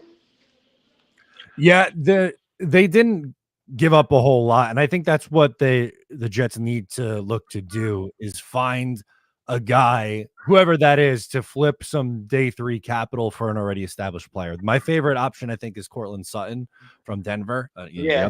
From Denver. So I do like Cortland Sutton too. I mean, he does seem like kind of like a big body receiver. I mean, we definitely had that when Corey Davis was there. Yeah. But obviously, unfortunately, that didn't turn out the way that we all wanted it to. I think they kind of expected Allen Lazard to be that big body guy, but the numbers weren't there. So I don't want to say that Allen Lazard's a bust just yet. I mean, he only played 1 season so far, but I mean, he's not performing at obviously the level that we all wanted him to. No, yeah, it's definitely been underwhelming, which is why now you're in a spot where you have to get another receiver in here. If he came in and was 100%, and obviously a lot of guys are thinking Adunze or Malik Neighbors and anything like that. But what happens if we get the call at 10 and none of those guys are there, and we still want that big body receiver guy? Yeah. So, me personally, I'm a Florida State fan, so I mean, I always do like Keon Coleman. I mean, he did I want to say it was against Syracuse. He did a spectacular one-handed catch, and he was, just so solid in the first game against LSU, which was actually his first game for FSU at the beginning of the year. He had 3 touchdowns that game. So, Keon Coleman, big solid guy, but I mean, I know they projected him to go later on at the end of the draft. I think they projected him to go to like either the Bills or the Chiefs or something like that. But I mean, can't really rule it out. Hopefully, if they do trade back, hopefully they get a solid second rounder. That way, they can still grab a pretty decent size wide receiver. Yeah, no, I'm with you on that. If they move back, then who knows? Maybe you're able to get a second round pick, and you could take one of those guys even at the top of the second round as well. So there's options. Well, all right, man. I just want to say thank you. I appreciate it. And, like I said, I love watching your channel, and, go Jets. Love it. Thank you, Chris. Thank you, Chris, for checking in there. We got a little Bryce Hall chirping on the old Bird app.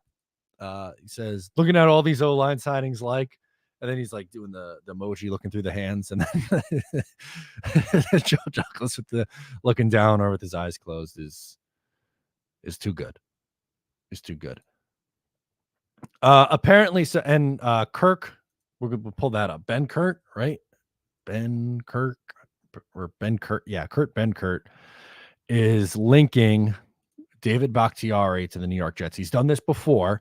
Bakhtiari rumored to be a target for the Jets per source, per his friend Aaron Rodgers, per Bakhtiari, his other friend. I think that's possible. I definitely think it's possible. Not that I love it, but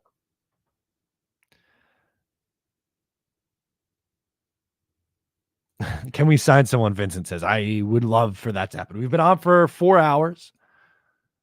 We'll be on for a little bit longer. I don't want to do, I said I wasn't going to do the full 6 hours like I did last year, but I don't want to leave yet. We still got 535 people in here. I appreciate you. If you've been watching and haven't left a like yet, please make sure to leave a like. Subscribe if you are not a subscriber of the channel so you don't miss out on any content. Appreciate you.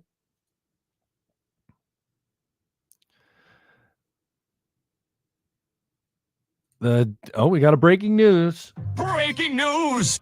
Not anything contingent on the Jets, but the Texans are expected to sign defensive tackle Danico Autry to a 2-year, $10 million deal. A veteran addition to the Houston Texans defensive line.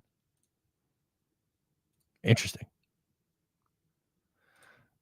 Well, he didn't listen. Doug didn't listen to me. Doug, you're supposed to be sleeping. What are you doing, man? I took a power nap. Did you see what Kurt Benkert tweeted like 10 minutes ago? Yeah, the sources are our guy to the Jets. Yeah, he's saying yeah, it's gonna happen. We predicted it's gonna happen. Yeah, and MVS is gonna sign like a 5-year, $100 million deal with the Jets just because God's playing jokes on us. We're not allowed to be happy as Jets fans. I don't think so. But would you so out of the 3 Jets, Islanders, Mets, okay, who like if one has to win, if only one of them can win a championship for the rest of your life, is it the Jets? I mean, I'm in front of 550 Jet fans. I have to say it's the Jets. But yes, it would be the Jets. They're the one I'm the most emotionally invested in. It also, I mean, like my job is kind of surrounded by it, so it would be good monetarily as well. So it's you also do an Isles podcast, so that helps with your job. But that's true. Yeah, I mean, when the Islanders were going on their runs, we did pretty well with the podcast, which was fun. But it would be the Jets, I think. I would agree if the Jets ever won a Super Bowl, I might be missing for a week because of the bender I would go on. Yeah, I would. I don't know how I would do content after that because I feel like I just disappear for, like you said, a week or two. Nothing in the world could make me miss the parade. Nothing. No, of course not. That is time out. Besides a death in the family, nothing in the world would make me miss that parade. How close of a family member? Are we talking immediate family or like my grandma passed away earlier this year, so like a grandparent or like okay immediate family. Okay, cousin. Probably I'd skip a Cousins' funeral for it. Yeah. Okay. All right. So we draw the line at immediate family, or honestly, there's some cousins like I'm not super close with, so it's like darn. Got plans that day. At that point, listen. I've known the Jets have been my best relationship in my 26 plus years of life. I'm not missing the Super Bowl parade, especially growing up in a Boston sports family. It's been tough. There we go. That is incredibly tough. Hopefully the Jets get us one. I think they do, but I mean they can't get us one now because you're awake. You're supposed to be asleep. I'm taking the nap now. I promise. I had to check on my laundry. So okay. All right. Very well. Nap time. Smoke from the couch. Adios, Doug. Let's go back to our guy Johnny. Did he change his hat? I think so. Yeah, I think that's a new one, right? That's a new one, man. It's another one, bro. Breaking news. Johnny changes his hat again. Hey, I just did want to ask you something, right?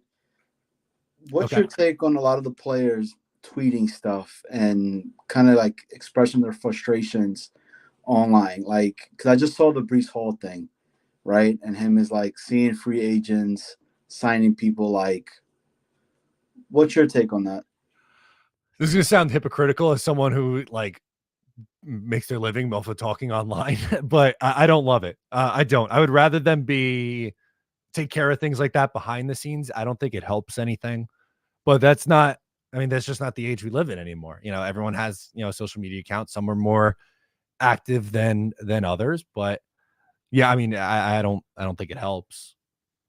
Yeah, I don't know, man. I guess we're probably like old school in that sense, man. Like, don't put out your stuff because I feel like it's hurting the team more than anything.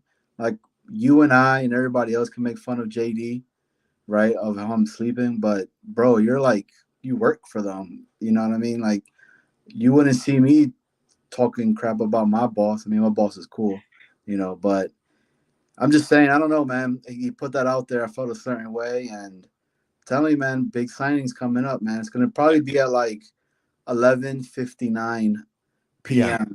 So make sure you're on all the way till then. Yeah, sure. I don't think that's possible. Phil says you have a hat addiction. How many hats do you think you have, if you had to guess? Because I have a bin full of hats too that I have up in my attic. So I probably got like over 300. Jeez, man. Dude, I mean, like I said again, man, being in Long Island and growing up around the time, bro, I would go to the Coliseum 2 for $25. You can't beat it. And now I'm addicted to hats. I wear it because of work, man, because I got long hair. Okay. So it makes it easier. But, if you want a new hat, bro, let me know. I got you. You got the hat plug, I think. All right, brother. Appreciate you, man. I'll catch you. We're going to go back to Anthony. I think you finished up your workout. You're back in the car now? Yeah, I got my swell on, bro. I'm good. I'm like Buffalo Jet fan in the car now. Yes, that's perfect. I'm starting to get a little worried, man. Okay. See, you told me an hour ago not to worry, but listen, I don't care. Listen, I don't care what it costs for Owenu. Back up the truck, Woody. Back it up, dude. The kid Hunt got 20 million. Make it happen, dude. We need him. Thank you. Yeah, I'm with you there. I'm with you on it. They gotta figure out a way. He's the best. I think he's the best option left for them on the offensive line. Because if we come out of today with David Bakhtiari's at left tackle, bro, I don't know what I'm gonna do. No, yeah, it feels like that's coming though. I hope it's not their plan A, but I don't like that as an offensive line fix.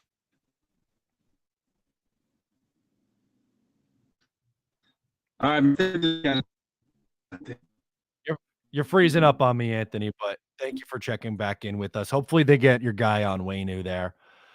We got Xavier McKinney signing. Xavier McKinney, big splash for the Packers. They're expected to sign McKinney 4-year, $68 million deal. Holy smokes. That is a lot of cash right there, man. $17 million on average. I think it's $25 million the first year. Yes, 25 in year one. Big money deal. Big money deal for Xavier McKinney. But he's young. He's 24 years old. He's just entering the prime of his career right now. That's a lot of money in year one, but again, he's a good player. Jesse says, Matt, I've been listening since 11 with your other stream. You're a legend for being live for 5+ hours with not a single piece of Jets news. Shout out to you, my man. Thank you, Jesse. I appreciate it. Yeah, we went. So Big Apple Blitz, if you don't know, follow that channel. It's me and Anthony Rivardo. We do Jets Giants roundtable talk, and then hopped on here at 12. And we're a little over 4 hours now. A little over 4 hours. We got people fighting in the chat about Mekhi Becton. Come on. I would hope the Jets could do a little bit better on the offensive line fix than that. Anthony says just pull the 48-hour stream. Could you imagine? Could you imagine just live? The longest I did was the 6, but we do the draft streams every year, and that's basically 8 hours a pop. Those are a lot. We got another call back on the line. Jason's up next. Jason, how are you, my friend? Good. How you doing? Doing pretty good. What do you think of free agency so far? Not happy. I was so in line with Green Bean. I thought for sure we'd get something for Bryce Huff. Nothing. Let him go for free. If we don't walk away with Gardner Minshew, that's my top backup quarterback. We need Tyron Smith. I know we're going to get Bakhtiari, but it's coming. Yeah. Hopefully just a backup plan, but I'd be okay with Bakhtiari as a backup. Yeah, as a backup is one thing. It's just, I just don't like them thinking, okay, we got Bakhtiari, that fixes left tackle. That's my thing. Exactly. I've been a Jets fan since the 80s, and I'm so sick of waiting, and I'm getting really nervous about this front office. I love JD at the beginning, but now I'm getting worried. I don't blame you on that one. I'm trying to be as patient with him as I can. I really think he effed up the Bryce Huff situation. I think that was just, I'm not going to take any spin zone on it. I think it was a mistake how they handled it. And they have a lot of needs to fill on that offensive line, and the prices are just going up and up. So yeah. What do you think about Poyer? You think he's got anything left in the tank? I know the Bills released him. Yeah, you know what? I do think he does, but after the Jets, extended or re-signed Chuck Clark yesterday, I think they're going to keep Ashton Davis and Chuck Clark as the strong safeties and then have Tony Adams as the free safety. I wouldn't expect them to make a splash for a veteran at safety. Maybe true. Yeah. I do think I do think he has, another year or two left in him. Yeah. All right, man. I guess that's all I got. Jason, I appreciate you checking in, man. All right. Have a good one. You too. The Giants. So after they lose out on Xavier McKinney, they now sign Devin Singletary. Devin Singletary, you are a New York Giant. Looking to see the money on that one, obviously, but going to come in significantly less than Saquon. I would have liked him as an RB2 option for the Jets. Singletary last year was solid in Houston. He filled in a lot for their young running back. Dameon Pierce was injured. He had 898 yards, 4 touchdowns on 216 carries. So average 4.2 yards per attempt. His career, 4.6 yards per attempt on average. He's okay. He's not a stud, but pair him with a mid-round rookie back, I think you got something there if you're a Giants fan. Oh, God. At this point, send Matt out there as our left tackle. He might be undersized, but probably more durable than anyone we have on the O-line. 3-year, $400,000 deal. I would get cooked. No, I'm a maybe big possession receiver. 6'5", like, I don't know, 235 on a good day. Slow possession receiver, not left tackle. I'd get pushed around too much. Not good. We'll keep an eye out on the price of Devin Singletary, but right now he's going there. Let's close this comment. We can go back to the phones as Eric is up next on the show. What's going on, dude? What's going on? How are you? Doing good. What do you think of free agency so far?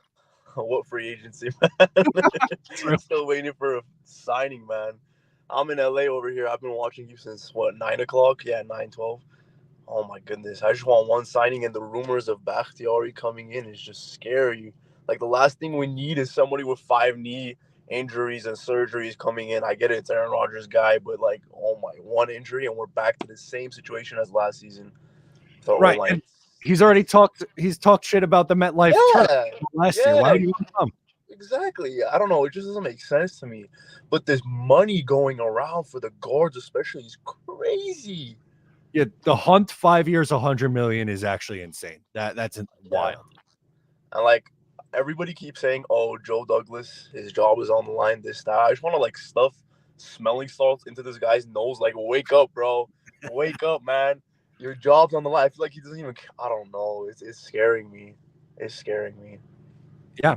No, I don't blame you. It's a huge offseason. They have to get right. If they don't, they're all out of a job. So I don't know why there's not a little bit more urgency here. Yeah. I'm scared, man. I don't know. Hopefully we do get a few signings. I'm fine with a more consistent, not like elite tackle or something, and then go get another tackle in the draft. And that leaves wide receiver. I don't think we're getting Calvin Ridley, which is, I like him. If we get Cortland Sutton in a trade, I'll be so happy. I'll be so happy. Because I feel like he's so underrated, especially with Rodgers throwing him the ball. Hopefully he stays healthy, but like, I'll be happy with that because we need a big body to like complement Garrett. You know, Calvin Ridley is more of a similar type to Wilson than Cortland is. So I feel like it'd be a good compliment.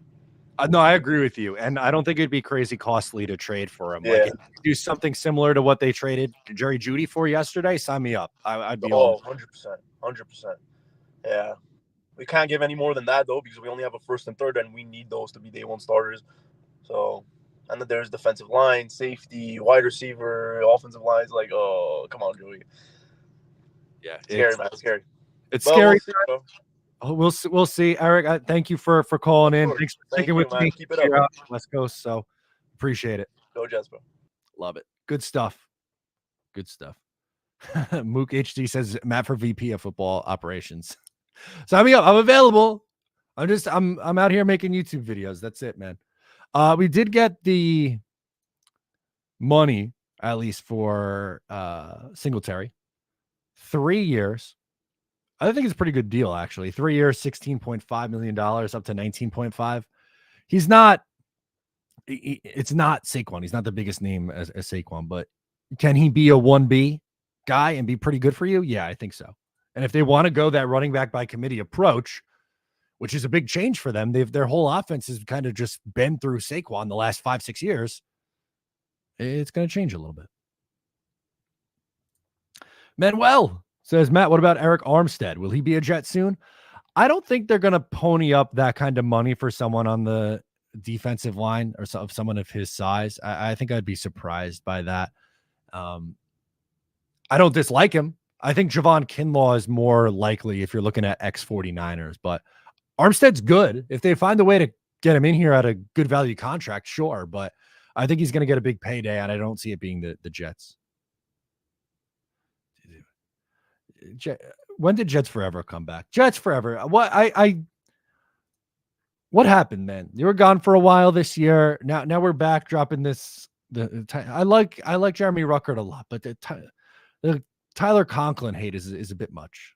A little bit much for me.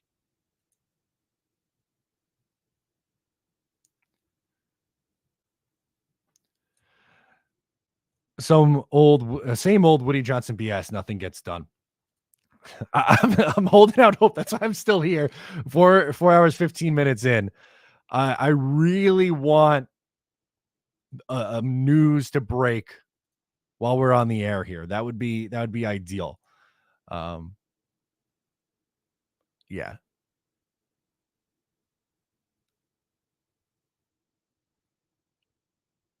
He has been low-key solid. He has been solid. He's fine.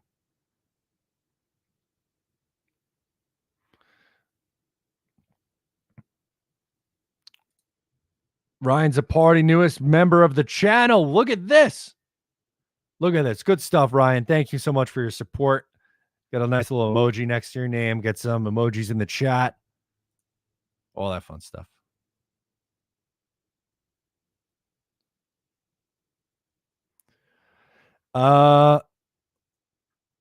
Yeah, a lot of Bryce Huff reaction still on the timeline. Just refreshing now. I'm seeing all the Jets stuff. People debating Bryce Huff. Who are they going to sign? We go back to the callers. Now we have Brian on the line. Brian, what's going on? How are you? Yo, what's going on, Brody? What's up, man? How are you? What do you think? Dude, I can't take this anymore, man. I can't deal with it. It's when is this shit gonna stop? You know, when is JD gonna actually, you know, other than the draft in 2022 when we got, you know, Miles Garrett Wilson and Sauce Gardner and everything. I'm tired of it, man. I can't, honestly. Robert Saleh's got to go. Not a solid guy. Not buying it for this year. Nah, he's got to go. Got to go. Honestly, I think we should get Rex Ryan back in the house. Oh no. Yeah, no, we gotta get sexy. Did you Rex watch back in the Rex building. defense the last few years he was in the NFL? What's that? I said, do you remember Rex's defenses the last couple of years in the NFL? Right, they weren't the best. No. But a lot of it has to do with personnel too. Okay, that's fair. That's fair. A lot of it has to do with that. You know, I can't understand why it's always the same thing in free agency. We get like the scraps of what's left after everybody makes all the moves. We get like the leftovers at this point. I can't take it. Like I'm over the whole thing already. Like you know, obviously we got Aaron Rodgers, but that's only going to get us so far. Yeah, they need offensive line and another receiver in here badly, but we're still waiting. We're still refreshing and nothing. Dude, it's something else, man. I don't know. You know, how do we not have Calvin Ridley yet? How is he not a Jet? He's gonna get a lot of money. I'd be surprised if they sign him. I like him, by the way. I like Calvin Ridley. The market's gonna be high. He's gonna get $20+ million a year, I think. We should go after T. Higgins. Come on. What are we gonna go after guys in the draft now too? Like, when is this gonna end? We need guys that are like, you know, vets. We need guys that know what to do once they step on the field. I'm with you. Something soon. I hope anyway. Fingers crossed. Day 2 was more active for the Jets last year on free agency, but I hear the frustration and I get it. I'm there with you. I'm over it, man. I'm over. I don't know, man. It's like it's just not. It's not gonna happen for us. I feel like it's just I don't know. When my dad was 5 years old when the Jets won the Super Bowl. It's been a long time, man. 1969 is not a short time ago. It's a long 5 years old. Yeah, I get it. It's the same. My dad was probably roughly the same age, 7. So basically same thing. Dude, I like, you know, back in 2009 and 10, I thought, you know what I mean? Like, as a Jet fan, I thought that, you know, we were finally going to live it. We were finally going to be at the end and, you know, at the parade, you know, jetted out from head to toe. Yeah. I thought those 2 years was our time, but man, I'm just so tired of this. I can't take this anymore. You know, everybody looks forward to the offseason for, you know, for these reasons, for the free agents, the draft and everything. And it's like, I don't want to see anything until come September. Hopefully it finally results in some winning products because it's been far too long without the wins. So I'm with you, Brian. I get your frustration. Thanks for calling in. We appreciate it. Absolutely, bro. Let me know when the next time I can get on. Absolutely. We'll be back on tomorrow. All right, brother. Have a good one, man. You too. Love it. Let's go out to Joe up next. He's been waiting. Joe, what's going on? What's up, Matt? I was on earlier, but instead of being mad about nothing going on, I figured I'd just prophesize something. So with the whole T. Higgins thing, I was thinking, like, there's a lot of guys that, like, could go, like, I don't know if he would go for a first. So I guess what I think I would rather do, you can let me know if you think this would be a better idea, is swap first rounders with the Bengals so they can go up and get Bowers if they really like him, and then give either a fourth or a third. I don't know. What do you think value wise, like that, rather than just giving them a first? Yeah, so I think we looked at it before. Someone else brought that up. It's a good idea. So sliding back to where they are, I think is essentially the value of a second round pick. So I think the Jets would have to give up maybe one of their fourths to also do that. Not Yeah. opposed to it. It's creative outside of the box kind of. Because then we could then if we could just snag a tackle, we could still get that center. What's his name? I can't remember. Yeah, Jackson Powers Johnson. Yes. So if we could do that, I like that a lot better than giving up a first, because I don't know. I think you agree. You know what I'm saying? Yeah. No, they can't just give up, pick 10 and not have a solution for this offensive line. Yeah, and obviously, like somebody else brought up, because we're all a little frustrated nothing's happening, but if the guys are on the board, it's like we could hold the frustration out a little bit, but by the time that all comes down, we'll be able to see where we're at with it. But I think that would be, I don't know. I'm just looking to get excited about something, I guess. I'm trying to create scenarios. I'm with you, dude. It's been a rough start to this thing because you lose Bryce Huff and then nothing else has happened so far today. So yeah, that's right. I like that idea. That's outside the box. The move back scenario, maybe give up a day 3 pick. That's something that they're going to have to consider because, as we see, these guys in free agencies are getting paid big money. Yeah. Is there, what's the deal? Onweno's out there, obviously, but who's all, Runyon signed. The Hunt got big money, silly money. $100 million for Hunt. So it's Onwenu. Zeitler is another big name guy. Those are probably the 2 best guys left. Yeah. A lot of other guys have signed already, at least on the interior. Like Tyron Smith is still available. Jonah Williams. I'm not really a big Jonah Williams fan. Are we going to get GVR and that's it? Is that what's going to happen? Yeah, a reunion event with Van Roten? Great. Perfect. Yeah. Hope not. But all right. Well, that's all I had to throw out there. I appreciate it again. Thank you, Joe. Appreciate you checking in with us. All right. Love that. All right. Couple super chats to get to. UK Jets fan says, does the stream accept international calls? I've always wanted to call and chat. Green Bin and Rye, I have faith in JD. Yes, it's just a link. So if you have Wi-Fi or internet connection, it's just a link to join. It's not like an actual phone call. So if you're worried about charges or anything like that on an international call, it's just over the internet. So you'd be good. You're more than welcome to chime in if you like.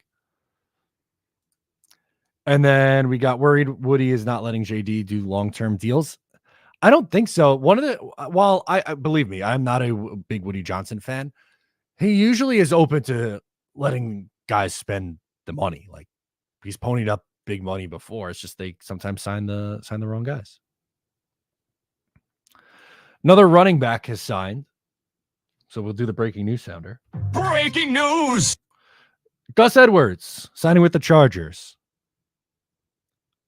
They're going to be losing Austin Eckler. So Gus Edwards goes there. He had a 13 touchdown season, right? And I believe, let's look up his numbers. Yeah, 810 yards, 13 rushing touchdowns. Right, his best year in the league by far. Definitely his best year in the league so far.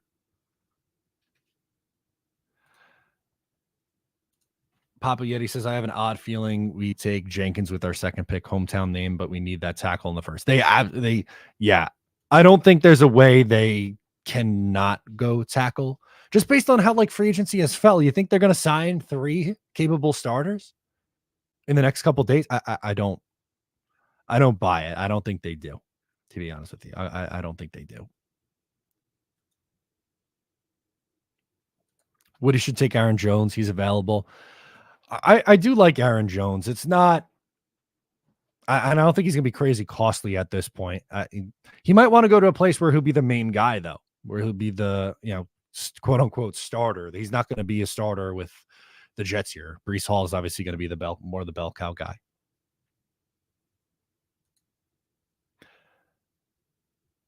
Matthew Miller asked, do we bring back Mekhi? I would be stunned if they brought back Mekhi back then. I think he's signing somewhere else. I think it's best for both parties to move on at this point. Obviously, unfortunately, it hasn't worked out for Mekhi. Injury is a big part of it. This past year really struggled. Yeah, I just think it's going to be, kind of best for both sides to move on.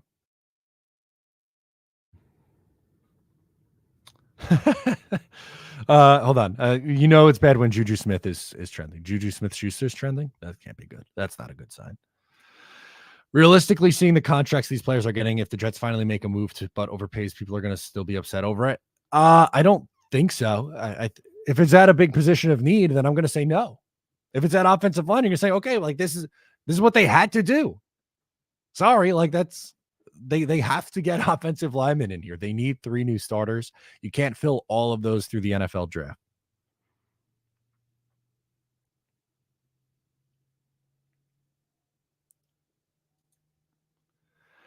Oh, God, that's depressing. Is it McGovern season already? If that Jets agree to sign Connor McGovern for a 1-year deal at $1.5 million, that's going to be the first free agent signing. I feel like, come on, really? Really?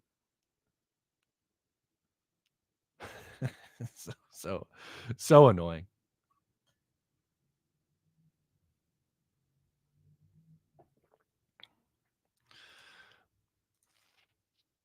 Gus Edwards is the latest one. From Harbaugh to Harbaugh, from John to Jim.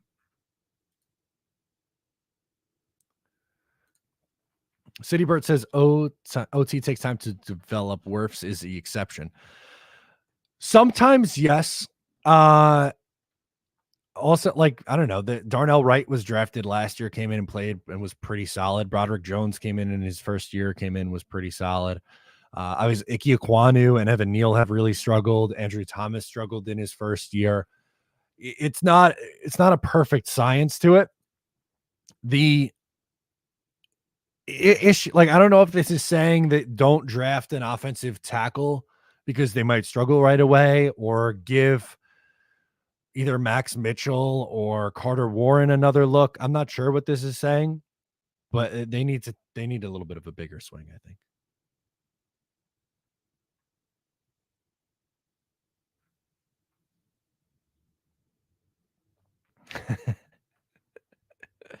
Emil, how possible is it that the Jets are trading for Patrick Mahomes? I think it's very possible. Zach Wilson and pick 72. That should be enough to get it done. Hey, we got another breaking news. Breaking news. Free agent safety Geno Stone plans to sign with the Bengals. Stone ranked second in the NFL with 7 interceptions last year. A safety comes off the market and is going to Cincinnati. Hammerling for Mitchell. Go back to Cincinnati. If you know that line, we could be friends. If you know what movie that's from, we could be friends. CityBird, are we really getting Bakhtiari? It seems like that is definitely something that is on the table. It's not my favorite route that they could potentially go. The guys who have been injured he played 1 game this year, 11 games the year before, and then 1 game that previous year. Not the best. I don't want that to be the route that they go. I don't want that to be the route that they go, CityBird. I hope it's a different way, but I got a feeling. There we go. Kevin knows. Angels in the outfield. Kevin, we could be friends, Kevin.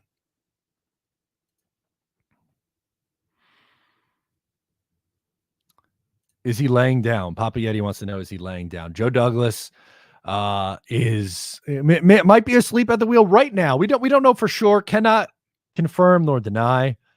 But it's possible. It's possible that he could be asleep. Let's go CityBird, another super chat, and then we're going to get back to the calls. He says Jets plus 290 to win the AFC East. Good value. Potentially. Now it's only the value is not gonna get any better than what it's at now. So if that's a play you want to put in, I would do it now before free agency and the draft really get going. But The Bills, I think, are taking a little bit of a step back. The Dolphins will be right there, though. I think it's a 3-team race in the AFC. Let's go to the calls again. We got Hep. Hep, what's going on, man? How you doing, Matt? I'd like to talk about the wide receiver room. And if we can't sign a big name receiver, do you think that we could play some money ball and fix it in the algorithm? For example, get 3 receivers that could equal the same kind of production. Okay. So kind of saying bring in, instead of paying David, number 2. Yeah. DJ Chark, maybe another slot receiver, each with a 500 yards or something like that, Yeah, that's what they might end up having to do here. A lot of these guys, the only big name really on the free agent market is Calvin Ridley. So if they're taking other shots, it would be like, as you said, DJ Chark, a Boyd, Curtis Samuel, something like that. Maybe Gabe Davis could come back. Yeah, maybe he could. I mean, I don't know if concern's the right word, but I don't know how big of a role I'd be willing to give him after missing a year, but who knows? Maybe he comes back and could compete. Yeah, I don't know. I'm just thinking that, let's say you got a big name receiver like Devontae, and next thing you know, he breaks his Achilles. And next thing you know, he's we're dealing with that mess again, Yeah, that's the only way that it goes, right? They'd go out and they get the big name guy and he would get hurt because of course that's the way that it goes. It's frustrating with this team. Yeah. Thanks, Matt. I appreciate it, Hep. Thank you for checking in with us. Good stuff. Kyle must be new here. Says, have we signed anyone? No, unless you consider way earlier today, they signed Greg Zuerlein, but that was it. Geno Stone is the latest signing. 2 years, $15 million. That's a good signing. I like that for them. Good value. Andreas Pete. How do you find these guys? I'm convinced Jets Forever, I think, goes on Pro Football Focus and says, where do I find the worst value players? And I'm going to defend that guy to the death. This is, oh man, come on now.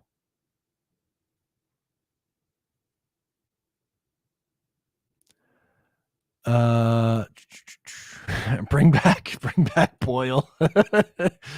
Yeah, what's Tim Boyle up to? It was the other one. Strevler signed back in the CFL again. That's what it was.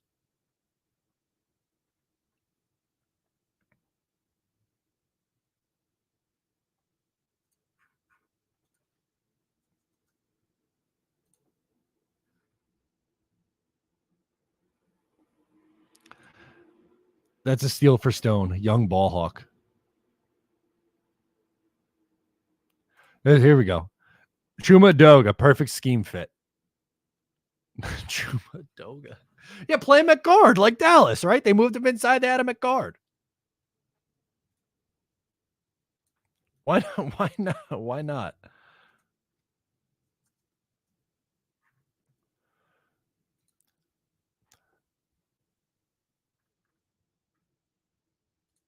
Worst guys. He hasn't been good in years. We were going off of like 2018 seasons when Drew Brees was a quarterback.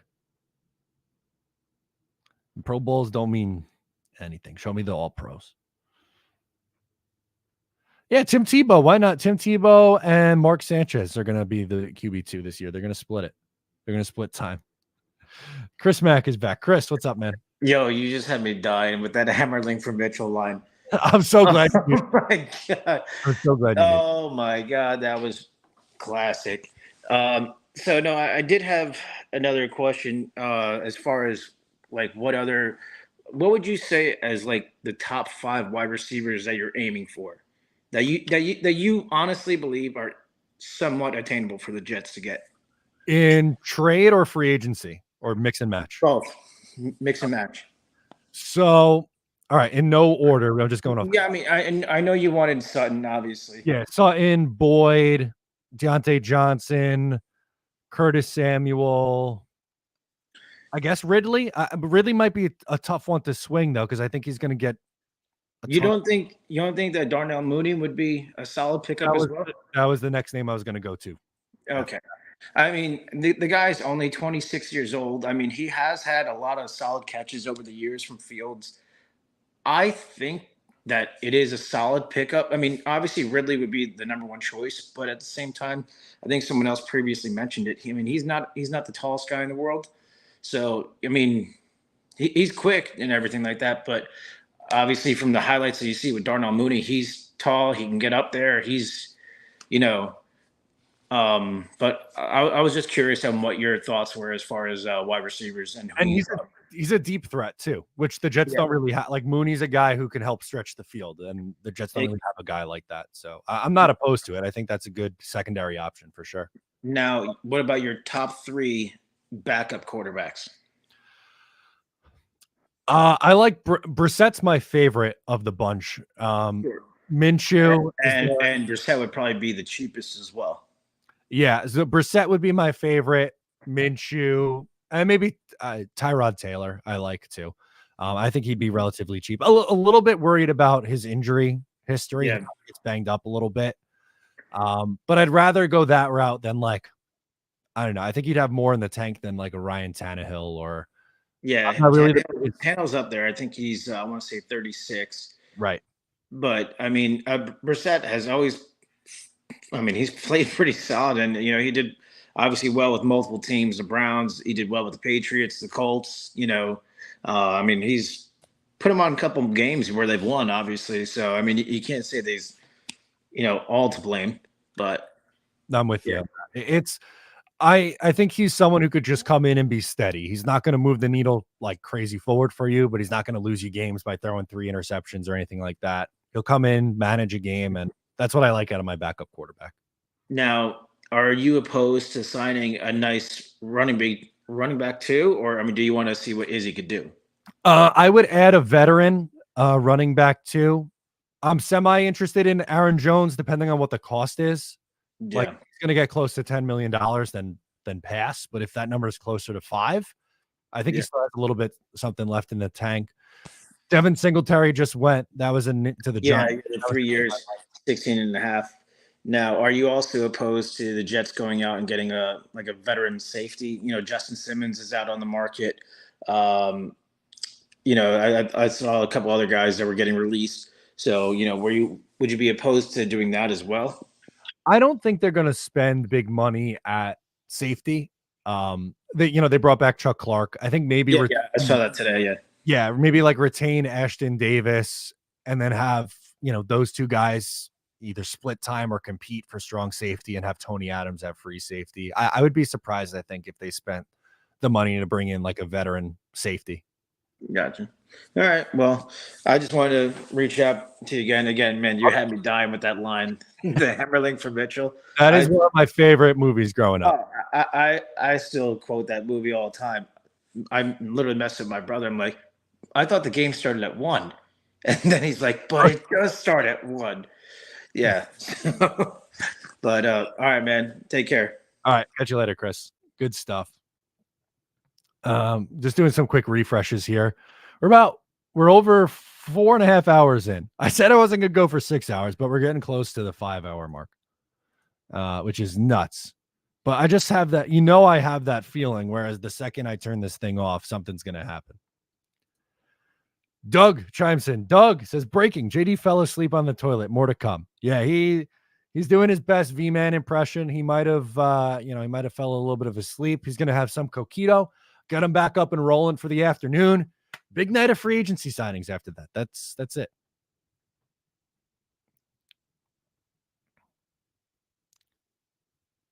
Drop those likes buttons, baby. Let's go. Drop the likes.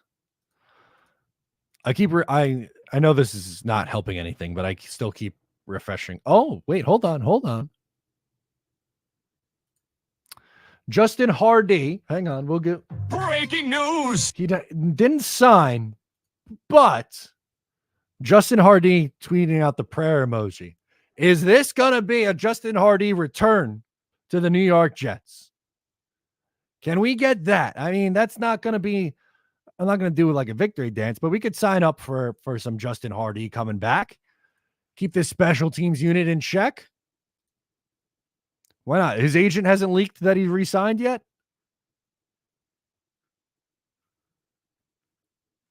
Come on now. Doug, you've risen. Doug. Nothing good happened in my nap. Oh, nothing. But you might have maybe you got the ball moving on Justin Hardy. Yeah. But JD has also I'm hearing from sources Joe Douglas looked into hiring Tony Soprano, but A, didn't realize he was a fictional character. B, possibly deceased. Wasn't sure. I think definitely deceased. Definitely just well, he wasn't sure. So okay. So and then he looked into hire many other in the garbage industry, but was not able to find anyone fruitful for the job. I like this one from Justice for George. Says breaking news: Joe D ordered 12 boxes of pizza and now gained 100 more pounds. Now, do we think he's ordering like fast food Domino's pizza or like good Jersey pizza? Is the question. You would really, really hope that it's good. Like if you're from New York, New Jersey, and you're opting for the Domino's, I don't know why. Like why? I'm from New Jersey. Like Domino's is not my. Do I order Domino's? Yeah, but it's not because I like. But like when I'm home, when I'm back in New Jersey, or like it's like my favorite pizza place. I'm always gonna go there. But like right now, I live in Boston, so it's like that's different. I'll give you a break on that one. And sometimes like I get it. Late night, sometimes you just want garbage, and like that's not, it's just not pizza. That's all. No, it's not. Fast food pizza doesn't count as pizza. But you'd hope he's ordering good pizza because there's good pizza near Forum Park. There's plenty of great options out there. But I think at 8:00 is when we're gonna have that first signing. That's my guess. Perfect. When you say, when the second I turn it off, boom, something's gonna sign. Because that's me. Like when the second I go to bed, I wake up and something's happened. There was a few years ago something happened in the middle of the night, if I remember. Yeah, Le'Veon Bell was in the middle of the night. Oh yeah, we talked about it earlier. I'm just so out of it. This has been a slow day. It has been a slow day, but I appreciate you hanging with me, popping in and out. It keeps me sane doing this. If I was just looking at the camera all day, I don't know if I could do it. It could be worse, I mean, like we could have zero hope for football. At least we still have Aaron Rodgers, At least we don't have to go find a quarterback this summer. That's very true. That's could be a 2 years from now problem. I honestly think last summer was worse than this.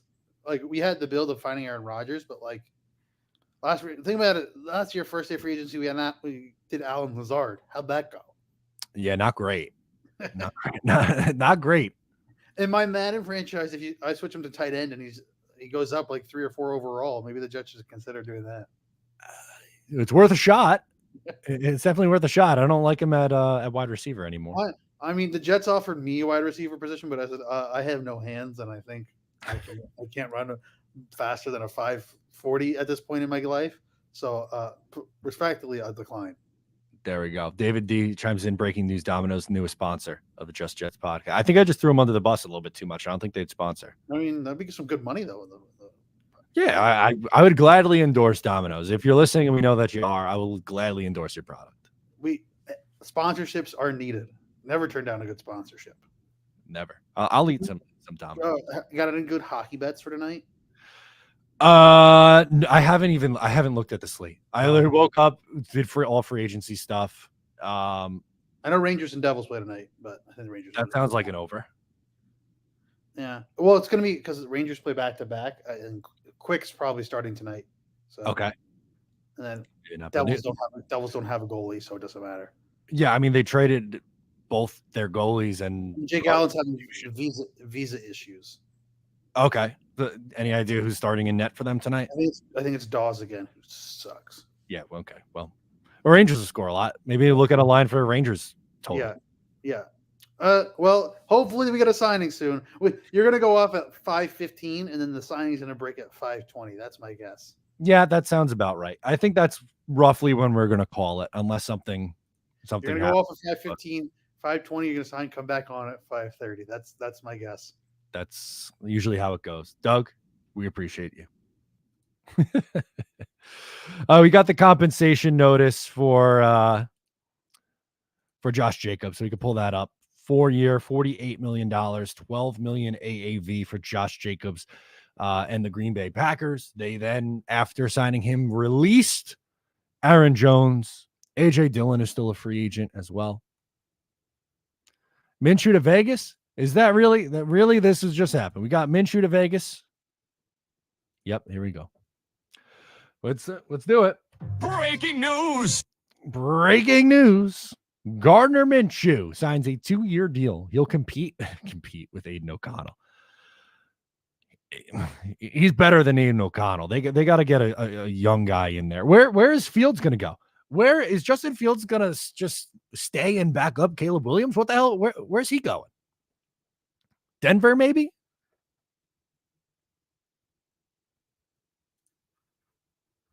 That's what I don't like. Great. Gardner Minshew is going to compete now with Aiden O'Connell. Gardner Minshew looks like such a Raider. I can't wait for that Photoshop. That's going to look awesome. But where is Justin Fields playing in 2024? That's what I want to know.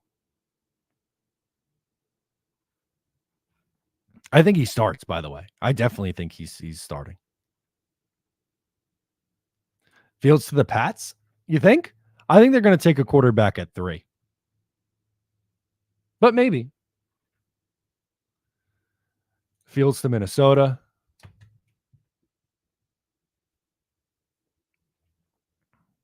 All 31 teams signing players while Joe D signing himself to long-term eating plans. That would be a good one. Has every single team in the league signed someone but the Jets yet?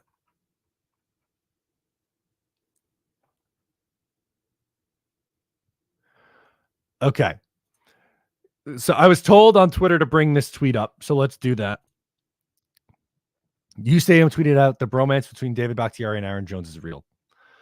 So it says, gutted to see the news. Keep your head up. You are a savage and a consummate pro. Did it the right way. You'll land on your feet. We always do. Love you, bro. It was a hell of a ride with you. Let me know if you need any more blocks 70 yards down the field. I got this new tire. I'm excited to try out. So Bakhtiari left tackle, Aaron Jones starting running back. Is that what it's going to be? Is that what it's going to end up being? Chiefs, Lions, Niners have been quiet. Chiefs definitely. Well, they're coming off a Super Bowl. So they get a pass a little bit on that one.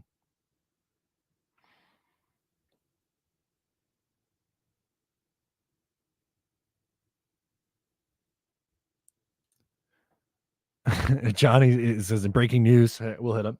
Breaking news. My son just took a crap and now I have to change his diaper. Good luck to you, Johnny. JD lost track of the time in the buffet. Now he knows. My man, Jiggaman Porto says, Maddie, this time last year we took our first shot together when Aaron said, I want the Jets. What the hell can we take a shot for so far? Nothing right now. It's been dead, my friend. It's been quiet, all quiet on the Western Front. We're waiting, we're refreshing. That's it, though. I want to take another shot with you, though. We got to get something good. Maybe it is March, so I think we got to do a shot at JMO. But if they sign on Wayne, we'll hop on and do a shot. How about that? Devin Duvernay is the latest signing. All-pro special team player Devin Duvernay has agreed to a deal with the Jaguars, 2-year deal worth $8.5 with offensive upside to get to offensive upside. Okay, $12.5 million. Interesting. All right.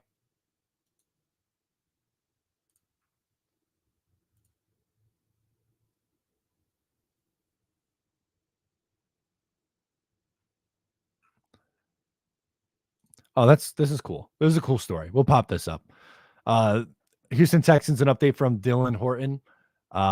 He was diagnosed with stage 4 Hodgkin's lymphoma. Through God's grace, I am blessed to say that I'm currently in remission. That's awesome.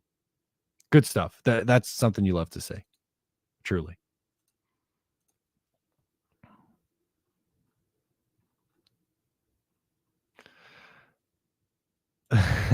Breaking news. I just smoked a spliff and I'm high AF right now. Maybe that's what Joe D is doing. It's possible. Anyone have the money on Minshew yet? I haven't seen it, but you could drop it in the chat if so, and I'll pop them up. You guys have been doing a really good job with that today.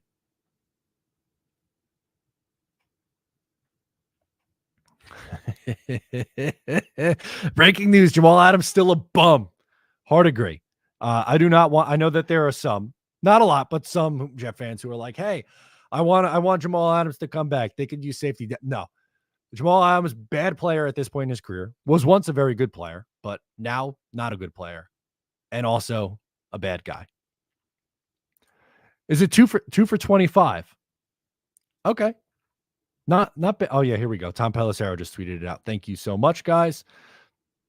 2 for 25. That's a pretty good contract for him. Right? That's $12.5 million AAV. That's a lot, but he could potentially start for them.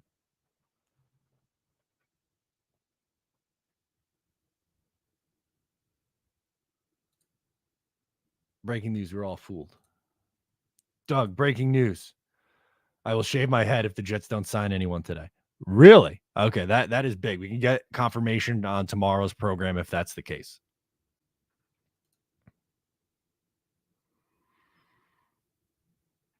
You know, Minshew wanted a place to go and potentially start. So that's nice.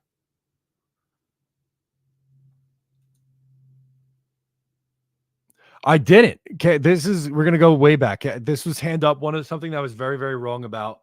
If you want to go back through the old tapes, early Matt O'Leary videos, Matt O did not want Josh Allen. This is true. I DM'd the Jets and asked them not to take Josh Allen. I thought he was a bad college prospect coming out of Wyoming. He was very erratic his first 2 years in the league, and then became one of the best quarterbacks in the NFL. I was wrong. I was very wrong about Josh Allen. I'll admit when I'm wrong. I will. I was not correct about Josh Allen.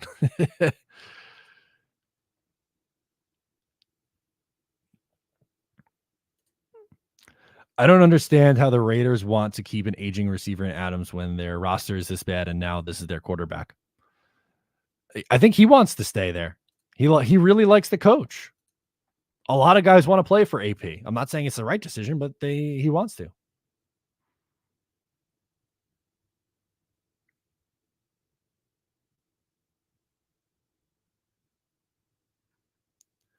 Long Island Golf Junkie says you were only wrong because the Jets didn't draft him. I'll take that.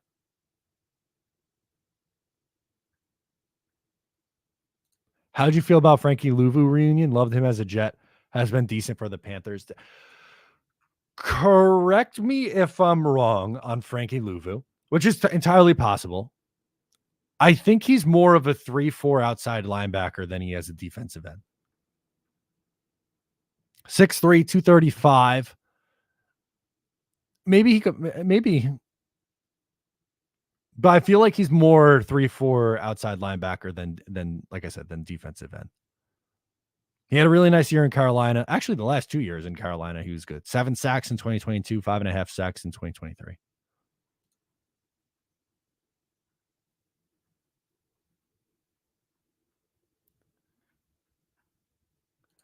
Breaking news. Zach Wilson gets all MILFs. Not wrong. Not wrong. Yeah, this is true. T-Bone says, at least we didn't sign Gabe Davis. If the only move today was like giving Gabe Davis $14 million a year or whatever it was, then you would have had me upset as well.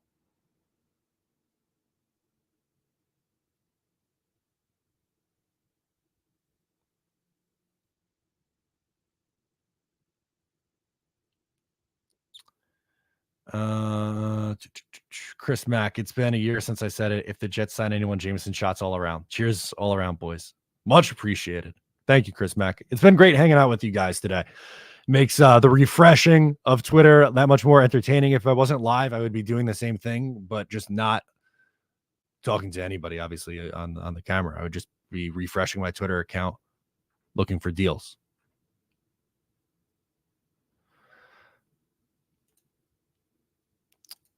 Apparently, it was Rossini retweeted and then maybe unretweeted it. I saw it and lost it. Yeah.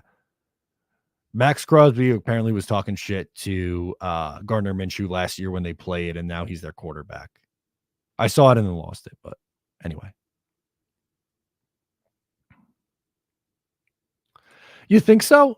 Neil Kane says, watch out for the Leonard Williams reunion. I think he's going to get some decent money. If he signs for $15 million a year, I don't think the Jets are going to be in that boat.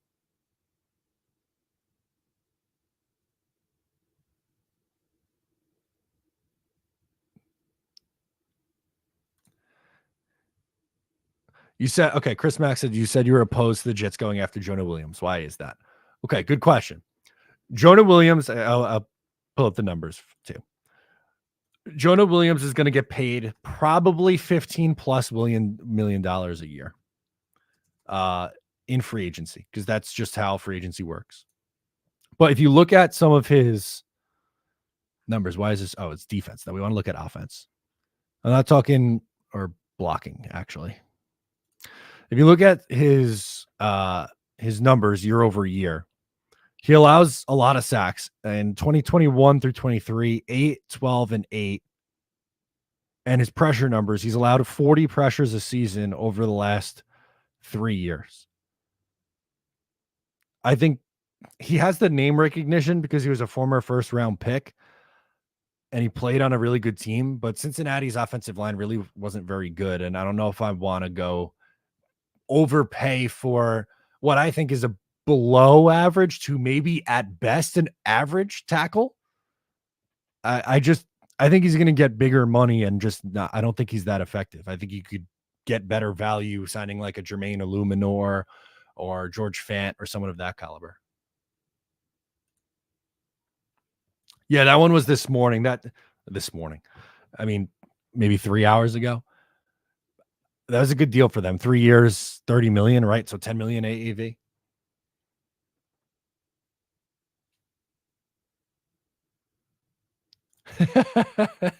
I appreciate that. Sean says I did literally zero work today watching this nothingness. Well, I appreciate you hanging out with us. At least you made our day entertaining and interesting. I just got a DM. What the F are we doing? What does Joe Douglas do well? People are not having a good time with this. I get it. I really do. Yeah, Devin Duvernay to Jacksonville, saw that one. That was the latest one. Apparently, Connor Hughes reported that Corey Davis has kicked around the idea of making a return. And the Jets love Corey Davis, so they could potentially bring him back. Speaking of Connor Hughes, he tweets out that wrong tab, my bad. Keep an eye on the Giants as a trade destination for the Panthers star pass rusher Brian Burns. There's mutual interest in getting something done. That'd be big. That'd be a big get.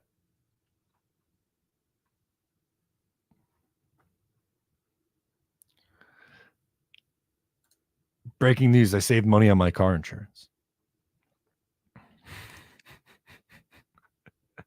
This is fun.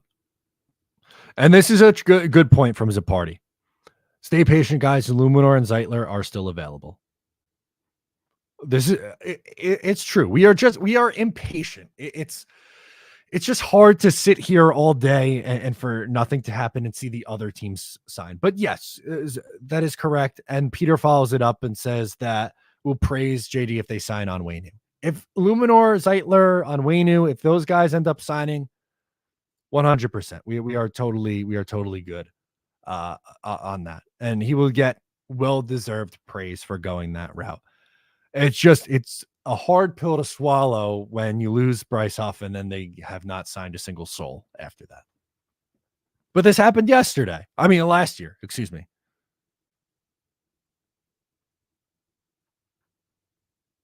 Yeah, Morstead's coming, by the way. Re-signed to Greg, odds on Morstead. They can't sign him until Wednesday for some reason, but he will get done. I'm almost positive that this is going to happen. He's too good not to sign and bring back, and he's not going to cost you a whole lot. We can go back to the phone lines. Nate's calling in, so we can bring Nate up. Nate, how's it going, man? How are you? I'm alive, brother. How are you? Doing all right. Hoping they make a move here. Yeah, man. Trust me, I've been watching your stream for about the past 30 minutes. It's honestly, did we expect anything different? Let's be real here. All right. No, that's what and Joe Douglas is big on this. He waits. He waits, and he'll sign guys tomorrow. Yeah, man. I mean, there's one thing between being patient and just being ignorant, you know? So I feel like we're starting to cross that line, you know? Yeah, I'm with you on that. Like, thankfully, we had a few chats ago. We were talking about there are some names still available, but that's going to dwindle the more time that passes. So, you know, eventually they're going to have to do something here. Yeah, most definitely. I mean, we can't expect things to fall in our lap and not have to do the work for it. Like, we just lost Bryce Huff for nothing. I mean, quite literally nothing. We just let him. Uh-oh. You're back. There you go. You froze up, but you were saying that they lost him for nothing. And then that's where you dropped out. Yeah, man. We lost him for virtually nothing. It's just another example of letting homegrown talent walk for no purpose whatsoever, except just to let him go. So, is there anybody in particular that's a free agent that you want the Jets to go after right now? I feel like Michael Onwenu is just sitting out there for the taking. I mean, I feel like he's just sitting there. I mean, I don't think he's signed with anybody. I mean, I feel like overall that's the best option. I think it's the smartest decision. I think you've said it, best bang for your buck that we can do. So, I mean, Robert Hunt just signed for like, I think it was 5 years, $100 million, something like that. Just ridiculous money. I don't feel like you're going to have to pay that much to a guy like Onwenu, maybe somewhere in the $12 to $15 million range. But yeah, man. Yeah, that would be my favorite option. I like Zeitler a lot as well as a veteran guard, but offensive line's my big priority. I would like to see that done first, I think. What do you think about T. Higgins coming onto the trade market? What's your opinion on that? Yeah, I mean, I love T. Higgins. I just think with how the Jets are right now, I don't know if they're going to be able to trade for him and then extend him with, you know, they have the 10th pick and they don't have a second round pick. So if you trade your first round pick for T. Higgins, then you're not picking until the 3rd round. I just have a hard time seeing the Jets being able to be in on him. I think someone with a later 1st round pick or even a 2nd round pick and plus could get him, but I think it'd be tough for the Jets. Yeah. I agree 100%. The way that I feel like it's going, you might have mentioned it earlier. I feel like we're going to end up with David Bakhtiari and Marquez Valdez-Scantling because of the connection with Eric Rodgers. I feel like that's exactly where Joe Douglas is going to have us end up. So you nailed it, dude. I'm nervous with that. I don't want to see it, but I think it's absolutely something that's on the table. Yeah, man. I love how we go into every offseason so optimistic that things are going to change when Joe Douglas has basically just thrown his hands on the table for the past 5 years and just thrown his hands up and said, oh, well, I mean, so. Yeah, we'll see what they do. But Nate, I appreciate you checking in with us and following along on the stream. For sure, man. Absolutely. Thank you. All right. We got another super chat. So let's go to Mike. He says, one of the most boring free agent days. JD continues to unimpress. I know, be patient, but come on, LOL. We need a run stuffer on the D line. Al's also. There we go. Also. Yeah, I think they'll add someone on the interior of the defensive line. I don't think it'll be a big name, but I do think that they will add someone. By the way, 49ers, who were quiet today, added Leonard Floyd, big time edge rush help. So Leonard Floyd, breaking news. Come on down. You are a San Francisco 49er.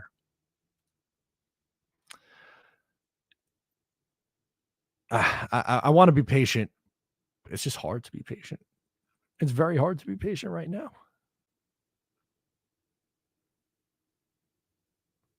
That is a nice signing for the Niners. I agree.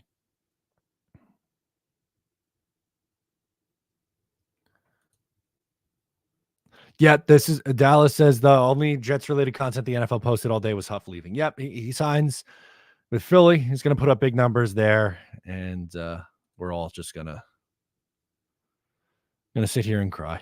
I guess that's it today.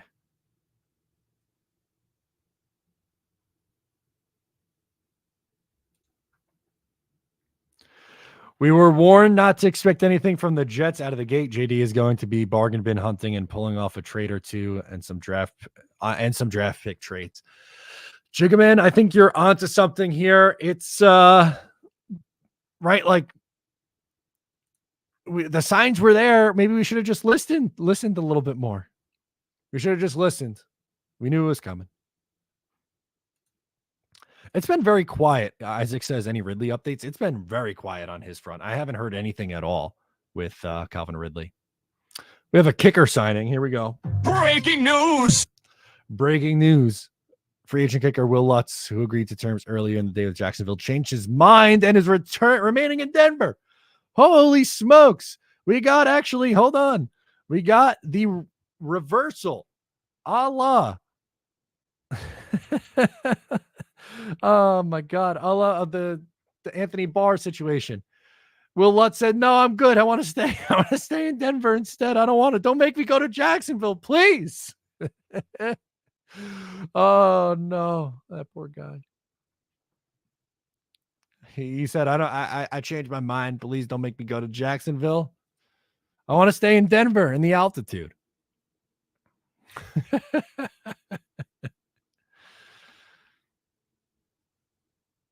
Yeah, do Huff next, please. Yeah, Huff actually, he changed his mind. He didn't want to actually say psych, please. He doesn't want to be a Philadelphia Eagle.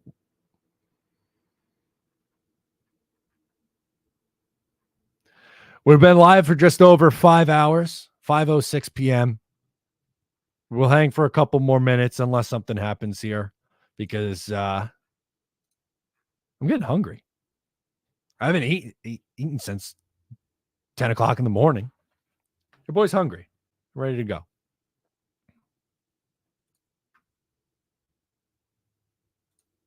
Oh, hell yeah, players. Faith is alive. Okay, there we go. Yeah. This is true. Jason says, no, haven't lost Morstead and Zerloin yet. No, Zerloin's back. Morstead will be back on Wednesday. I bet. That is going to be my prediction. I think he signs for a 1 year, $2.5 million deal. Something like that.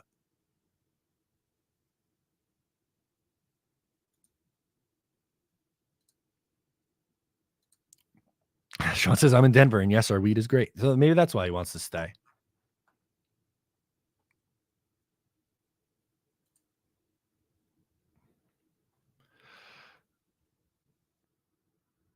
Like marrying the wrong girl, right? God.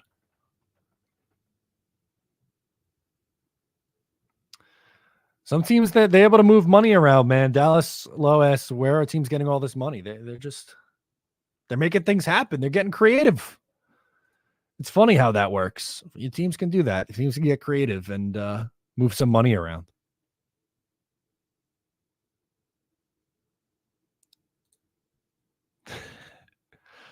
Okay. There is no way that Jets Forever is getting a woman to the finish line. Let's be honest here. I find it very, very challenging with his football takes that translates to the bedroom. There's no shot.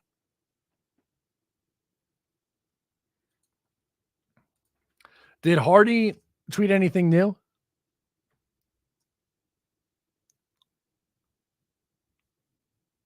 Yeah, I mean, this was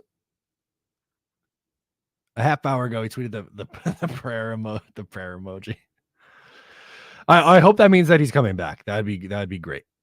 I would pay $3 million, something like that. I don't know how I stay so upbeat. Dash asks, how do you stay so upbeat? I don't know.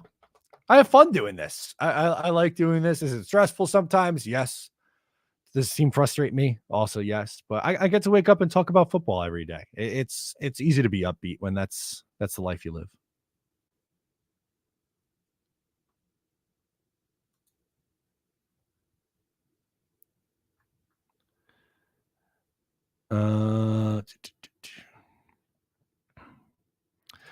Ulysses Gonzalez says, 2 good tackles out there, one from Dallas, one from New England. The Jets are being cheap. Joe Douglas doesn't like to go over his price. That much we know. We know he doesn't like to go too much over the price. I'm running out of steam. I think we gotta get some food in me and make a video of a signing later. I'm gonna log off and the Jets will sign somebody, or there'll be some big breaking news, as always. But we're live for 5 hours 10 minutes. I think that's the news. Yeah, I gotta pissed like a mother right now too, Papa Yeti. That is true. That is definitely true. But let's say that is we'll end for today now. Something big happens, we'll come back. But 5 hours on day one, after I said at the top of the show, I'm not going to do 6 hours like I did last year. And then this happened. So I appreciate you guys for hanging with me. We'll talk tomorrow. Sound like a plan? I think I'm calling it for today. Thanks, guys. We'll talk soon.